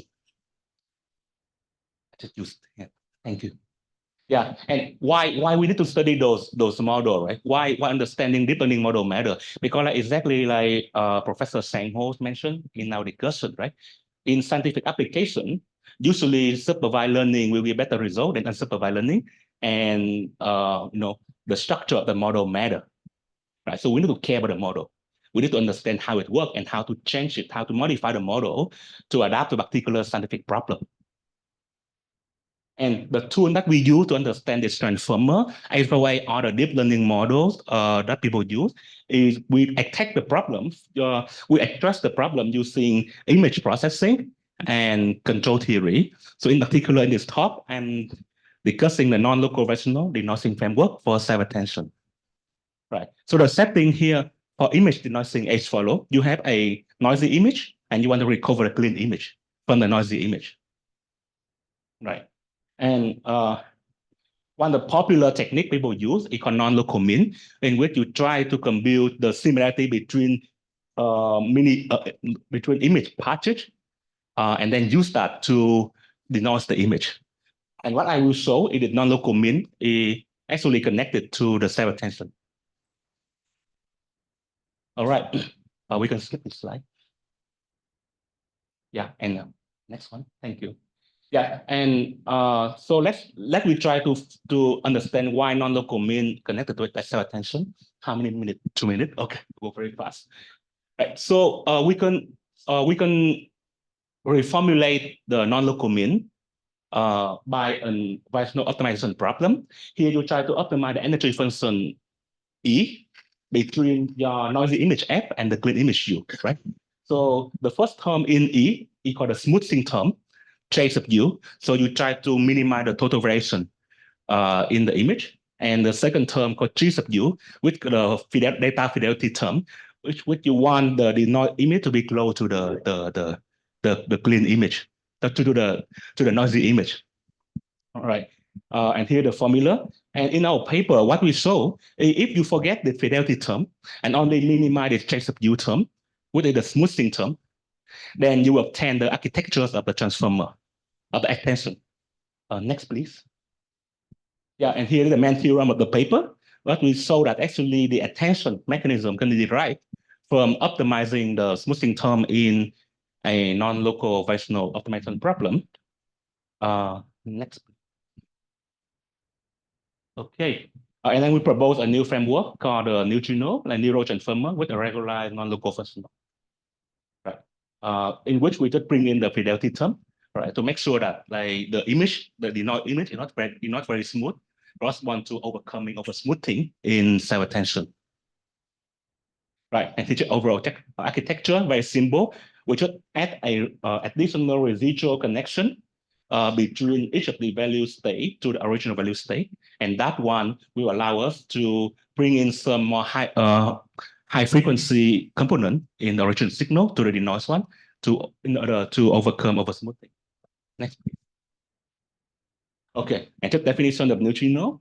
Actually, you can go straight to control. Thank you. Yeah, and then after we connect the transformer to the image denoising, then we can derive a dynamic of a transformer. And yeah, so the dynamic is follow given by the equation. We know like given the input use of t, what's a d use of t over dt, the dynamic of that input when it was sent through the one multi-layer transformer. And knowing this dynamic, then we can use the control, particular BD control, to improve the robustness of the model. In particular, we're adding an additional control term, like z of x of t, and the control term technically it have the following form for BID, right? So proportional, integral, and derivative. And E here is just okay. Next slide, please. And and the E here is the difference between the original value state and the current value state. And we can treat the original value state here as a reference point. Right? And we want in each layer of the transformer, it can process the data, but the data need to be whatever, it need to be close to the original value point here, so that it won't it be more robust to perturbation. Okay, and that's the key idea of the BID firmware. All right, and we can quickly go to the experiment. The next one, please. Yeah, and we just saw here like our both the neutrino and BID transformer overform the baseline and other side the arc transformer. This is for the neutrino. It will improve the accuracy. And next slide, please. And the next one is robustness. Oh no, this is just so that the neutrino is overcome over smoothing. Yeah, and finally we saw that BID firmware in which we control is more robust. Yeah, thank you so much. So sorry that I'm rushing to the end of my talk. Thank you. It's, yeah, it's ambitious to introduce the whole of ChatGPT in 10 minutes and to solve open problem. But let's have some questions. Okay, I do a good summary of ChatGPT. So Tom, thanks very much for the nice talk, and it brings back a lot of memories from my early career in control theory. And at that time, we used PID, but we view PID as a heuristic, which is sometimes quite far from optimal control. Yeah. So I wanted to ask you, is there any opportunity to use optimal control, like, for example, Pontryagin principle, to solve this problem and get an even better result? Yes. Thank you so much for the great question. So Pontryagin maximal principle is Qianxiao working on that, right? So we actively looking into optimal control, but there is a trade-off between optimal and BID. So optimal control, it will give you a better result, but it also involves more computation on the matrix inverse. And in deep learning, speed and memory efficient is very important.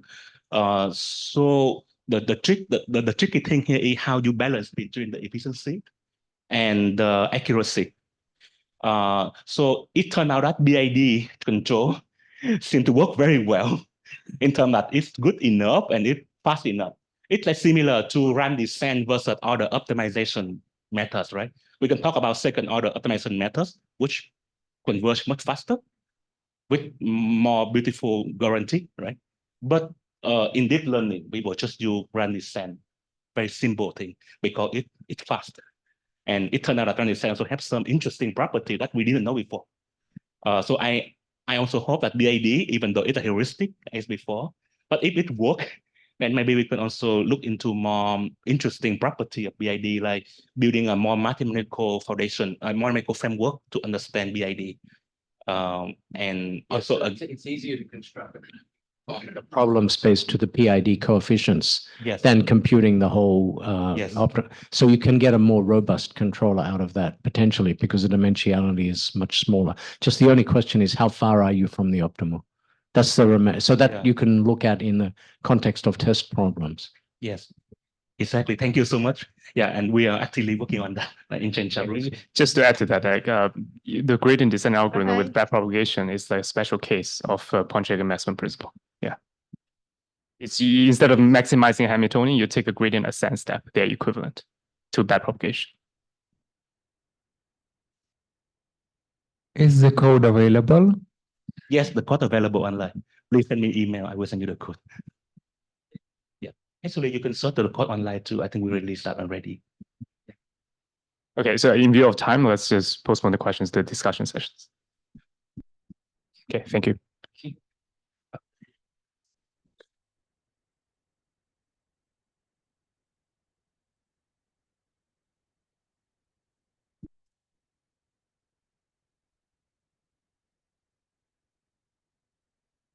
All right, so we're good to go? Yeah. Okay, so for our next speaker, we have Professor Pang Guansong from SMU. Yeah, good afternoon, everyone. So I am very it's my great honor to present a topic on interpretable anomaly detection for scientific discovery. So this term anomaly detection appears in a few slides in before. So now I will dive deep into how what particular role anomaly detection can play in for scientific discovery. So I will briefly to introduce what anomalies look like in scientific data, and after that we'll briefly to introduce the current state of the art approaches for anomaly detection and interpretation, and some challenges in this topic, and some additional challenges when they are used for scientific discovery, and some future opportunities. So for the definition of of anomalies here. So anomalies are also known as the outliers on novelties here. So anomalies are generally some data points. They deviate significantly from the majority of data points there, right? So some key features of anomalies here are those anomaly or those data points usually are really extremely rare, right? And because the anomalies are typically some unknown event, so we don't actually have any idea about what distributions that these anomalies are drawn from. So some examples are shown in the on the right figure here. So the O1 and the points in O1 and O2 are the abnormal data points compared to the data points from the from G1 and G2 here. So for anomaly in scientific data set, right? So anomaly typically represents some unknown or rare or rarely known or an exceptional data points, right? So if we can accurately detect and interpret of those abnormal data points, usually it can lead to some groundbreaking scientific discoveries there, right? So some example I have here is something like if we talking about the anomalies in drug discovery, right? So the identification of the anomalies will usually indicate some rare active substance. This rare active substance may be used to design or to make a new drug, right? So if we say something about the high energy physics, right? So the detection of the abnormal points may be linked to the detection of some extremely rare particles, such as the Higgs boson particles, right? In the domain of the astronomy, right? So the abnormal events in the observational data set there may be linked to the discovery of new planet. So if we're talking about the Mars exploration task, so the unknown textures captured by the rover can be linked to the Mars virtually past. If we're talking about the material size, if we can identify some exceptional molecule graph there, they can be also indicate some substance for new materials, right? So this is what the anomalies may look like in scientific data. And so interpretable anomaly detection can be generally decomposed into two problems. One is the anomaly detection, another is the anomaly interpretation. So for the problem of anomaly detections, there have been numerous approaches introduced for this particular task. So we can generally categorize those approaches into three groups. So one of the key approach for anomaly detection is based on some sort of unsupervised normality learning. This can typically be done by using some data reconstruction or knowledge distillation of one class classification approach there, right? So this type of approach typically will assume that there are no samples for the anomalies, right? So they will focus on learning the normal patterns from the normal data points. So any data points that deviate from the normal patterns there will be considered as the abnormal data points. So they work pretty well, but they often have high false positive. And the second approach will be about the weakly supervised abnormality learning there. So this type of approach will assume that there's some sort of knowledge about the anomaly of interest So they will utilize this type of knowledge to train a model to capture the abnormality. So typically, this type of approach will be able to detect the anomalies more accurately. But because they will need to fit to the given abnormality samples, they usually cannot generalize to novel types of anomalies there, right? So this is the problem for the second type of approach. For the third approach is more related to the foundation models. So typically we will need to define some menu prompt or learnable prompt to interact with the large pre-trained model to adapt them for zero shot or few shot anomaly detection. So this type of approach shows some very impressive performance. But the key issues here is if you assumes the availability of such pre-trained large pre-trained models in a particular domain. Such kind of availability may not hold in some scientific domain, right? So that is for the anomaly detection. For the anomaly interpretation problems, so the current state of the art can generally categorize into two approaches. One is the model agnostic approach. So for this type of approach, we assume the user have identified the abnormal data points. So our task is to identify to search for some abnormal features. Some features they help us to distinguish those detected abnormal data points from all the normal data points, right? So another approach here will be the model specific approach. So this type of approach, what we basically do there is to try to calculate an anomaly score for each feature. So the higher the anomaly score that this feature has, the more likely that this feature is linked to the abnormalities of the data points. And this type of approach can be typically done by using the reconstruction error gradient backpropagation or the attention, or even using the prompts there, right? So that is the current state of the art.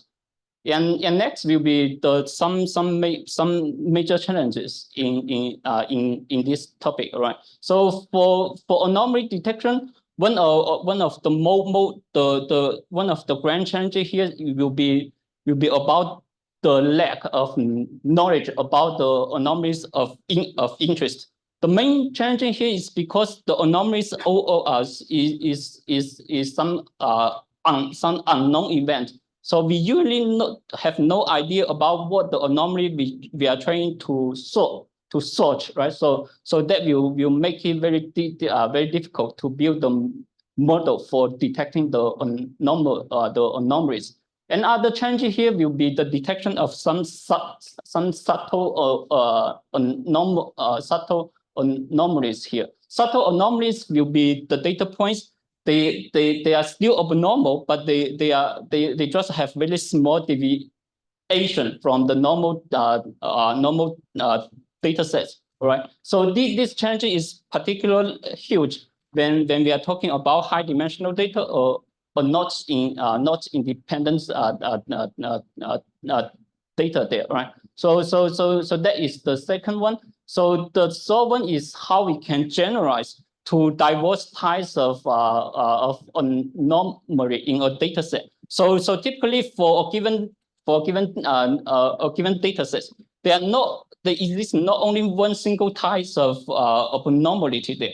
There may be a different set of abnormality. So if we are given some sort of abnormality as some prior there, so the models are very likely to overfit those prior knowledge, so not be able to generalize to the other types of anomalies. and it's even more difficult if we train from on one data set and try to generalize to a complete new data set there, right?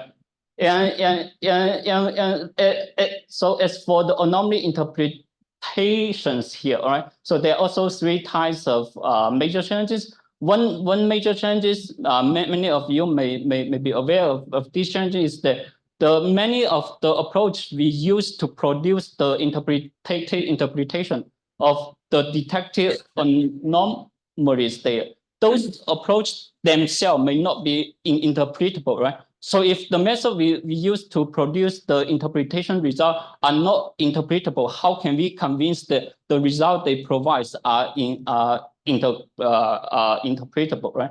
So the second challenge is that the feature attribution accuracy, many of the case relies heavily on the accuracy of the anomaly detection models there, right? So the third challenge is that many of the approach we use to produce the interpretability is to produce the feature-wise interpretation. So it's very difficult for the current approach to produce the interpretation for the high order feature interactions. So when we use the anomaly detection for enabling scientific discovery, there are three additional challenges. So one is how we can encode and incorporate those domain knowledge from scientists to provide supervision for us to learn the abnormality of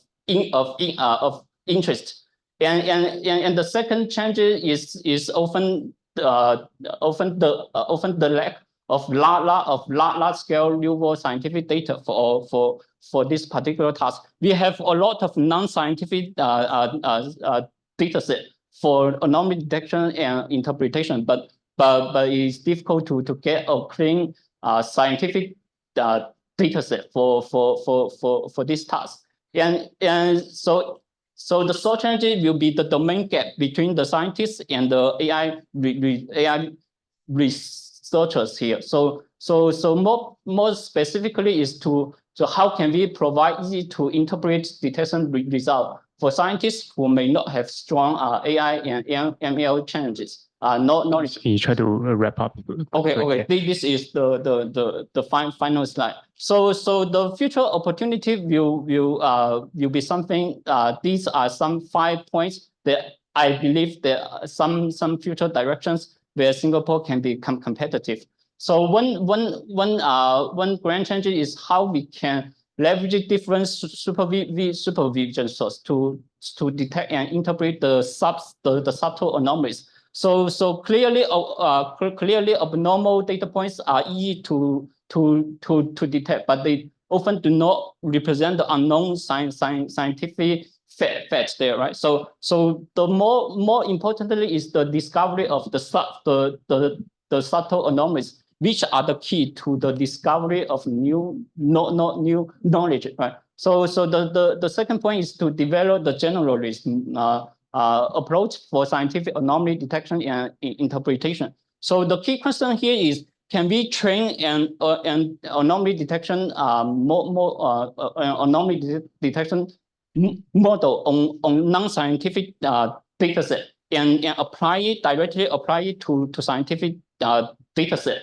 without any retraining or fine-tuning step there, right? So that will help us to reduce the reliance on the scientific data set, right?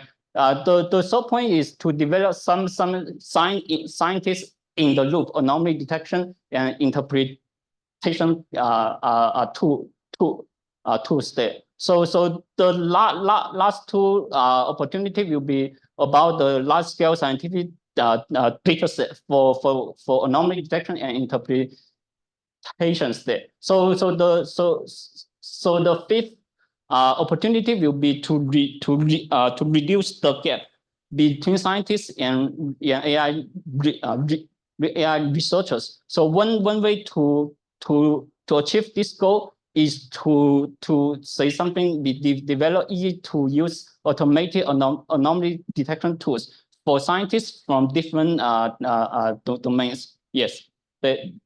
Yeah. Thank you. Okay. And thank you to the speaker. So in view of time, let's hold the questions for this. And if you have any questions, please speak to them during the discussion. Okay. Oh, sure. Thank you.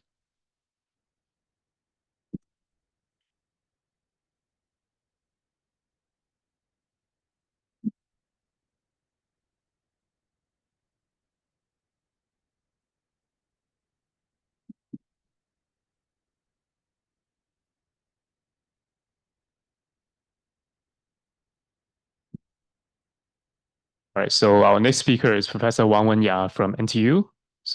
Please. Thanks, everyone. Good afternoon. My name is Wenya, and I'm with CCDS from NTU. And my research lies in AI, and particularly in NLP and the large language models, which have been so popular recently.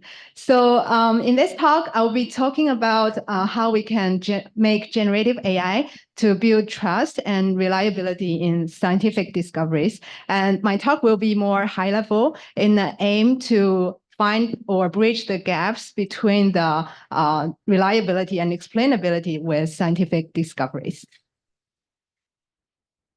So generative AI has been increasingly integrated into scientific discoveries to augment and accelerate research, and also helping scientists to across various stages, including design, implementation, and analysis. And here I list some of the most representative processes where the generative AI can actually play an important role, such as to conduct a literature review, generate hypotheses, or even propose some experimental design. And then for implementation stage, like augment the data set, if your data is scarce or expensive to obtain, and also even monitor experiments. And lastly, it can also consolidate the raw numbers into understandable analysis, such as visualizations and text.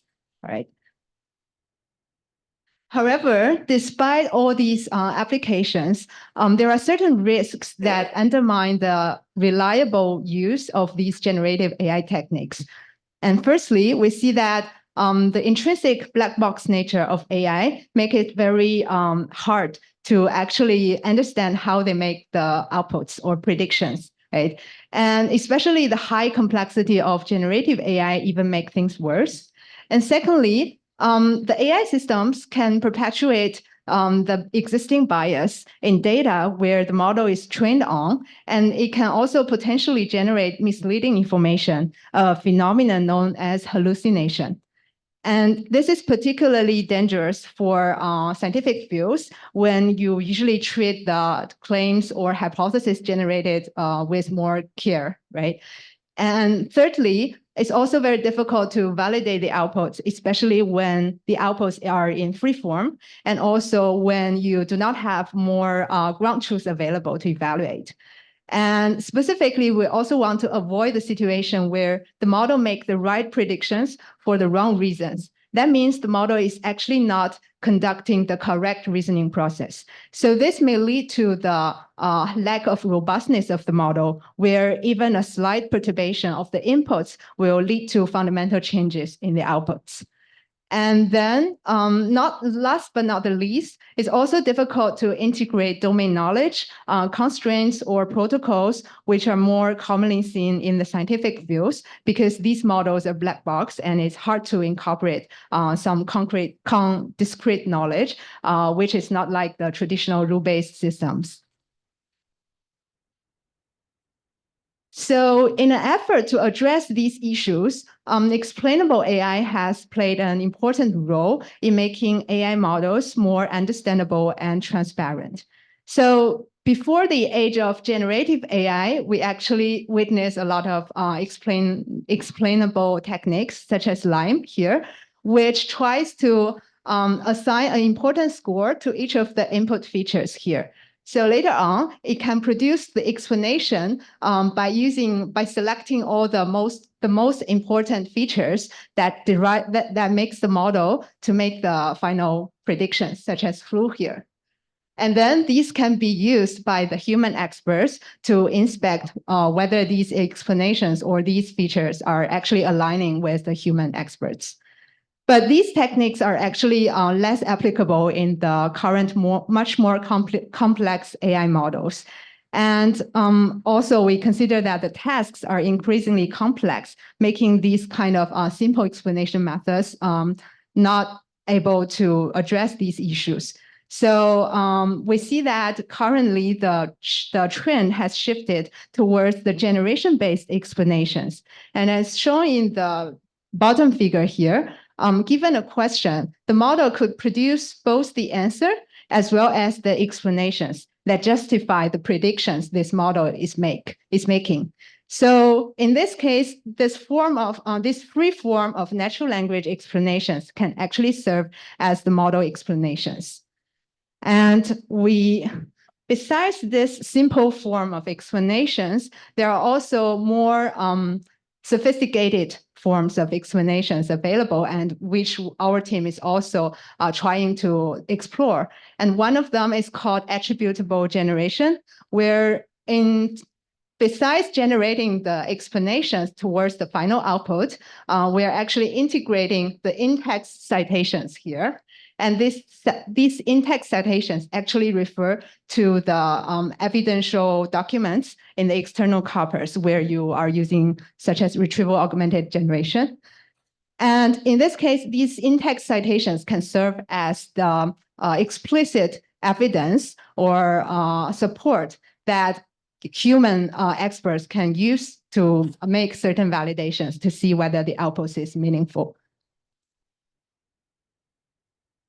And in addition, there is also another kind of explanation using decompositions. So in this case, the explanation can be represented in the form of this reasoning program, which tries to decompose a complicated task into several subtasks that are verifiable. So each of these subtasks can be solved or validated via a designated tool or agent or even LLM itself.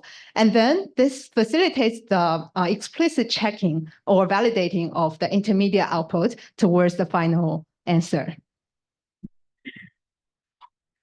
And even more, we have witnessed another intriguing method of way of explaining the model's neuron. So it was introduced by OpenAI in 2023, where they used this large language model, GPT-4, to explain a specific neuron in a black box model. So in this case, it's GPT-2.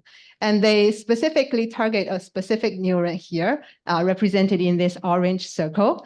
And then they select all the tokens that have high activation values corresponding to this neuron. And then they collect all these important tokens and fit into this GPT-4 model. And surprisingly, the model is able to generate some plausible explanations explaining the functionalities of this specific neuron. So we see that all these explanation models are quite useful for you to validate whether your model is making plausible answers. And so what is good about this generative XAI? So XAI represents explainable AI. And it actually helps in debugging, validating, and correction. So if we imagine these explanations generated by the models as a patient having issues such as hallucination or unfaithful reasoning, then it can actually prompt the design of a critic model analogous to a doctor, where to provide useful feedback to address these issues, right? And the doctor can be humans, which provide or impose specific interventions according to their domain knowledge, or can be language models, which can reflect on their own generations, or even external tools, which can reliably validate the specific intermediate outputs.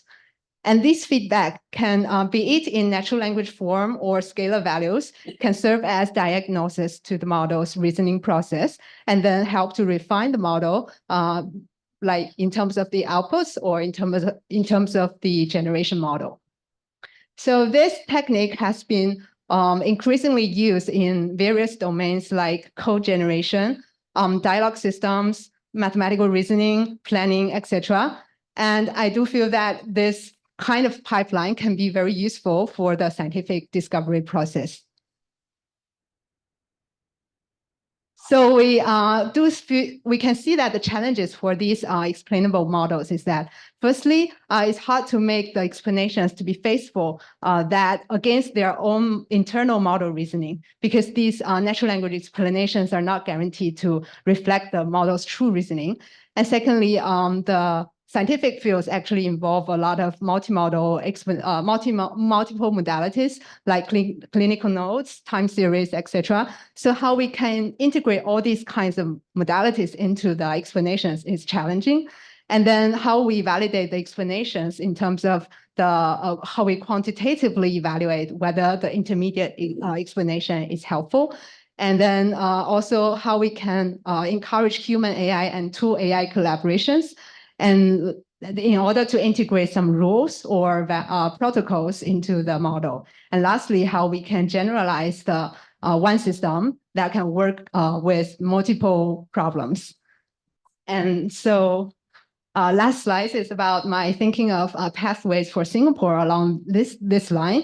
So firstly, as Singapore has diversity in terms of culture, information, demographics. So it can build unique data ecosystems that can encounter high quality and diverse data sets. And secondly, we can standardize the evaluations so that how we quantitatively or systematically evaluate the intermediate outputs will be crucial. And then encouraging the multidisciplinary collaborations. And lastly, we should identify the strengths in certain scientific fields so that these fields can provide more insights to the further development. Thank you. Questions?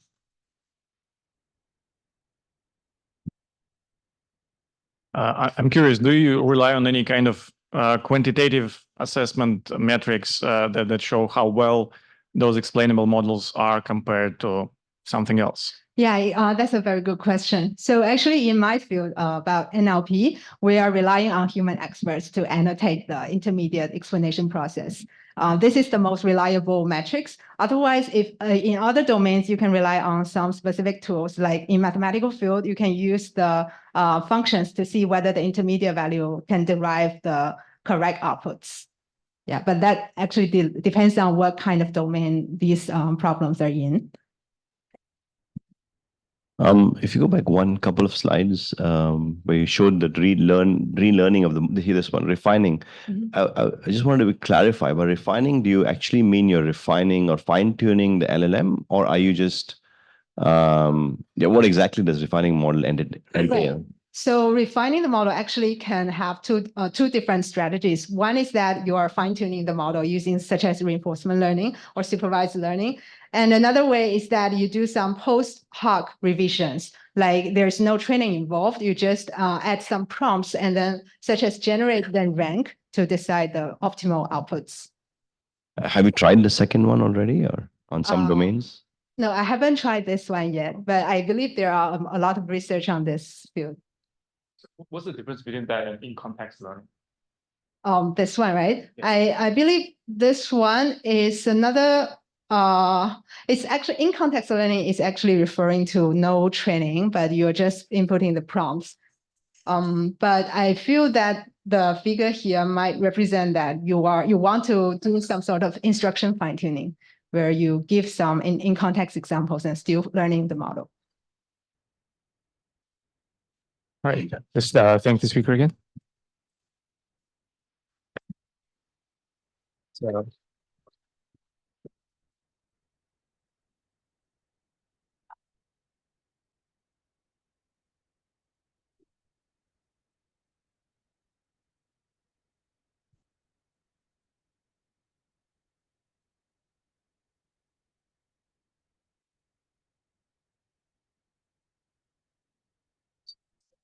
That's my first. Okay. All right. So next we have Professor Bryan Low from NUS. Right. So right now we'll be telling you a lot about what I call data-centric AI, because the model performance depends on two aspects, right? The data and the model. while the rest focus on the model part, we focus on the data part. Okay, so this is just the beginning slide that I've presented before. Like I mentioned, we always have this misconception, right, that you need a lot of data, a lot of compute for doing AI. Well, that's true if you have a lot of data to begin with, right, and you have massive compute, but in Singapore, we don't, yeah. So what happens is if you have them, you're going to do passive learning, throw all the compute, throw all the data to it, and you train the model. Now, on the other hand, you can actually be smart in collecting the data, smart in thinking about what data you need, right? And using the right data by pulling them in, okay? And then training the model. This can save you on two things, buying the data as well as the compute costs, right? When you train on less. And because of that, we have two viewpoints here. One is that data is going to be costly. Think about anonymizing your data in healthcare, right? And in Singapore, we have reasonable compute. We don't have large compute or massive compute.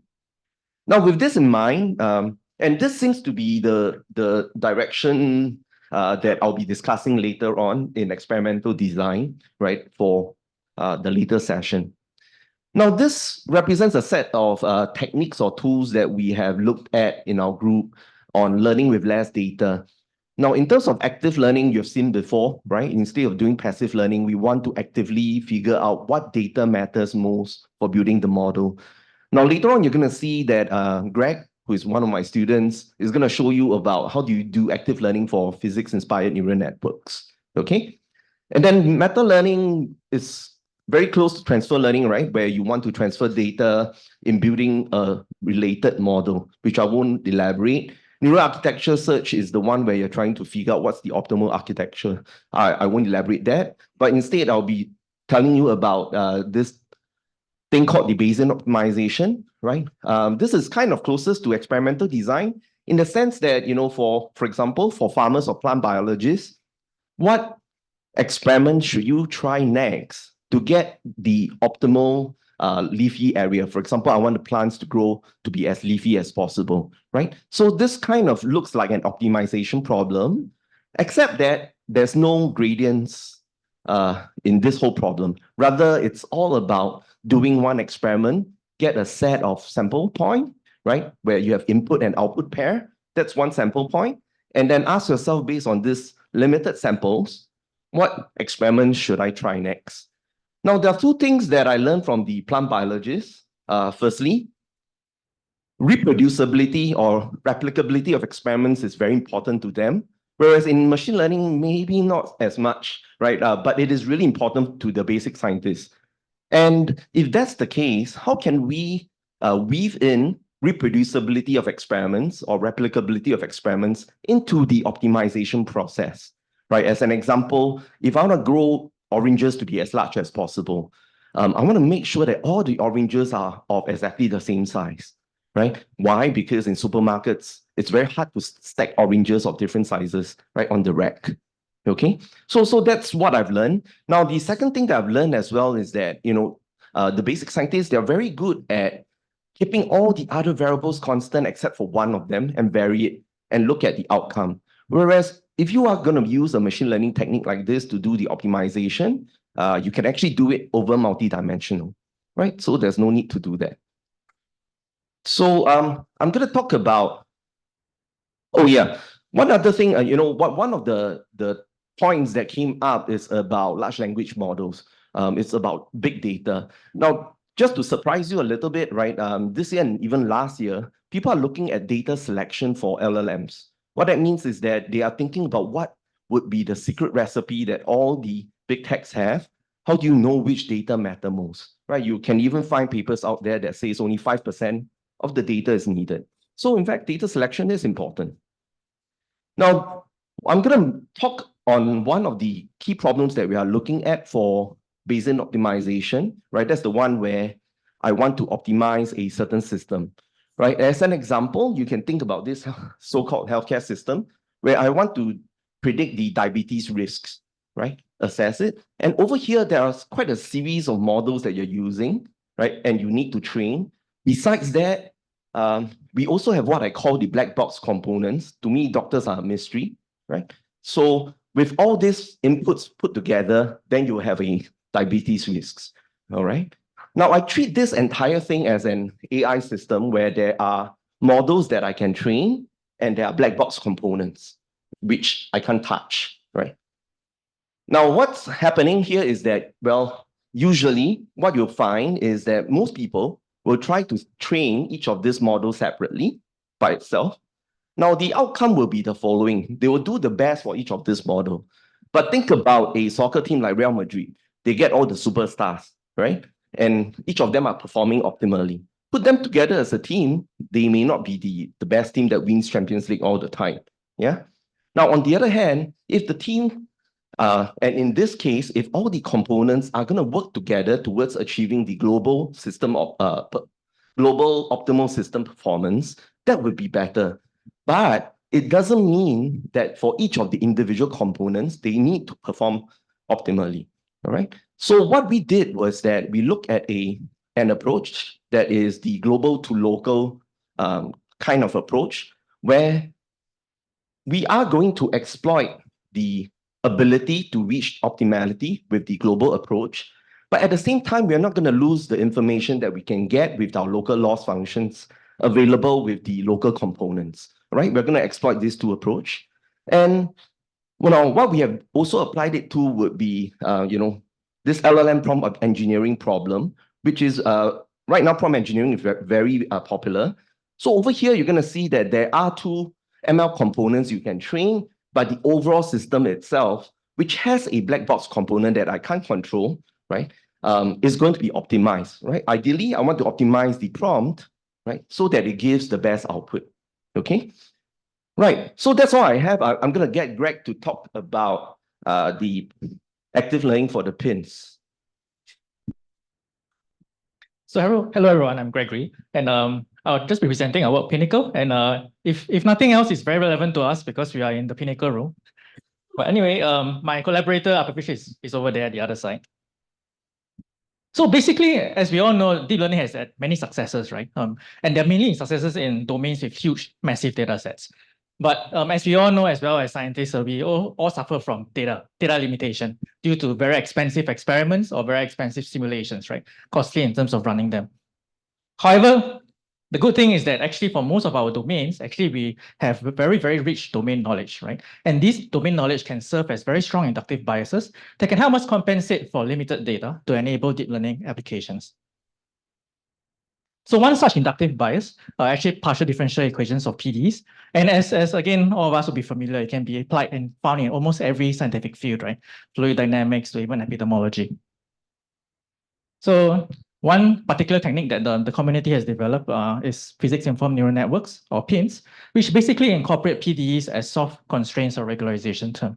So if you look at this loss function, you then notice that there are several terms, right? Individual components. And one way to interpret each of these components is to associate these terms with penalties associated with different types of training loss. So we have experimental points, which penalizes any wrong classification of data collected from experiments or simulations. But you also have what we call collocation points that we choose during training to try to enforce either the PDE or the initial or boundary condition constraints to make sure that the solution that is being learned actually meets these constraints well. So the issue then, as people have trained pins, will realize they're actually, in general, very challenging to train, even though they may have some successes. So the first is that each point type actually have very different training dynamics, making overall optimization actually very difficult. And the second thing is that you require quite a lot of each of the points, both training points as well as collocation points, which actually is expensive. So we asked ourselves, can we jointly optimize the selection of all training points in order to improve the performance of pins, right? And from our work, the answer is actually yes. So by theoretically analyzing the pin dynamics using something called the neurotangent kernel, we are able to actually develop an adaptive point selection-based method that shows significant improvement to pins. So the details you can refer to our paper to actually better appreciate it. But in general, actually, Pinnacle has been shown to outperform for forward simulations where you have the PDE and you're trying to simulate the solution. For inverse problems where you have the form of the PDE, but you don't know the parameters and you're trying to learn it. And even for transfer learning tasks where you already have a trained pin and you're trying to learn like solutions for like perturbed initial or boundary conditions. So this is just a It's just a demonstration of actually the Pinnacle training process. As you can see, Pinnacle is actually the right-hand side solution, while the true solution is the left one. Compared to the other benchmarks, it actually learns the solution completely and very quickly. And interestingly, actually, if you observe the points that are being chosen, they're actually quite interpretable, as you can see in more details in the paper. So just to wrap up, I think beyond just Pinnacle, right, we wanted to bring like maybe 2 key takeaways for people to maybe think through and discuss, right? Maybe later on in the workshops. So the first one is that actually, while people tend to neglect this, training point selection actually matters a lot for pins training, right? The choice of co-location points, for example. So, you know, in your domains, you know, if you may have tried pins and you found that it doesn't really work that well, which I'm sure actually most of you will have some experience, don't give up on it. Because I think there are actually many tricks and techniques that you can use to be able to improve the performance of pins. And secondly, in terms of data efficiency, actually it's very important in the scientific domain, right? So the question is, how can we develop more data efficient AI ML methods to be able to overcome this lack of data, limited data, but to make full use of the inductive biases that we have? Yeah, hopefully we'll be able to develop this as a community in Singapore. Yeah, that's it. Okay, thank you. Questions? Any questions?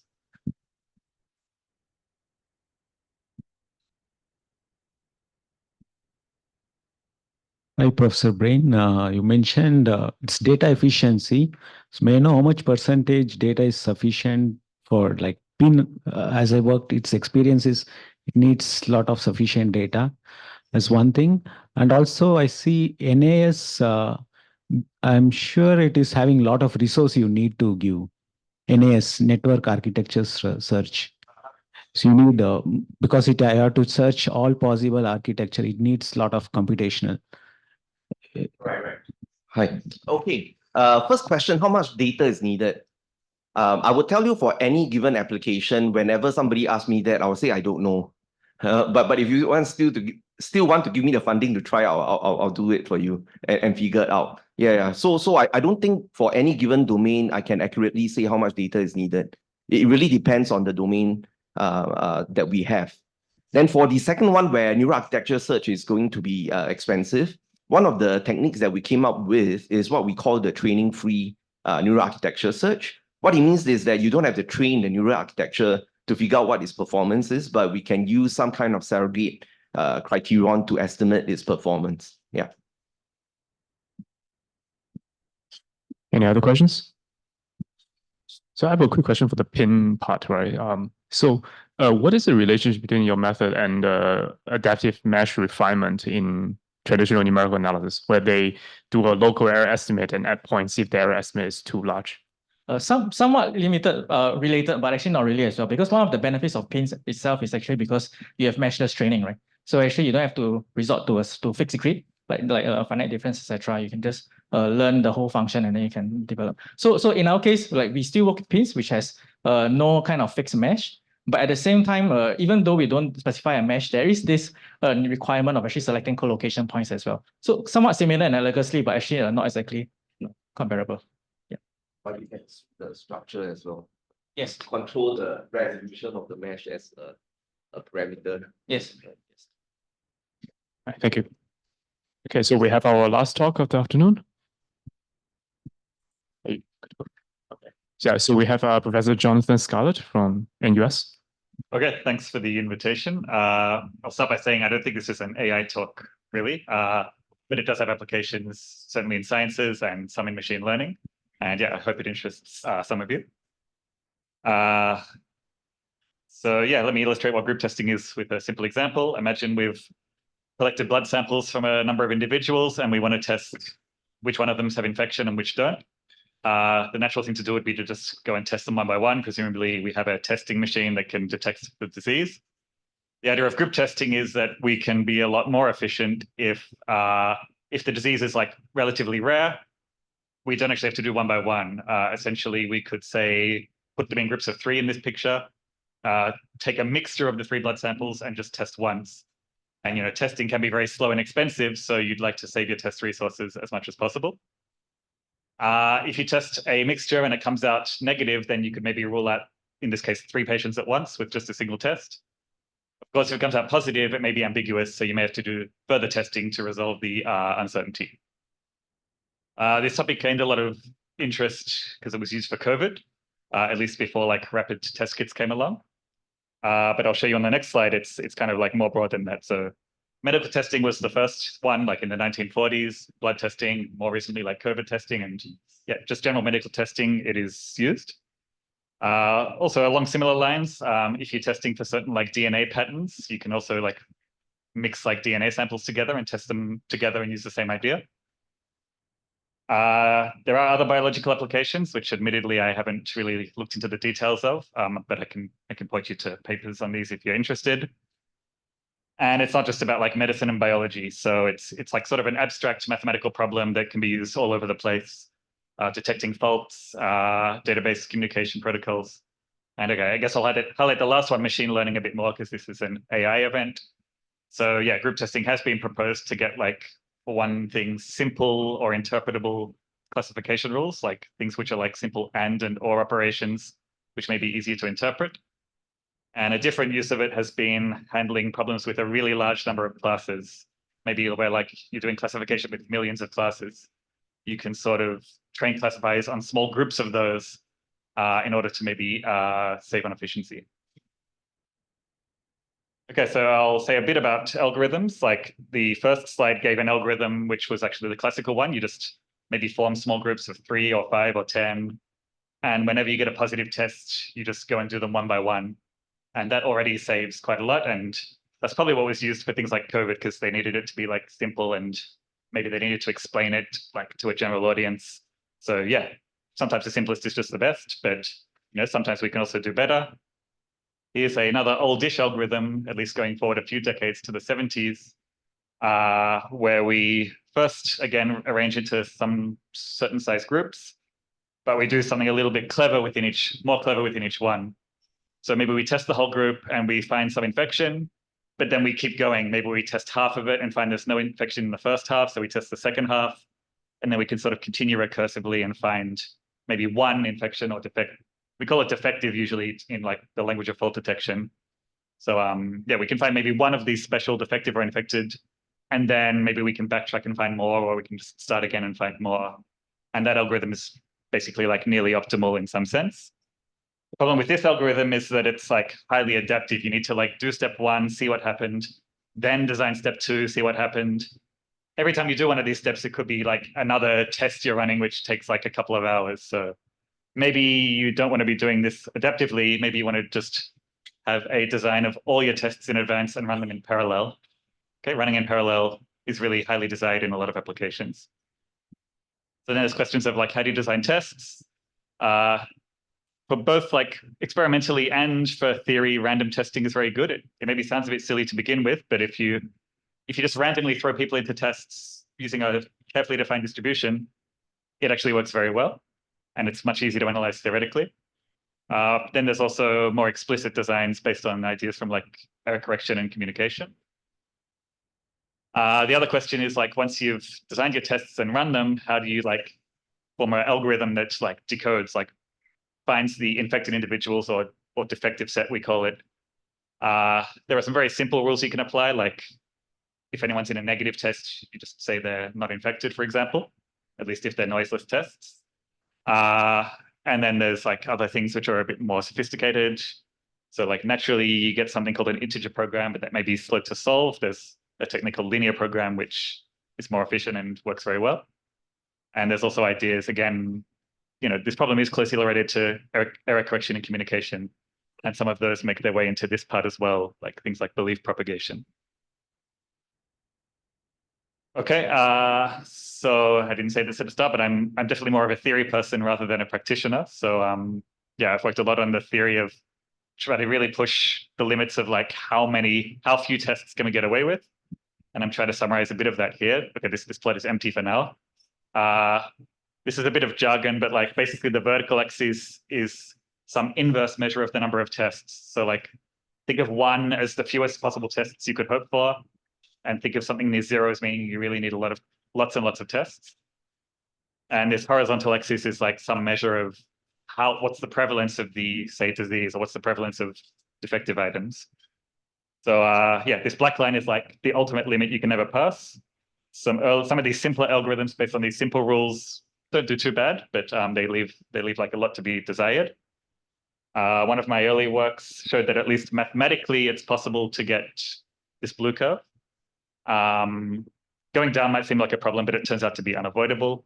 So this blue curve was like based on a very inefficient algorithm, like basically something you could never implement in practice. But then in subsequent works, it was both improved by making the random design a bit more clever. And some researchers in Frankfurt group actually showed that these things we showed to be mathematically possible are actually also possible efficiently. They came up with a more practical way to do it.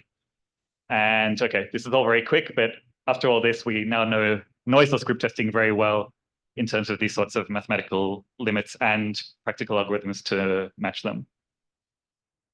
So noisy, in practice, like in a lot of the applications, you can never expect a perfect test result, like always giving the correct answer, like the noise does come into play. So yeah, the noisy theory did lag behind a lot, but just this year it has caught up a lot following combination of our work and from that same Frankfurt group. And there's been other factors we've sort of studied, like sometimes the number of tests isn't actually the main bottleneck. If you have like really large scale problems, you may start to be much more concerned about storage and perhaps computation. Okay, here's an example of like a possible unsolved challenge, which would be relevant in the sciences, which is if you're looking at settings where the test results are imperfect, maybe the simple kinds of noise models we impose are not realistic enough yet. Like the simplest one would be like every test gets outcome flipped with probability, say 0.1 or 0.01. So that's nicer to study, but maybe not that realistic. So if you're looking at something like medical testing, you might even need to like move beyond binary models. It's not like you're infected or you're not. It's like maybe different people have different viral loads. Maybe your test outcomes depends on how you do the PCR iterations. So it can get a lot more complicated. Okay. And yeah, like I said, like sometimes the simplest ones are still the best for practical purposes. Okay, so that's pretty much the end. I just thought I'd flash up these other topics because yeah, there's a few other things I work on where they may have, again, I'm more of a theory person, but there are these other topics which may have be of interest to people, science applications. Sorry, I had a typo here. So Bayesian optimization, Bryan already mentioned. I've done some work on inverse problems, for example, medical imaging, where you can use generative models, usually vision rather than language, like vision models to encode prior information about what you're recovering. And just a little bit recently, I've been working on some like error correcting codes for DNA-based rather than like, binary-based or hard drive-based storage. So yeah, if anyone's interested in these, feel free to talk, but I'll stop there.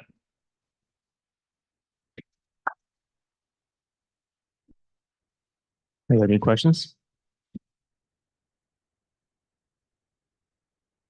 So I have a quick question. So here, you did mention at the beginning that there's some applications in machine learning, and currently there's a lot of work on mixture of experts kind of models where you train a lot of models and you kind of vote or you choose the subset. Is there some applications of this ideas in those? Haven't seen that.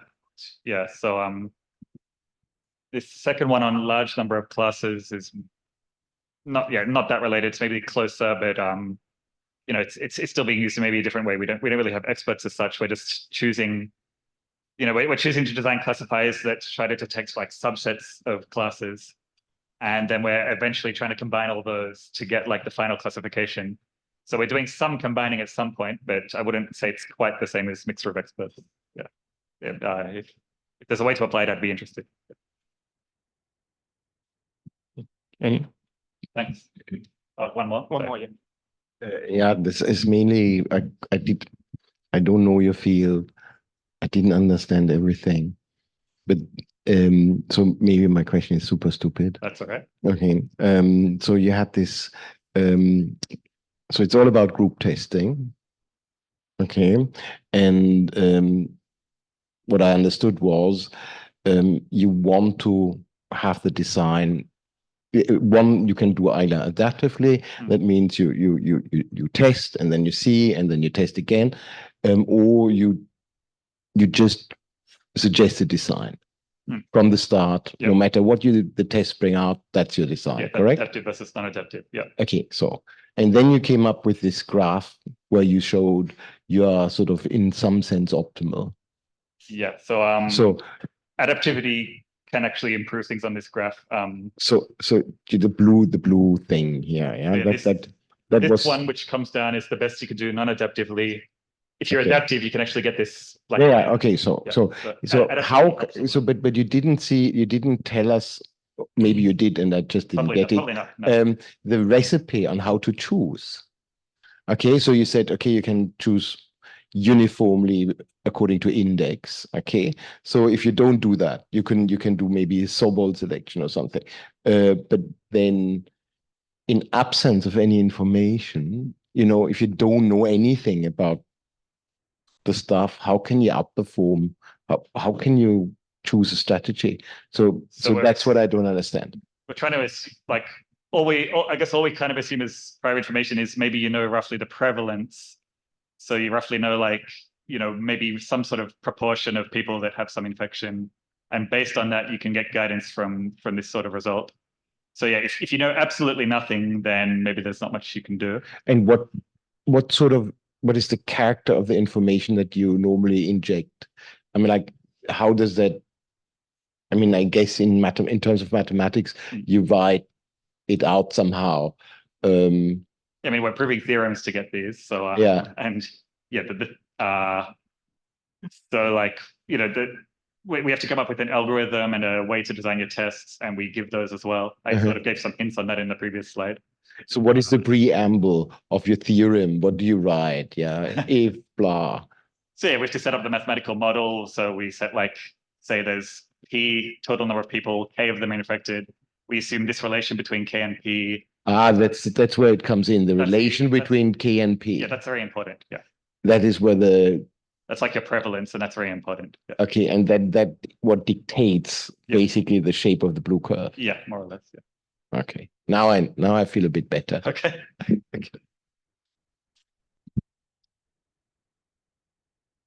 Okay. Any other questions? Oh, there's a question online. I think this one. Do you take into?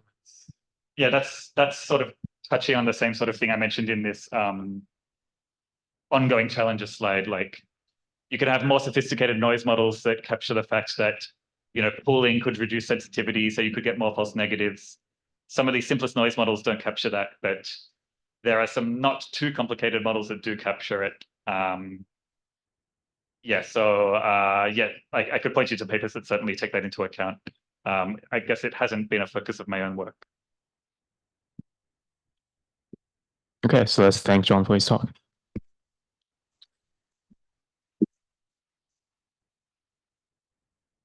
Okay, so now we come to the end of the talks, and we see that a lot of common themes emerging from the afternoon session and morning session, like robustness, reliability, interpretability, and fault, anomaly detection, seems to be something that's important to both AI research and also its application in science. Okay, so I'm sure that will be a good topic to discuss. Okay, so for the following sessions, okay, I will put it there. So the location is on the right. Feel free to join whichever group that you think best fits your interests. I think for time now we're at 3 o'clock, so maybe we aim to come back at 4:15, and then we'll have very short presentations by various. I guess you can facilitate us. 4:15. Sorry, I said come back to the end. Yeah. So we can now go to the breakout session. Yeah, we're starting straight away. Well, you grab a coffee and just have it there. So it's going to be a chat. So yeah, we'll come back at 4:15 into this room for a debrief and short presentations. And for those of you who are joining on Zoom, so we will not have a Zoom session for the breakout session. But if you are interested, you can stay or come back at 4:15, where we'll 4:15, and we'll aim to start at 4:15 to give the last presentations. Okay. Thank you. All right, so I think let's just, in view of time, let's make a start with this quick sharing sessions with the various discussion groups. Before that, I have a quick announcement to make. So someone has found a EasyLink card. Okay, so if you have lost it, please come and claim it. Can I put it? Are they coming? Okay, I think we can just start. Yeah. Okay, so I think can I share screen? All right, guys. Backbenchers.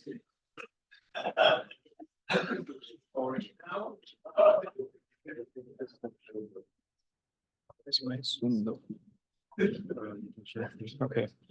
Yes.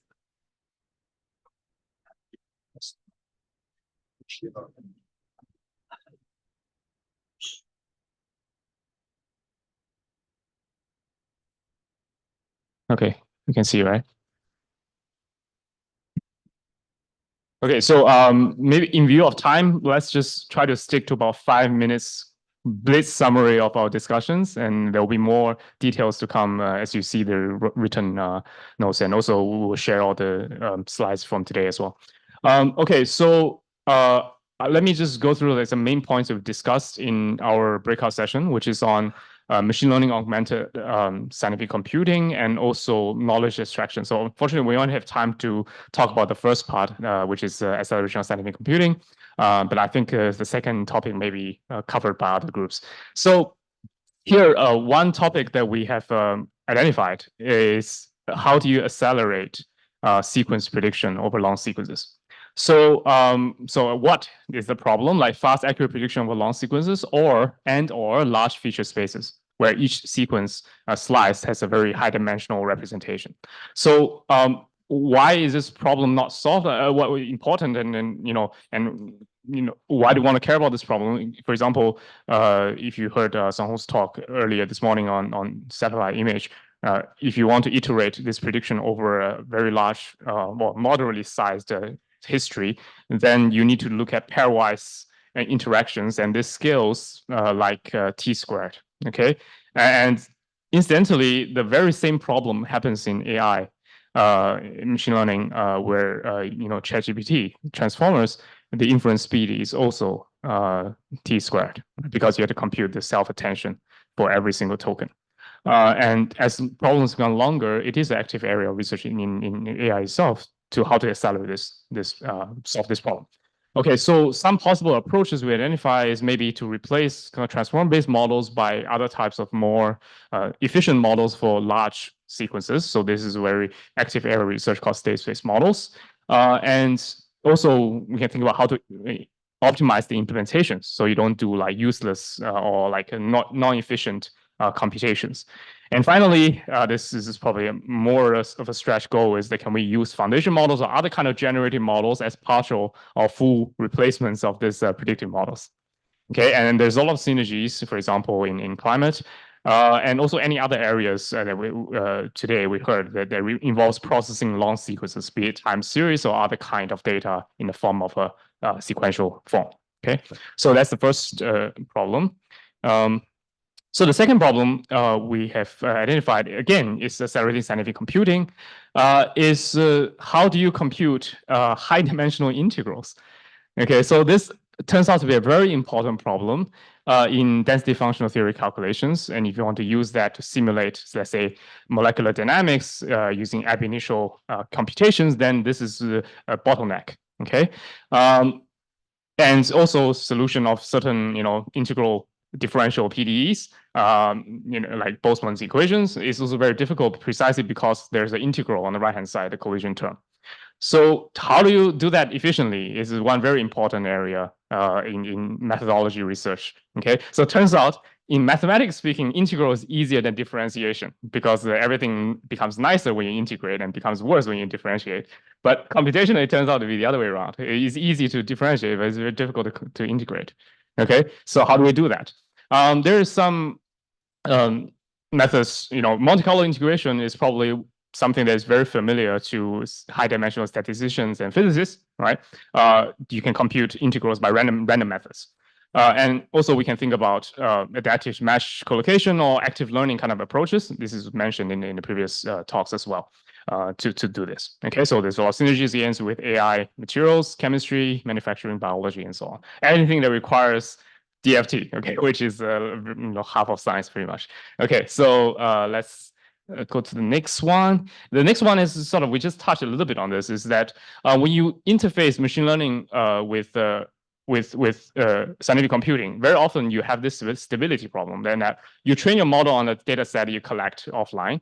And as you apply this inference model to your, let's say, your fluid dynamics solver or your molecular dynamics solver, slowly it's going to drive the system to areas where you've never seen before.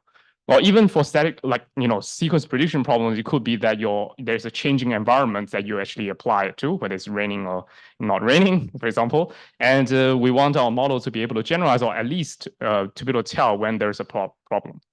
Okay, so there's very few general methods, for the scientific computing domain, and most of the work in this area is in reinforcement learning, and in particular, they are not really model-based; they're mostly model-free. But in scientific applications, very often we have the model. For example, in scientific computing, we know exactly the equation we are simulating. Yeah, it's just that the part you're replacing with data-driven methods may make the equation's error grow. Okay, so that's another area that we want to look at. Again, synergies. There's two possibilities, but there are a lot more than that. Okay, so I think that's just the kind of the start of the discussion. We hope to have a more complete picture in the future. So who's next?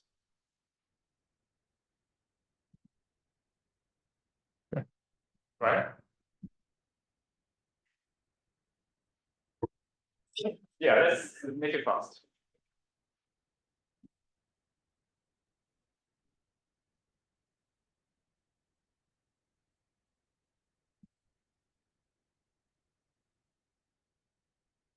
Yeah.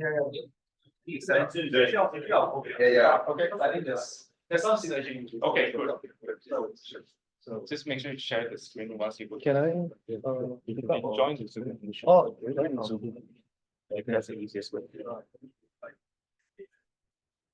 Okay, maybe while waiting, are there any questions for me?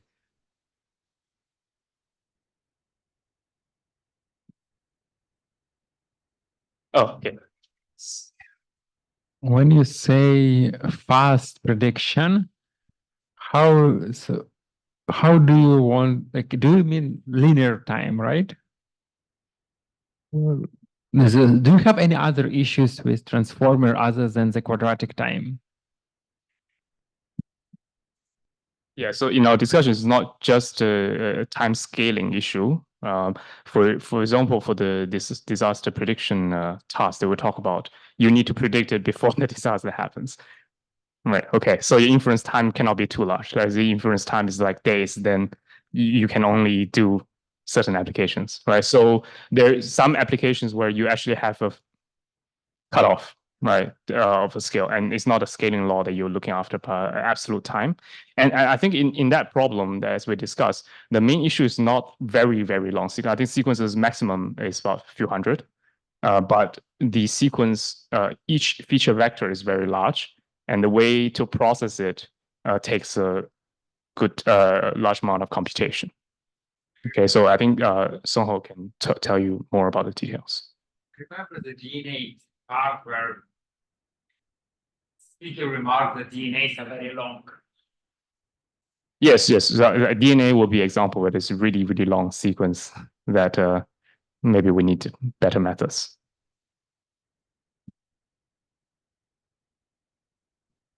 Okay, so. Hi, yeah, so thanks a lot for the invitation to help out today. So I think we had a discussion in the seminar room, and thanks to those who contributed to the discussion. So we're looking a lot at the area of physics-informed neural networks, nicely introduced by Bryan and Gregory earlier. And I think we had a long list of questions that Qianxiao sort of wanted us to go through at the beginning, but it's really difficult. I think most of us stayed stuck on the methodological challenges and limitations. But I think just a couple of points that I wanted to go through here. I think we all agree that there's a lot of the big data paradigm is going to face a lot of challenges in the modeling of complex physical systems in general, especially in the context of how the data set that we would deal with in many situations would never be as large as what you see in NLP or in genomics, etc. So the data collection is always going to be expensive. Some of the participants were talking about domain areas like climate, for example, urban systems, you're just never going to get that kind of large degree of data collection, of whether from simulations or from experiments. Yeah, so there's a lot of prior knowledge that people have been building up, and we really need to find more ways to insert them into the AI models that we are using of today. So physics-informed neural networks might be a way to do it. But I think in general, we just wanted to say there's more ways to transfer knowledge across systems, right? And I think a lot of these AI methods can figure out how to best utilize them. So for example, I think we were talking about how physics-based scalings we know have been commonly used for generalizability. But when you think about generalizability of AI models, we don't talk so much about how this kind of physics-based scalings can contribute to improving the generalizability. We know things like dimensionless numbers, Reynolds numbers, physics-based laws that can scale, but we don't utilize them to their maximum potential. And there's really avenues for more ways to use physics knowledge or theory to advance model design and reduce the training costs, potentially reduce training costs. I think Qianxiao has been doing a lot of work in this area on how you can use theory as well. And I think we were looking at things like physics-derived representations. Recently, we were looking at, in relation to the point that I think Bryan and Greg were mentioning, right, about training points. We realized that if you look at ideas from information theory, like sampling signal reconstruction actually determines a lot about the kind of signals that you can actually learn from pins. So in relation to the point about adaptive mesh collocation, if you bring ideas in from numerical methods, you can actually impose logo structure that reduces the number of points that you require to train a pin model well. So you accelerate the training. And that is actually another way in which I think there's some synergy between our own knowledge and theory and how we design these neural networks to best maximize the amount of information we can get. And then one other thing that we thought was worth mentioning, in the sense that physics-informed neural networks are imposing the equation, but you can actually also think of how you can actually use information, ideas from physics as other kinds of metrics that you should be optimizing your physical model towards or your AI model towards. Right? So we're talking about how L2 error matrix are actually not always the best metric that you should be looking at when you're talking about models for physical systems. So for example, you might be more interested in spatial smoothness. You might be more interested in certain kinds of physics-derived matrix. And L2 error matrices don't always give you, I mean, everyone uses MSE, MAE, but the fact is they are not always the best for what you want to do, and they might actually drive you in the wrong direction in many instances. So this kind of physics-informed losses are actually one way of trying to alleviate some of the issue. And then the last thing was also about multi-scale problems. I think it was brought up a couple of times by the speakers earlier this morning. And actually, we think that physics-informed networks can potentially help with some development with passing this kind of information across scales. So we know in physical modeling, in numerical models, there's a lot of work about multi-scale problems already. We talk a lot about how you can derive parameters and use those derived parameters to pass some sort of coarsening or some sort of information across models at different scales. And these are ideas that we can actually exploit with the physics-informed networks as well. So separate from that, I think we were talking about how to interact physics-informed networks with experimental data as well.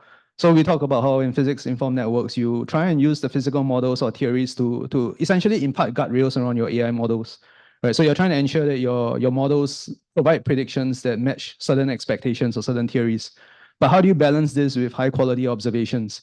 So if you have some observation data and this observation data doesn't quite match your theory, what would you do then? And again, the nice thing about physics-informed networks with some development is that potentially we see that this could help with inverse inference and maybe model miscalibration as well. So if you could try and use this framework to try and infer better parameters, better model closure models, this could potentially reduce some of that error. And then another point that was brought up was also about explainability, right? So if you can use this to do in combination with symbolic regression or in combination with other forms of learning, that allows you to go back to extracting information about the physics or about the equations that are governing your system. So we always, as physicists or as domain folks, we will revert back to our old models if we think that the AI models are somehow not matching our expectations in many instances, because we're never quite sure if it's right or wrong. And here the idea is really to try and use spins to extract some of this information in combination with other methods as well. Yeah, and then I think we also wanted to acknowledge the inserting physics knowledge conceptually seems easy, right? You're just adding a loss function and then you try and train your model. But I think there's a lot more advances in pin training. I think it was mentioned earlier as well. There's still we've started to get more of a grasp of what's going on, but I think we still have a lot of optimization challenges that we have to grapple with as we use pin models, as we try and insert this kind of physics information. And one last point that was raised was that, I mean, pins right now, I think in many people's minds are still about including explicit equations. But actually, there's also many ways you can try and insert this kind of physics information or physics constraints. And this can also involve things like numerical models or numerical methods in it. And I think that's, as was mentioned by the first group as well, right? I think there's a lot of synergy here between the scientific computing space and the machine learning space as well that has been somewhat starting in the past couple of years, but there's still a lot of potential for finding more synergies to guide each other. Yeah, sorry, the last one. This one will be really quick. So I think we also were saying in response to the question about reference problems and data sets, I think in general, this area is pretty expensive to generate data sets for. So that's one potential challenge. But I think the potential partnerships will just be about trying to maximize partnerships from the domain areas, from the AI teams. Because in general, for this kind of complex problems, the AI experts may not necessarily have the intuition for what looks right or looks wrong. And it still needs to go through that layer of filter. So, any questions for Chin-Chun?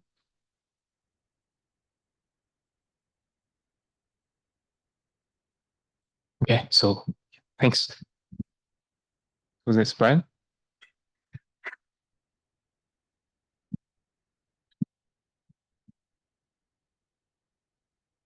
And the order is arbitrary.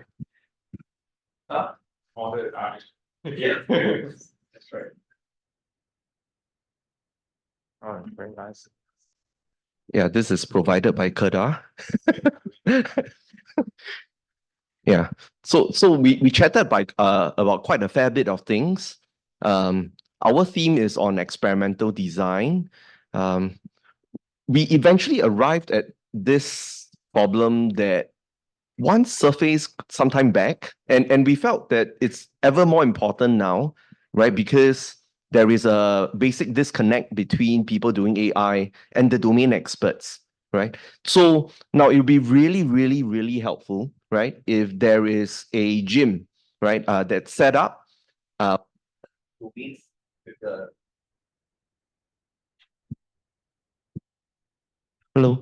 with the domain experts, right, such that they provide certain optimization problems for which some of them may not be solved yet.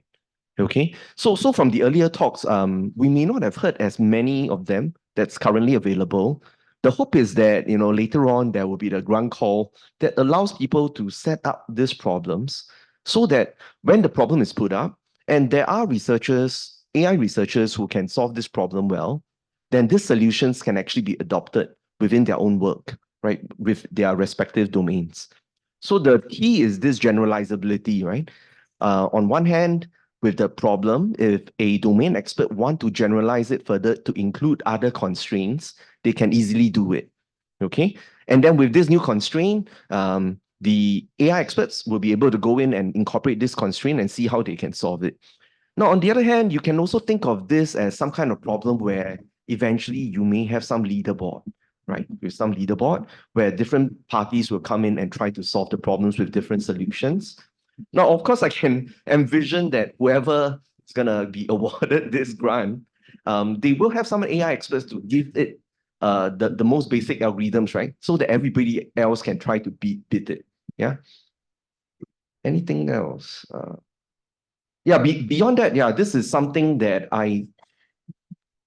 it sort of sounds like a digital twin of a certain form, right? So that the AI experts can go around playing it. Otherwise, right now, yeah, there are very few of us that are working on these problems. Now, for those domain experts, you can think within your respective domain, are there certain benchmark problems that you can set forth so that you don't have to review your data, right? You don't have to review your own data. You can put up this problem as if it's a mock problem. And then eventually, if somebody managed to solve it, you can use that solution for the data that you have, right? So that's something for the domain experts to think about. Any questions? So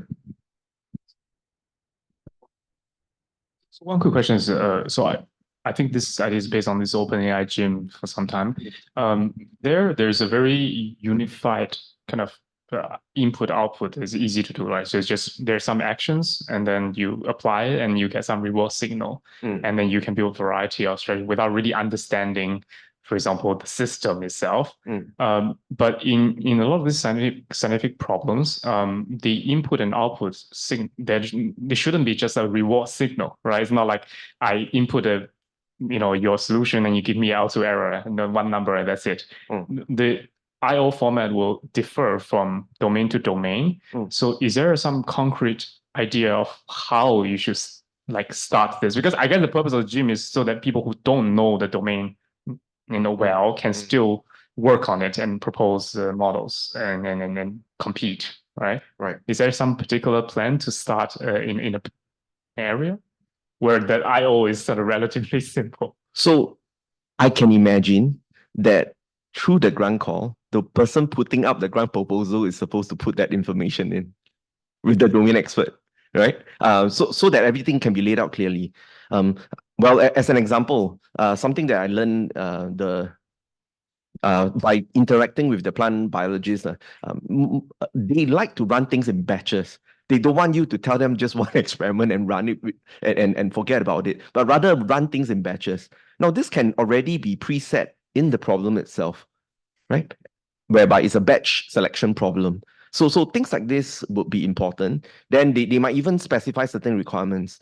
Oh, though I don't know the solution, but I want a guarantee of within this bound, right? For certain variables. Could you have guaranteed that? Something like this, right? So it's left to the domain experts to tell us exactly what the requirements are. So that's where that's why the domain experts are very important to craft that version of the problem. Yeah. Okay. Any other questions? Oh, I guess one other thing that came up that's very interesting is that we noticed many a times people who run the experiments, they like to do it just one shot, right? They don't like to do it in an adaptive fashion, like, oh, I run one experiment, reflect upon the data. What's the next experiment to run? It's very painful. Now, in such a case, how should we rethink about experimental design in this sense? Yeah, that's something very interesting to consider. Okay, thank you, Brian. Sure. Chuan Sheng or Yue Ming? Yeah, Chuan Sheng, please.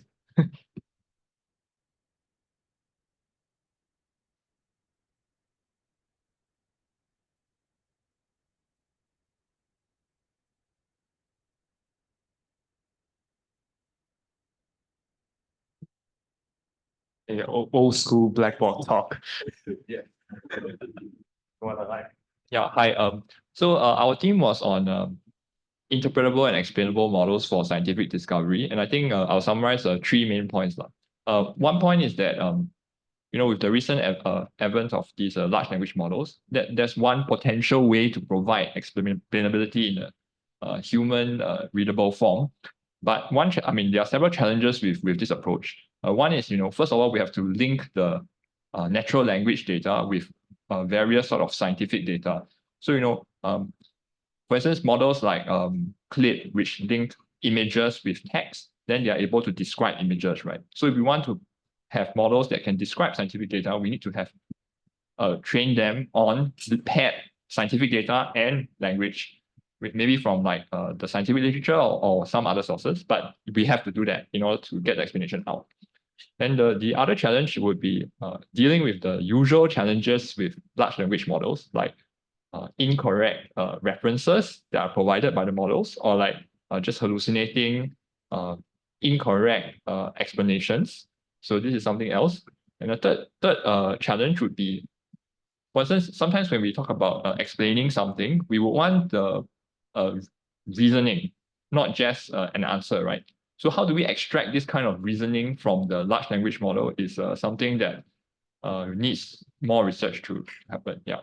So that's one aspect, right? And then going up one level, which is a bit more philosophical, which is sometimes what is actually explainability, right? some of the concepts that are needed to explain the model's predictions may not exist and we may have to find some way to abstract these concepts from a model, right?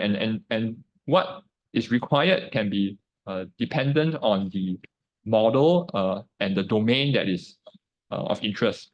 And so how do we have these kinds of representations of the explanations, maybe in the form of, say, formal logic or some other external knowledge graph, right? And how do you construct this representation and generate it or integrate it with like the large language model? That's another challenge.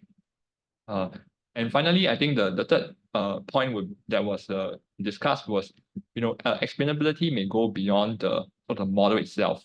So it may have to do with also the provenance of data. Like the explanation has to go beyond the model. Like, okay, what data was used? How did the data, the training data, influence the model to make that prediction? So it has to go beyond the model itself, and also potentially we differentiate between what is called post hoc explainability. That means you train the model and then you try and extract some explanation from the model, versus you have a model that is designed from the get-go to be more interpretable. And maybe an example of that would be, for instance, comparing things like decision trees versus neural network, right? You have these rules that you can extract easily from decision trees, but not so easily from neural network. So how do you potentially marry these type of approaches together? Yeah, so thanks.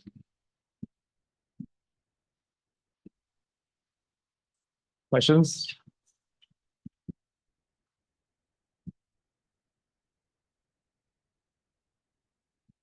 Hi, thanks. I was just going to ask something about the fairness of explainability. I think that's something that's also important to think about, because especially with what you said, with the availability of data, right? So the explanations that you generate might work for majority class, but not necessarily be applicable to like the minority class. Is that something that you all discussed? Thanks. I mean, we didn't discuss this particularly, but I think it's related to the question. I mean, the point on hallucinations and things like that. Right? Because if the model hasn't seen something, then it's more likely to get it wrong. So how are we going to fix that issue? I think also goes back to how do you use external knowledge? If you are able to leverage some of that, you might be able to make up for some of those gaps, I'd say. Yeah. Any other questions? Okay, now thanks, Bresson. We'll have a last one.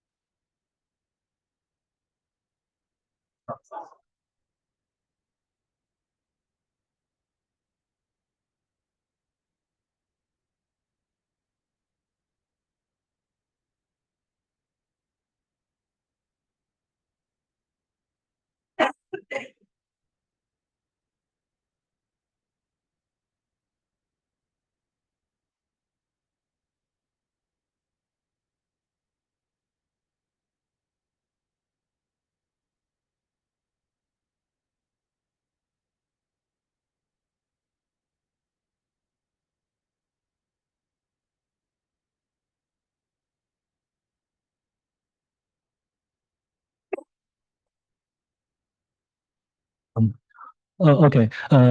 Thank you for all guys participate in the discussion of representation learning for science.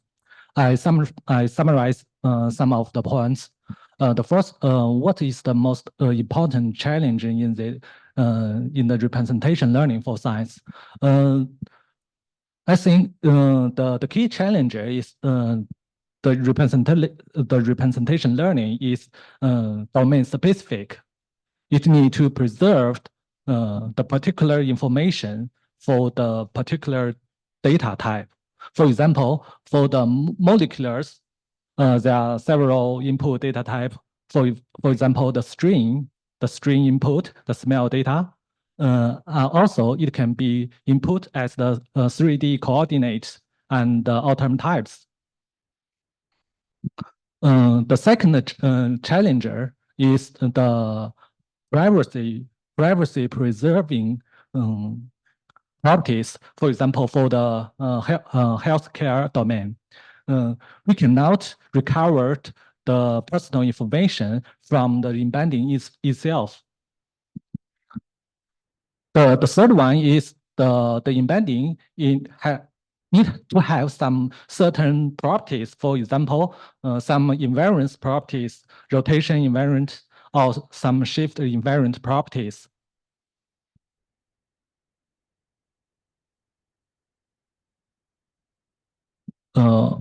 Okay. Basically, for the embedding or representation learning for science, we need incorporate the domain knowledge into the specific models.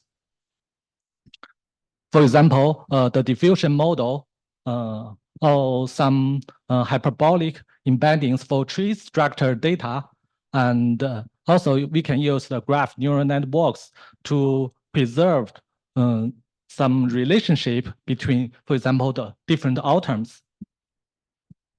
Also, we found the key challenger for the material design is the simulation high expensive cost. It is too expensive for human evaluate for the materials. Okay, basically this is the key points in this area. All right, any last questions? Okay, no, let's thank Ming again. So with that, we come to the end of the workshop. So thanks to everyone for participating and to all the speakers that presented and people who have participated in the discussions. And also thank a lot for the support from NRF, Hans and Kera. So before we let you go, Kera has some quick announcements. Just a quick one. Qianxiao and I are going for beer downstairs. So if you want to join, please join us. Apart from that, we'll have a white paper. So the thematic leads, please help Qianxiao in putting together all the summaries. And all the domain speaker in the morning that you saw, we will host it on the AI for Science website. So you should be able to find everything later. Okay, and thank you very much for your involvement. And hopefully you have a good proposal writing season whenever you get a chance to do it. So take care, folks.